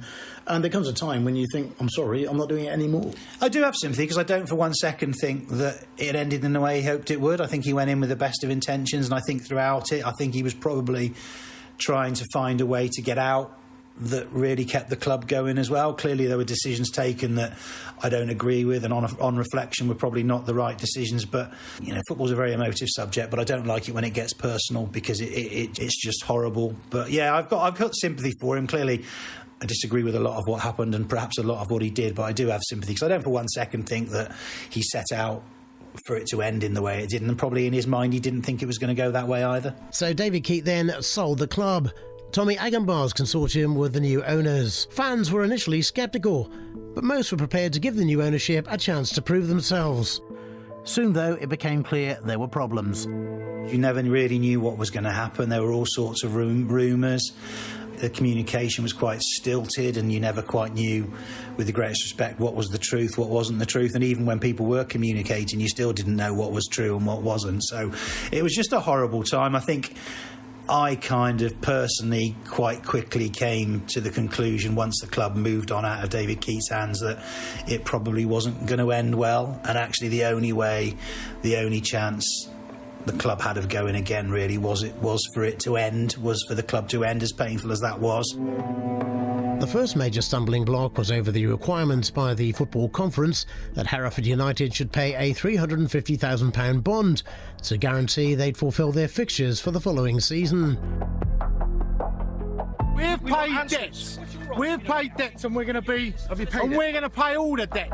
The fans wanted answers, and a couple of them went the extra mile to get those answers. 3-4 weeks gone now, and you've answered no questions for us. Who are you? You haven't paid any debts off the club. Who are you? So can you tell us, please, who are you? How do you know we ain't paid no debts? How do you know we ain't paid no debts? I'm recording this. Come on, we want answers. How do you know we ain't paid no debts? Well, yes, I have. Yes, I have. What have you paid? He starts off very belligerently, thinking he's being buttonholed by some media types, and for a second you think it's going to kick off. Then he realises that these are a couple of fans, they're recording it, but it's for their own use, so he thinks. And he quickly relaxes then into this wonderful analytical dialogue between the two, in which we are privy to a conversation. It's wonderful stuff. Ellis Cashmore is a lecturer in social studies. While this all made for an interesting sideshow, there was concern among supporters that the new board would not pay the required bond to the conference before the deadline of the league's annual general meeting. They missed that first deadline. We understand it hasn't been paid. I mean, you've spoken to various people, we've spoken to various people. It seems that's the case. We'll just have to wait till tomorrow now to see what happens. Keith Dodd was chairman of the Independent Supporters Association. We're not sort of going there with a sort of positive attitude, I would think, of getting these things sorted. I suppose there's still some hope, but it's not looking great, is it? Then there was a stay of execution. Hereford were given extra time. I think the passion has really come through over the media over the last few days, and I think people will be so relieved if we do in fact stay in the conference this year. So let's really hope that that's the first thing we achieve. I'm slightly more optimistic than I was 48 hours ago, but still a bit to go yet. Good evening, it's 5 o'clock now, Tuesday 10th June. Here's the main news from Kalpana Badu. Hereford United has confirmed that the club is to be expelled from the Football Conference. The club says a statement will follow in due course. Let's talk to club legend Ricky George. Ricky, your thoughts, what's your reaction to this news? Those that have been running the club must certainly have known that this was a possibility. It makes one wonder why a new owner would take over knowing that situation and didn't satisfy it, and one wonders what he will do now. I do think that the football authorities ought to take a long, hard look at themselves and ask what they want from football. Do they want football to have its grassroots in the community, or do they want it to be a colossal money-making machine? Football will be the poorer. We've got a group of local businessmen together. We've approached the Supporters Trust, and we've gone to the council with a plan for a community club, a supporter-led club, in the event of Hereford United 1939 Limited liquidating, which of course is not what anyone wants. We're all supporters. We don't want to see that happen, but we try to be proactive and look forward to that sad event happening. Long-time Hereford United supporter John Hale. We would dearly like Mr Agomba to pay the debts and we continue in the Southern League. We're being realistic. The likelihood now, we believe, is that it will be a Phoenix club, a new start-up club. We have a group of local investors that have underwritten an initial investment of £150,000, and we think that will be a very, very good platform for us to start again. 10 years on, John Hale accepts it was a very delicate balancing act for the consortium behind the potential Phoenix club. They didn't want to be seen to be hastening the end of Hereford United, and yet they felt they had to have plans in place. We're very aware that it was a very sensitive subject, and there were a lot of supporters that wanted Hereford United to continue, and I was one of them. So we were, more than anything, trying to preserve the very fact that football could be played at Edgar Street. But obviously the club had got so far in trouble that we couldn't step in and save it. Nobody could, I think, if they were sensible to realise what was going on. Meanwhile, Hereford United were informed they would be playing in the Southern League Premier Division for the 2014-15 season. But it emerged the new regime wasn't paying the wages of football creditors, a stipulation of membership of the league. It's very good news that we now know we've got a place to play next season, but there are still very big doubts on exactly who has been paid. Martin Watson from the Hereford United Supporters Trust. The FA rules are fairly clear about paying football creditors. The statement seems very clear that they have been accepted. It is quite a surprise that they've been accepted without any caveat. Fans were looking to ratchet up the pressure on the new regime and stage the mock funeral of the club by carrying a coffin through the centre of Hereford to the council offices at Brockington. They were supported by some of those football creditors. I'm owed 3 months maternity pay with it, which is statutory, and I've told Tommy this and he's refused to get back to me. And I told him that I was concerned about working on the bar without a licence holder, and he put the phone down on me. For other people it's just about the football and their fans, but for me and the rest of the staff it affects our families and affects our lives personally. I'm here to try and make sure that we keep everything in the headlines. The council should not even be talking to the man or his associates and backers. Should not even be talking to him until he's paid all his debts. We need to give a message to the council, as the man just said about the leases. We can't have them handed over to Tommy at any cost. We also want to give a message to the people of Hereford that the club effectively, as far as these people are concerned, is dead. Whilst these owners are in place, there's no future for this football club, hence the funeral procession. But more importantly, we're here because we want to give Tommy a message. We're saying to Tommy very loud and very clear, we want our club back, and that in a sense is what it's about. He owns the company, he's never going to own HUFC. There were to be regular appearances at the Royal Courts of Justice as winding up proceedings against the club were issued by their former manager Martin Foyle, while others attached themselves to that petition. Time and time again, the club was given a stay of execution. I think everyone knew that these characters were pretty unsavoury. They had a very rackety background. You know, it was obvious that the FA hadn't applied anything like the right fit and proper tests. The governance tests weren't there. Hereford's MP is Jesse Norman. You know, it obviously started to become an issue not just of, immense local importance. That'd be quite enough for me to be involved in just on that basis, and as a fan as well, of course. But also, potentially of national importance, because it raised an issue about, what on earth the authorities were doing. The issue of Hereford United and a lot of other lower league clubs was raised in the House of Commons. We had a big debate on it. I gave a long speech. You can find it on my website and on Hansard. I mean, it's really important to put it in Parliament because you can say things under parliamentary privilege that you cannot say, outside Parliament. And I thought it was really important just to have one place where any fan then at the time or now could go back and just look at what had actually happened, all the twists and turns and all of the horrors that the club had been subjected to by these people. Presumably that's an apolitical issue when you're having that kind of debate, because obviously a lot of people represent constituencies with small football clubs. Football has an incredible following in Parliament, and some of them are phonies, but many of them are real fans. And, I had Ian Lucas, who was the MP for Wrexham at the time, and, you see what's happened to Wrexham since then. And they'd had terrible trouble themselves, and, their current position had come out of Phoenix from that. These things do happen, and obviously there have been great clubs that have been brought low by bad governance, many of them in recent years. So it was a very fluid and difficult situation. There was lots of cross-party interest. There were interventions in the debate, and of course, the issue of football governance remains a very live one in Parliament now. A new coaching staff arrived with Mark Ellis seemingly at the heart of things, although again there were queries regarding his CV as to whether all the claims of coaching spells with some of Europe's leading clubs actually stacked up.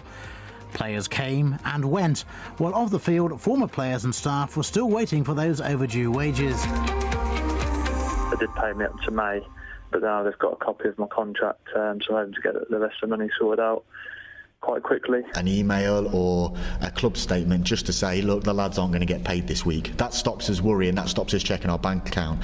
But when you get, oh, the cheques have been sent, you're constantly waiting for the postman, and then it's a disappointment. And then it's like, oh, well, don't worry, the cheques are getting sent on Friday. So you're constantly waiting again, and then again the disappointment. Midfielder Rob Purdy, and before that, central defender Luke Graham. The players arranged their own fund to help out those who were most in need of money. Luke's kept in contact with Simon Barker at the PFA, and he's been brilliant with us. He's tried to help us as much as he can, and so that's been a massive help for all the players.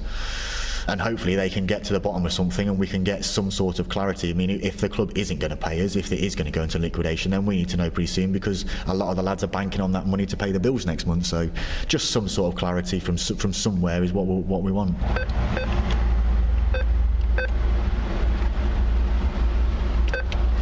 Not really surprised, to be perfectly honest. We've been told numerous times that we would be paid today, tomorrow, next Friday, next week, and it hasn't happened. So what is there, maybe half an hour left of the working day, so there's a slim chance, but I don't think anyone's holding their breath. I stuck around for a little bit when they took over. I did leave maybe a fortnight in, just because I wasn't kind of happy with how things were going, and I just wasn't happy.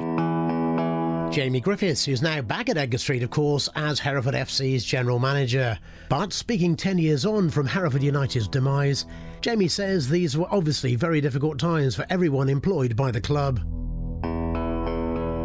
Going without pay, the whole staff, there were some really positive things because supporters rallied round. Nibbo, the photographer, he did an incredible amount of work to raise money for staff who had gone without pay. So, you know, it was obviously really bad times, but in those moments of real lows, there were some really positive things to come out of it as well. The club's then groundsman, Ian Pritchard, was another one who was owed money. They knew there was an outstanding amount. We come to an arrangement that I would be paid each month for the outstanding amount, and each week then to carry on doing the Victoria Park training ground and the main pitch. So, silly me, I took their word for it, never had any payment. So I locked the training ground gates and then found out within a couple of hours I had a payment. Hereford United Supporters Trust balloted its members over a proposed boycott of games at Edgar Street until such time as the new regime paid its football creditors and other outstanding bills.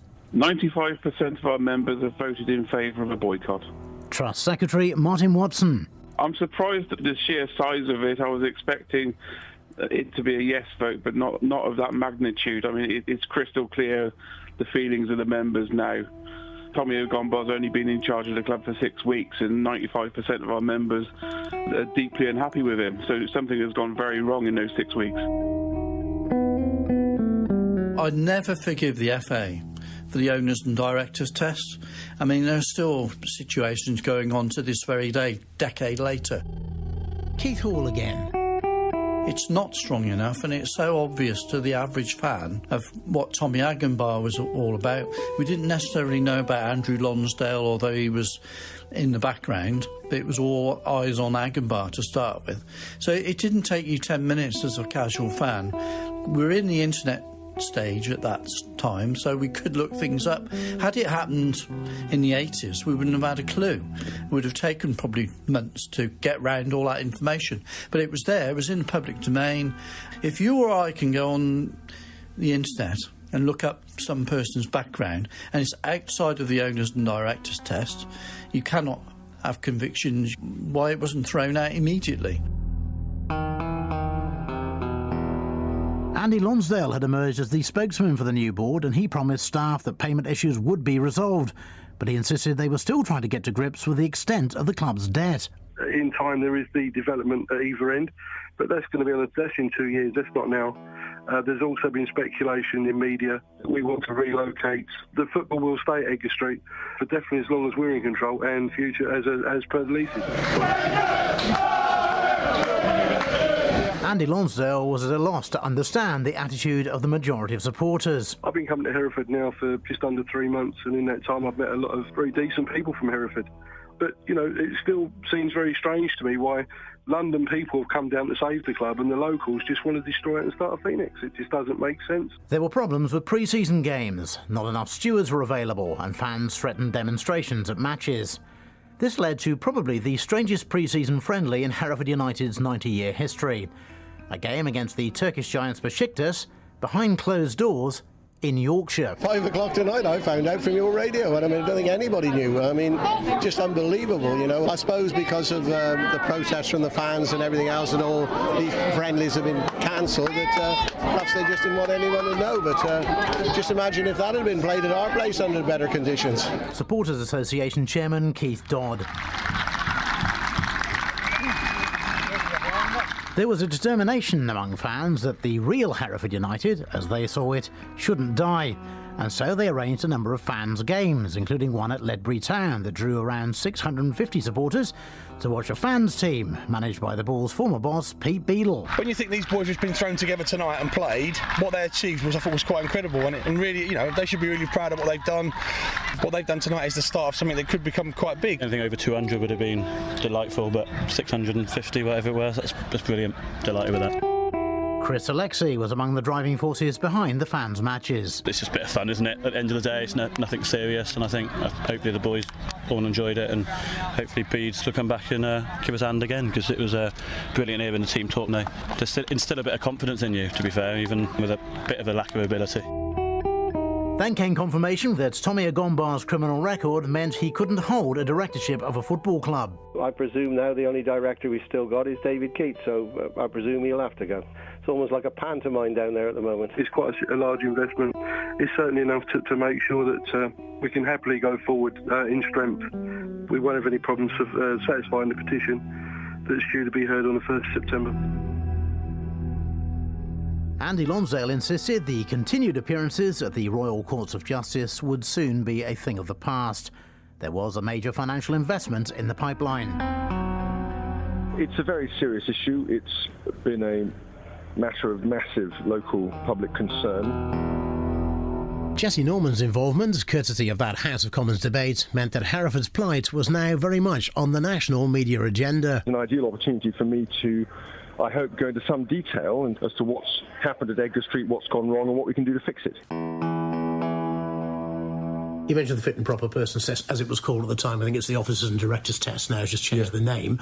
Were you able to exert pressure on the FA about this from your position as an MP? Well, you try to, but of course the FA famously, it lives by its own rules, shall we say, Trevor. It's not, it's not very salient. It's got better over the last few years, I must say. They've been very supportive on the, some of the stuff we've been doing with the football club recently, the problems we've been having with national highways and getting all of the floodlights changed.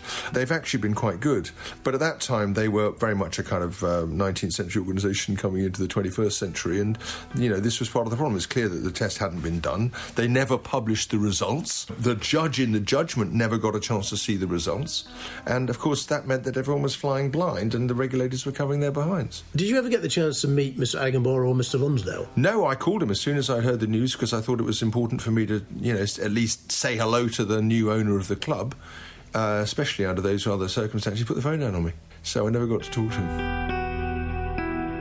Andy Lonsdale was now chairman at Edgar Street, while Joel Nathan arrived as an advisor, and Tommy Agombar Jr. had what was to prove a relatively brief spell on the board of directors. It was around this time that the insolvency practitioner Mark Landsman confirmed the club had been bought by a purchaser of distressed debt.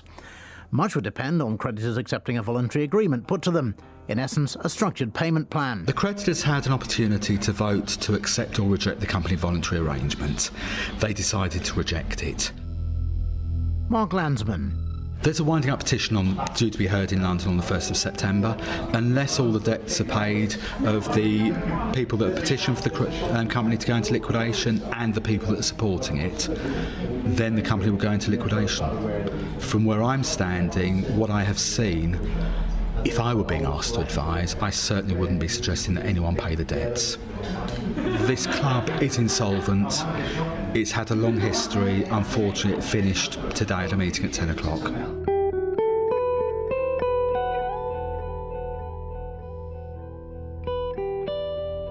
Despite the obvious uncertainty surrounding the club's future, the Southern League Premier Division campaign was underway. Good result, good shift, so we're all in good spirits now. Dave Weaver on a 2-1 win at Polton Rovers in September.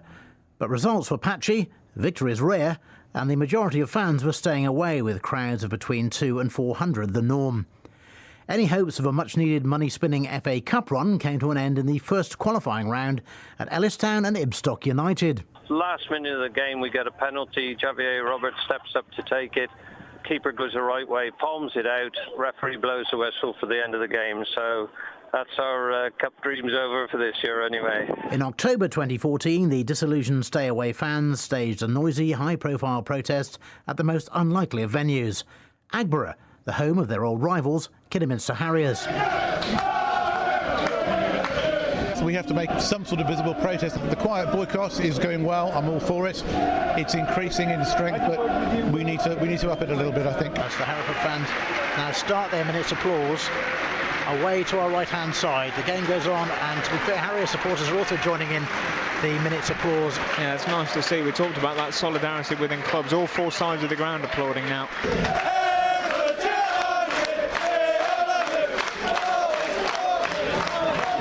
Getting a train from Birmingham to Kidderminster, got to about Smethwick, and then train driver says, we've hit someone on the train, sorry, we're going to have to go back. So I got back, managed to get a taxi to Stourbridge, and from Stourbridge I've hitchhiked here. At one point I thought I can turn back and go back to Birmingham, but you've got to make it. You've got to just do what you can. The Hereford supporters away to our right were always going to turn their back on the game in the 39th minute. That was the plan as part of the very visual protest. They are joined by the Kidderminster Harriers supporters away to our left-hand side, who have also turned their backs on the game as well during the 39th minute. We were there on the terraces at Agborough, protesting on a televised game between Kidderminster and Welling. There were about 20-25 times as many Hereford fans behind the goal as there were Welling supporters, and yet they were the away team. I'll always be thankful to Kidderminster for allowing that to happen. There was absolutely no trouble whatsoever. It was just a verbal protest. We want Tommy out.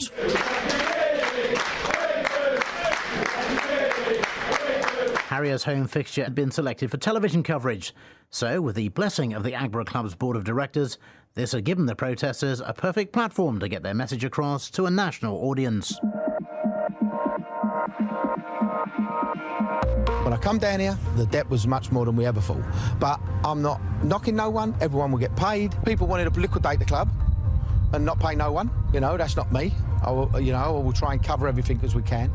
And just keep going and get through this season. I think that's our major target, get through this season. We'd had talks of a £7 million investment. He rang myself, he rang the Trust Chairman, Chris Williams, and told us he had £7 million to put into the club. And we haven't seen anywhere near that sum. 5 Live Investigates spoke to Martin Watson, while he also heard from Tommy Agenbar. National media interest in the Hereford United saga was mounting. Herefordshire Council was now among those groups and individuals to attach themselves to the winding up petition, repeated hearings of which were taking place at the Royal Courts of Justice. These led to yet more adjournments.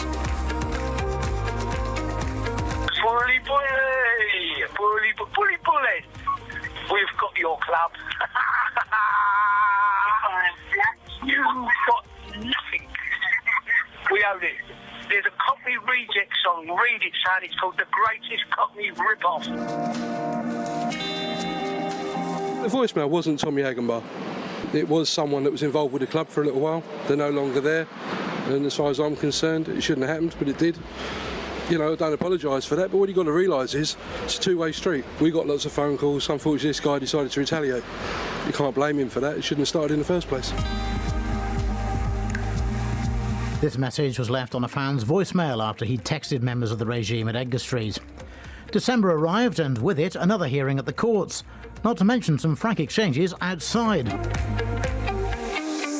I don't care. It's not your club, is it? You know what? You've got to tell it is, mate. It ain't your club. 13 years. It ain't your club. So why did you ruin the club? I'd rather start again than have you guys start again. You're a plastic supporter. Yeah, that's all you are. That's all you are. Bye-bye and see you again. That's all you are. I'll tell you what, you'll never see me again, because if I ever see you at the club, you'll be thrown out. I'll be watching Hereford when you two are long gone. You think so? Agenbar came out again with Lonsdale, and got very aggressive, went nose to nose with me, and I got the impression that he wanted to kind of escalate things, as it were, which was no part of my agenda at all.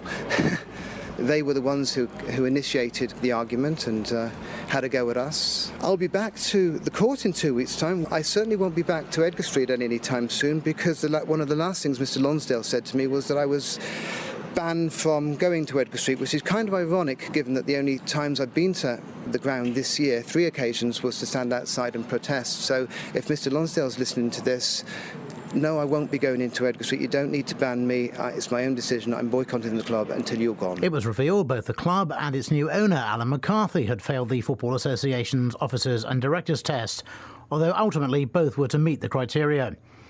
But it was becoming clear the court's patience was wearing thin. On Monday the 15th of December 2014, they were given until the following Friday to come up with positive proof the promised £1 million investment would be in the bank. Why have you chosen this moment to put your own money into the club? Last chance saloon. Basically, I knew today was the last chance. They've done all they can to me. They've drugged up my past, my family's past. Disgraceful, really, but they can't intimidate me anymore. So I decided to do the right thing, get the letter from my investment company that holds the money, get it transferred over to the barrister and show that I've got the funds to do it. 5 days to come up with £1 million, and the Bulls were clearly up against it. On the field, they'd played out a 1-1 draw at Dunstable Town on Saturday the 13th of December, and this was to prove the last ever game for the club. When it came to it, the end was brutally quick. 5 o'clock news, here's Lizzie Lane. Hereford United has been wound up. A judge at the High Court in London made the decision within minutes of the club's appearance at just after 4:30. Immediately supporters have started gathering down here at Edgar Street. The large steel gates in front of the players' entrance have just been closed. Bob's just joined me now. What's your feeling, Bob, as regards today's news? This is not the end of Hereford United. This is the beginning. This is the beginning of a community club supported by all the community. Absolutely delighted. It had to happen. It's happened 3 or 4 months too late, but we can only now go forward. I asked for a resolution and it was to come one way or the other. It's the end of something that I've been a fan of for 30 years. It hurts, but it had to be. The MP for Hereford and South Herefordshire is Jesse Norman. This is a very bittersweet moment for anyone who loves Hereford United, but the fact of the matter is that after months and months of delay, we have now won through, thanks to the unremitting efforts of the Supporters Trust and the people around Hereford United. I think it's the best Christmas present we could have wanted, frankly, and I think it's the beginning of something potentially very significant and good and long-term and new for football in Herefordshire. 10 years on, Jesse Norman admitted that having picked up the news on the radio, the timing of the final winding up order had surprised him. I remember almost as though it were yesterday, walking down just from the hospital where I've actually been dealing with an issue, and then hearing the news on the radio that the club had folded and that we'd got rid of Agon Bar and Lonsdale and those characters. I have to say it was a very bleak moment indeed. Delighted to have turned the corner. On the other hand, the end of a fantastic football club. They've been to the High Court so often, but 6 days before Christmas, I personally thought, they'll adjourn it to the new year now. It did come as a bit of a shock at the time. No, that's exactly right. It was a complete shock, and you had the shock of the surprise of it, you had the shock of the sadness of it, and then you had the possibility that something incredible might be born out of that. And I just remember it very, very well indeed. For it to go under like this, all the history's gone now. It's gone. 90 years of history. Your Ron Radfords, your Dixie McNeils, everybody. It's gone. The new club won't have any. Andy Lonsdale claimed he'd been held up in traffic and insisted that the fight would go on. We emailed a copy to the barrister, but they wanted to see the original. The barrister asked for the original, and where to send the original up to court. That must be fairly annoying for you. It wasn't a good day, but I spent today mostly with lawyers. We're looking at appealing. I'm with lawyers again tomorrow and weighing up my options. Andy Lonsdale there talking to BBC Hereford and Worcester's Andrew Easton, who you have to say in that particular moment was the master of the understatement.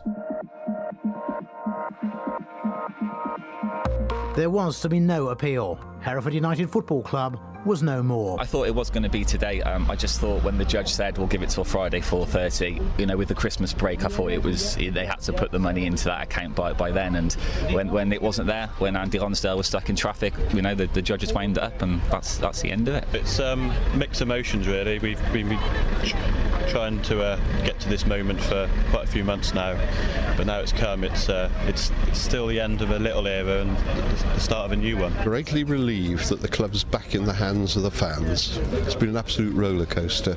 I guess I didn't think this day would ever happen, that Lonsdale would come up with yet another trick today. Supporters of the club gathered at the locked gates of Edgar Street, almost as if to bid farewell to a long-time friend. John Taylor had been manager under Andy Lonsdale's regime. He admitted to being bemused by it all. We're all very disappointed because, quite frankly, we've been lied to from day one, and we had a lot of promises, and obviously nothing's come to fruition. The writing's been on the wall in the last couple of months when, I've heard a few things where my job's been touted around. I've only got 2 games to go before I get the sack, and obviously, in hindsight, I should have believed what the supporters were saying. Then I probably have had my eyes opened a bit more. Meanwhile, other long-distance fans from around the world had been watching from afar, desperate for news, including Adam Keith from Mexico. I assumed that the owners, in inverted commas, would drag this out a lot longer than they have. It was an even greater sense of kind of surprise and elation for me that the battle had been won, if you want to put it like that, today. There were former players too. The ex-Hereford United and Aston Villa fullback Chris Price now lives on Australia's Gold Coast. Funny feeling, really. One of sort of like real sadness, obviously, because it is where I started my career and I'm a Hereford lad.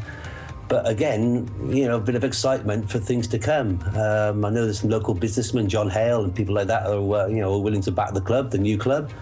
Some things to look forward to. The actual day it happened, I can remember being in the car and listening to the sort of breaking news on BBC Hereford and Worcester to say that obviously the court case had resulted in the termination or the liquidation of the football club, and I think probably just pure shock really after all the sort of, if you like, false dawns of all the different court cases. It was quite hard to believe that it had actually finished there and then. 10 years on and ahead of a home game against Chorley, it's clear that memories of that December day in 2014 remain very vivid for many supporters. Well, sad at the time, but accepted Hereford FC now. I hope they'll be surviving and getting better, up the leagues. I think it's really sad for just like the local community in general to kind of lose the local club. But I think it's great this kind of like back up and running now. And I see quite a positive future, I think. It's a public asset, the ground and everything belongs to all the folk of Herefordshire. Tony Johnson was the leader of Herefordshire Council, and he said they had to act quickly. Our responsibility is to look after the public asset, and so that's what we did. We went in, peaceable entry. We've changed the locks, put up the notices and written to Mr. Lonsdale and his fellow directors. So 90 years of history had come to an abrupt end. But for John Hale and his group of businessmen and supporters, it was a case of the king is dead, long live the king. Fantastic feeling to pick the keys up this afternoon and get in and have a look at the place. It's a funny feeling being back here, but very, very excited, and we're so pleased to have finally got the lease sorted and we can move on now. Chairman of the new Hereford FC, John Hale, speaking on the day they officially became the new tenants of Edgar Street on the 27th of March 2015. Walking into the club that day was a very eerie feeling. It was like a footballing Marie Celeste, with kit strewn all over the dressing room floor and half-full teacups frozen in time in the Vice President's Club that was doubling up as a players' lounge. It was as if, with the winding up of the club in the previous December, players and staff had simply upped and left. Obviously the difficulty was the sort of administration of starting a new club. The main thing is that we had the fantastic founding shareholders that underpinned what we were doing, and without them we wouldn't have got it off the ground. Clearly, for the new club to succeed, they needed a lease on Edgar Street. Without a ground, there would simply be no club. Chris Ammons was brought in to help with the PR side of things, and he attended a meeting at Herefordshire Council offices. 10 years on, Chris admits they came so close to not striking a deal at all. I was part of the 5-person team that went and pitched to the council, which I have to say was one of the most terrifying days of my life, when you're going to try and make a plea to be given the lease on a football ground that you care so passionately about. And I think it's probably one of the most high-pressure days I've ever been involved with in any point in my life, to be honest. And I'll never forget at one point towards the end of it, having negotiated all day, we got up and walked out because it just wasn't going. And I remember just this horrible sense of desperation that we were like, this isn't going to happen. And we said, we can't do this, and left the room. And then as we were going out of the room, one of the council representatives said, just give us 5 minutes, gentlemen. And we waited outside and then got invited back in, and talks resumed, and then we sort of quickly got to a short-term opportunity of a 5-year lease to take the ground on. The stadium was everything. It didn't matter what other plans we had to have the stadium. Martin Watson, who had been appointed the football secretary of the new club. There was nowhere else in Herefordshire we could do this. So to get the leases and to get inside the stadium now is a massive hurdle. It's the biggest one we've had to do, and we've done it.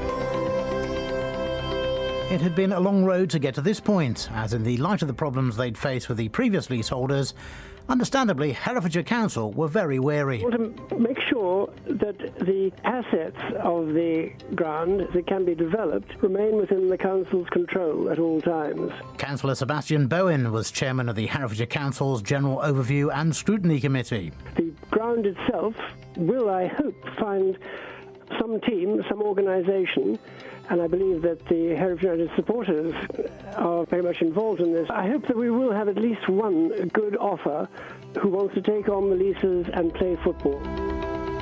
In the end, the two parties had thrashed out an agreement, and the new Bulls were back at Edgar Street. The hard work really began here, with the first task being to ensure they had a league to play in for the 2015-16 season. We're back in the National League system, and it's a fantastic feeling now that we know where we're going to be playing, and we can start to look forward to having a look down the league table and seeing who we're going to be playing against. So chuffed to bits that we've got to today, because it means a lot that we've got to this stage, that the FA have accepted us and as a Phoenix club, and we can really crack on now. The big things are the things you can't see. It's the electrics, it's the plumbing, and then there's a lot of TLC. It hasn't had a lot of maintenance done to it over the last couple of years, so we've really got to get it back up and spend the next few months just getting it back up, so in August we can have a real good go and have a little bit of a celebration. Together with Volunteers coordinator Ken Kinnersley, Martin Watson was among those overseeing the substantial repair job at Edgar Street. We sort the electrics out, sort the odds and ends out the professionals have to do, and then we've got our 180 volunteers that will come in and get the stadium ready for our first games. That's the big task. It's not just the 7 on the board. It now becomes the 200 and then more. Local businesses undertook a lot of the necessary remedial work, and the goodwill towards the new club was immediately evident, as many of those companies and individuals went way beyond the original quote to ensure it was done on time. With the cut-off date for the work that's got to be done, the very latest is June the 1st, but we're hopeful that if everything is in order, it will be completed before that, and then at that point we should be able to get some volunteers inside the stadium to try and start some of the tidying up work within the stadium. Chris Ammons on the costly electrical work needed to upgrade the power supplies within the stadium. Until this was done, they weren't even allowed to let volunteers into Edgar Street to begin the tidy up project. Chris Ammons was appointed commercial manager. The normal work that I've been doing, there's a little bit of thought into it, simply because you don't kind of want to ruin the love you've got for a club by making it your job, really. But I think maybe they exploited the fact that they knew I couldn't say no, and therefore I went for it without too much thought in the end. There are people that have been left out of pocket by the previous club or previous regime, and we have to build those bridges. There's a lot of people that are feeling very hard done by what's happened, and so yes, building bridges is top of the list in terms of how we act and how we take the club forward. It was welcome back to Pete Beadle, who was to emerge as the successful candidate to become the club's first ever manager, and he set about assembling his squad. There'll be lots of players on trials at clubs in a higher league than us, and eventually when they get told no, they may filter down to us as well. So there will be plenty of players, that there'll be almost like a revolving door of players through pre-season, because unfortunately the level we're at, that's what's going to happen. And the referee and his two assistants lead out the two teams, and in the main stand around me, everybody is on their feet. At times it looked like we were never going to get to this point.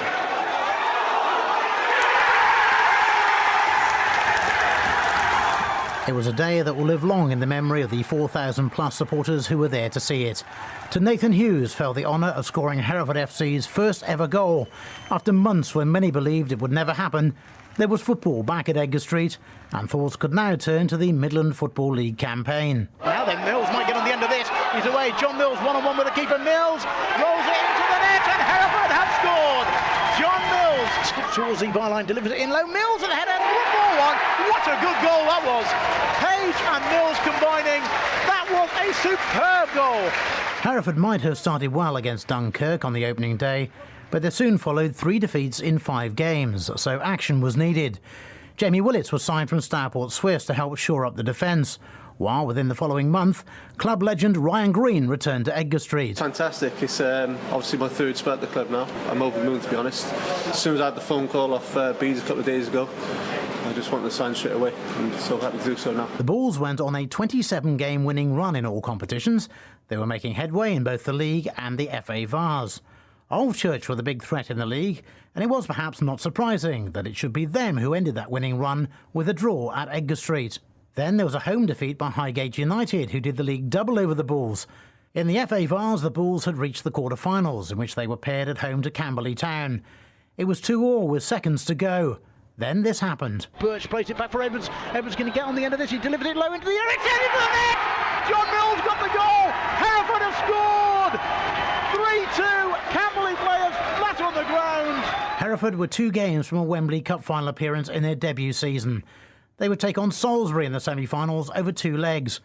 A 1-0 win at home meant it was advantage to Peter Beadle's side heading to Wiltshire. But they found things tough going for most of the first half. Walker's not too far away from it. He's still on the ball, and he managed to cut that one across the goal, and in it goes at such an acute angle. But it's Walker who's got it, and Salisbury have the lead. Salisbury 1, Hereford 0. It's 1 apiece on aggregate. Hereford were not playing well, and they needed a break. Just before half-time, they got one. Staley will go for a shot which is deflected. It's turned in at the far post by Mike Simmons, and Hereford are level. A deflected cross shot by Staley fell very kindly for Simmons at the far post, and from about 4 yards out, he just tapped it in to the back of the net. It was a very different Hereford in the second half as they dominated the game and went on to book their dream trip to Wembley. Tumulty has scored, and Hereford are on their way now, surely. It broke to Joe Tumulty, and he very calmly fired it to the left-hand side of Charlie Searle and into the back of the Salisbury net. The trip to Wembley could be the icing on what could be a very special season. We know there's a lot of football to go. It could be the perfect ending to a fantastic season. There was still work to be done by Pete Beadle's squad. The title was only secured after victory at Coventry Sphinx in what was the penultimate game of the league season. That is it. Hereford win by 4-0, and they are champions of the Midland Football League. Terrific performance by the Bulls.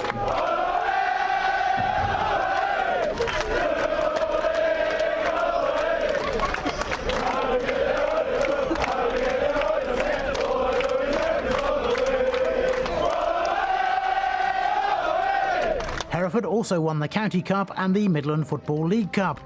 Now all thoughts could turn to Wembley and the FA Vars final against Morpeth Town. Purdy, 25 yards out, tries a shot and scores! What a great goal by Rob Purdy! That is a sensational strike.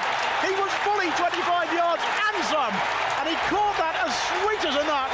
We have played 1 minute 20 seconds, and Rob Purdy has put Hereford ahead. The dream start then for Hereford on a first ever visit to Wembley for either Hereford United or Hereford FC. Sadly though, this was as good as it got, and Morpeth closed out what was in the end a very comfortable victory. Anderson going forward, can he find the right ball? He can, it could be it to win it, it's deflected and into the net, and it's 4-1. It may well go down as an own goal, but it's all over now. Morpeth Town have won the FA Vars. The celebrations from the North East contingent have started. Jimmy Oates sits inside the penalty area. Green and Hasham embrace in the middle of the field. Hereford players, hands on hips.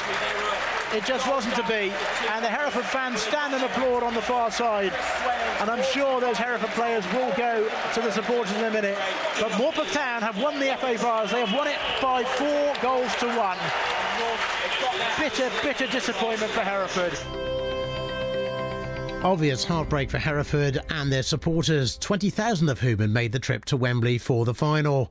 Hereford have since been back to the home of English football, where they were beaten by Hornchurch in the FA Trophy final. So 2 trips to Wembley and 2 defeats. But this does need putting in some kind of perspective. After all, Edgar Street could quite easily have been left without a football club at all. Showpiece appearances in finals at Wembley are a world away from what was a drizzly night outside Edgar Street on the 19th of December 2014. I remember it being mixed emotions, actually. Obviously, massive amount of sadness, but the way it kind of ended, I guess there was that kind of relief as well, that period was over and that we could start to hopefully look forward and be a bit more positive. And to sit here 10 years later, it's crazy to think, everything that we've been through, 2 Wembley finals, all of that, it's incredible. But that day, really mixed emotions, sad, but, a little bit of relief as well. You felt people are with us outside of the main football hierarchy. I remember another banner when Hereford did get to Wembley in the FA Vars in the first year. We wanted help and got sweet FA. But obviously, Wembley officials took it down within about 10 minutes, but that was the sentiment at the time. We just felt isolated. Chris Ammons, the chairman now, the word he always uses is sustainable. It's got to be sustainable. Yes, and he's absolutely right, of course. I mean, the football leagues are absolutely littered with the carcasses of clubs that have, started out with big ideas and grown very quickly and then exploded. And, who can forget Peter Ridsdale and Leeds and all the rest of it at the top level? But, Hereford United in the old days battled through difficult times, some very frugal leadership, and it's having to do that in different ways now. And if you can keep it in the community, keep people supporting, keep people going to games, keep people, putting their money in the raffle and, lending a hand when the ground needs to be spruced up, then I think you can make it work. I think it's great this kind of back up and running now, and I see quite a positive future. I think the team look good this season. Still some inconsistencies in the results, but I'm hopeful in sort of 10-15 years that they'll be back in the Football League, I hope. The town's absolutely buzzing, all the car parks are full, people absolutely love coming out to watch Hereford. Weekdays, the stadium's quite filled out as well, so I think it's really pretty big for the local town. It'll always be United, but we've got to move with the times, do you know what I mean? We've been coming for years now, but we just think that it was never going to be. I can remember following the coffin up to Brockington. Heartbreak, absolute heartbreak. When the ground got shut, nothing happened for months. It was deteriorating, the ground, and it was all locked up, and but yet again it was the same with Hereford horse racing at the racecourse, the same thing. I'd like to think we could be in the top half. I really do you know what I mean? We've got the players, we've got the good manager, let's go forward, let's try and get there. It's all about a community. If your community does, that's the football club that you support, that you rally round, and whatever the situation might be. And I think it was so important, and I felt we lost the club once it was obvious that they were taking over. And I remember talking to you, and you said, were you going to the first game against St Neots? Are you going to report for the St Neots game for us? I said, yes, Trevor, but I will be reporting on the protest outside. And I just felt the whole club died. I know liquidation was in the December, but I felt the club actually died there and then in that summer. Fred, my son, was 8 or 9 at the time, and he'd started coming to watch Hereford United just before it happened. I'll never forget, the news broke, and Rachel, my wife, had said, sort of, leave your dad. So I'd been left on my own, and then he came in and he said, have we got our club back now, Dad? And it sent me completely over the edge, because you kind of hoped we had, but for Fred to be that perceptive that it might have been an opportunity was, just a really emotional moment. And it was horrible, and you just saw all the fallout from it was horrible, and the way it affected everybody, people I know that had known for years. It was a horrendous day, and I don't think it will ever not being something that makes me choke going well up a little bit, to be honest.